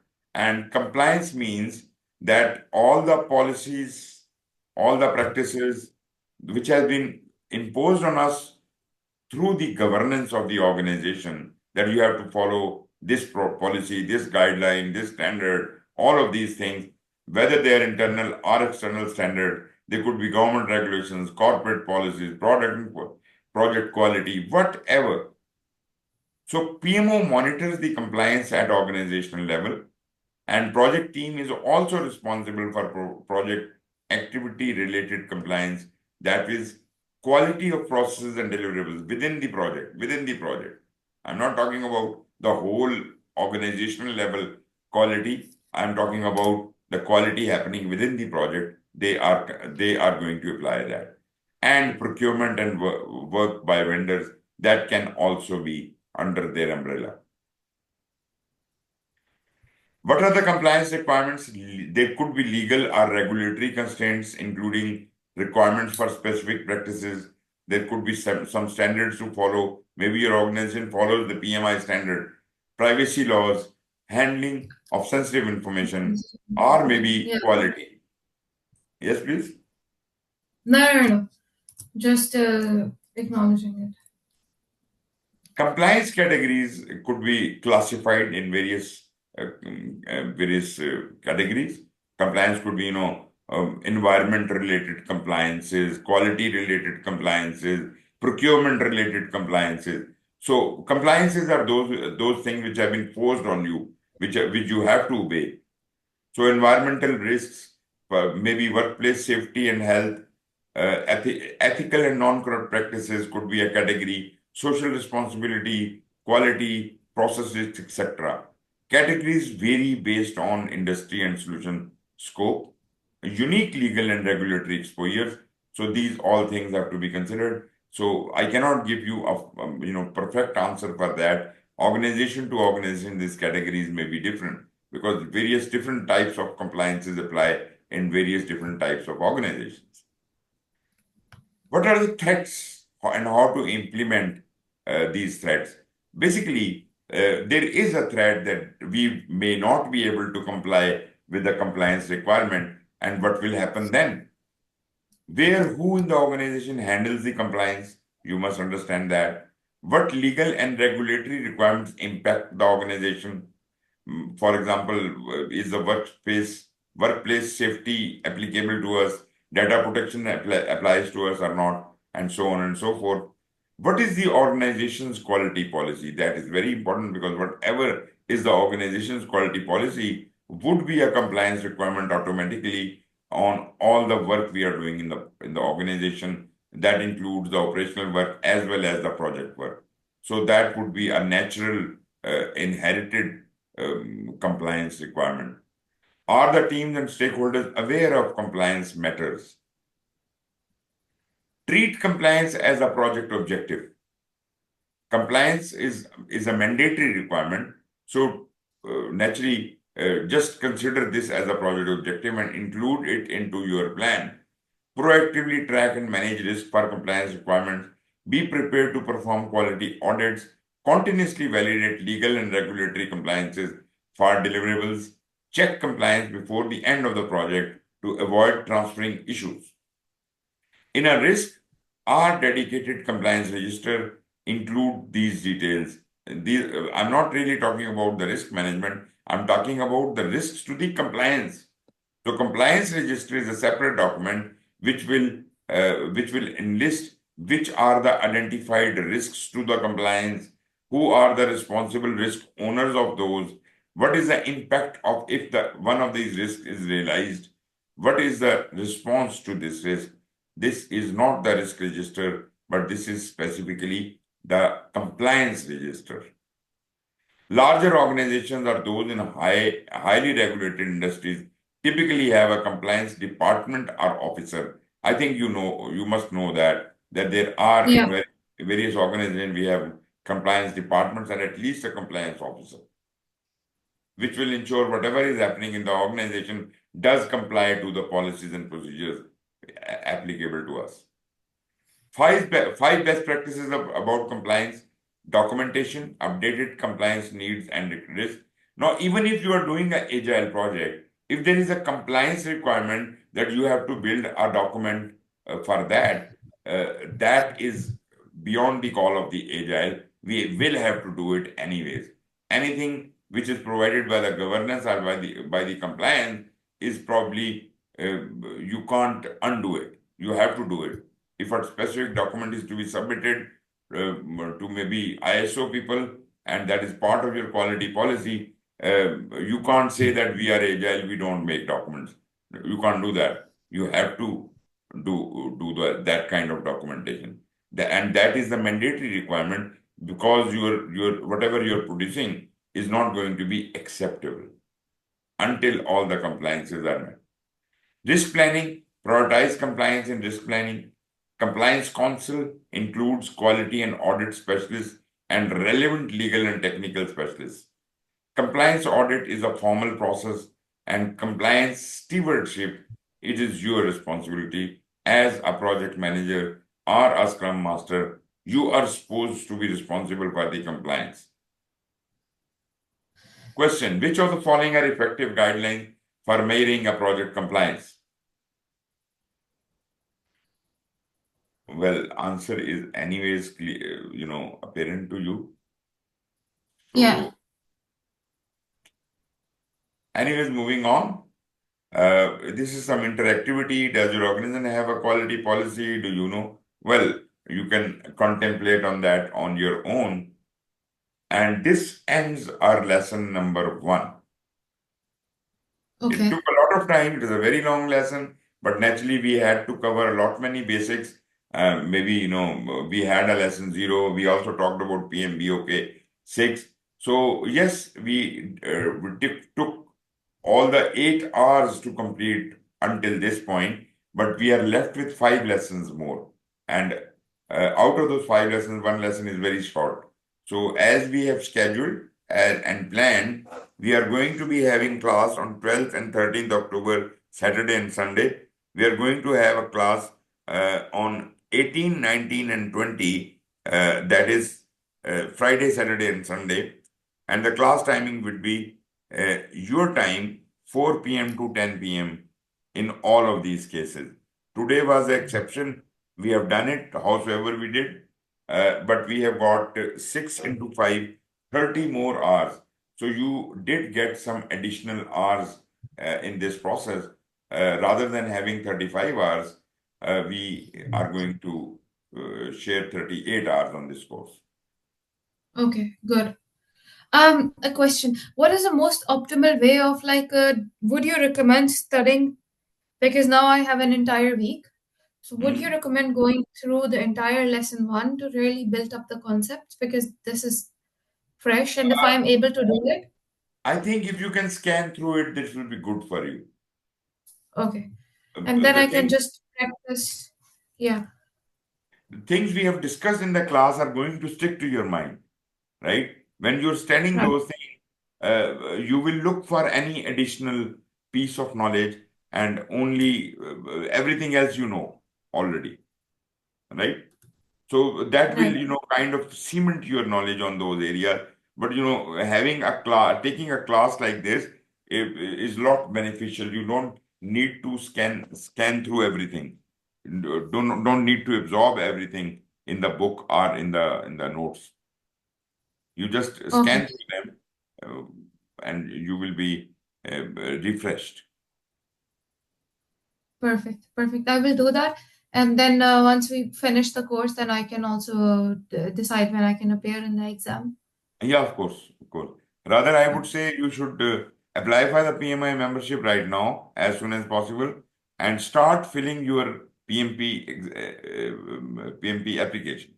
You can submit it Okay. after the course ends, but at least the process of filling the application should be completed during the course. And meanwhile, you can Okay. even show me. Okay. I will do that. It is just to save time, otherwise, it's okay. So we are Okay. done. Perfect. And Yes, please. yeah. And I think by if we are finishing on yeah, October, so then I can target to finish my course by, let's say, November 20th or 21st. Yeah, of course. In November is a very good time. Maybe third week of November will be fine with you. You can set your Okay. exam date and you can go ahead with it. And I'm sure you are going to clear the exam as well. Perfect. Yeah, that's gonna be good. Okay. Okay, thank you very much. It was a nice company, very long company. But Yeah. next time we are having a shorter classes, 6 hour classes, and I think you will not get as much tired as you got today. Thank you very much and take care. Thank you. Yes, you too. Thank you so much. See you next week. Thank Bye. you. Bye bye.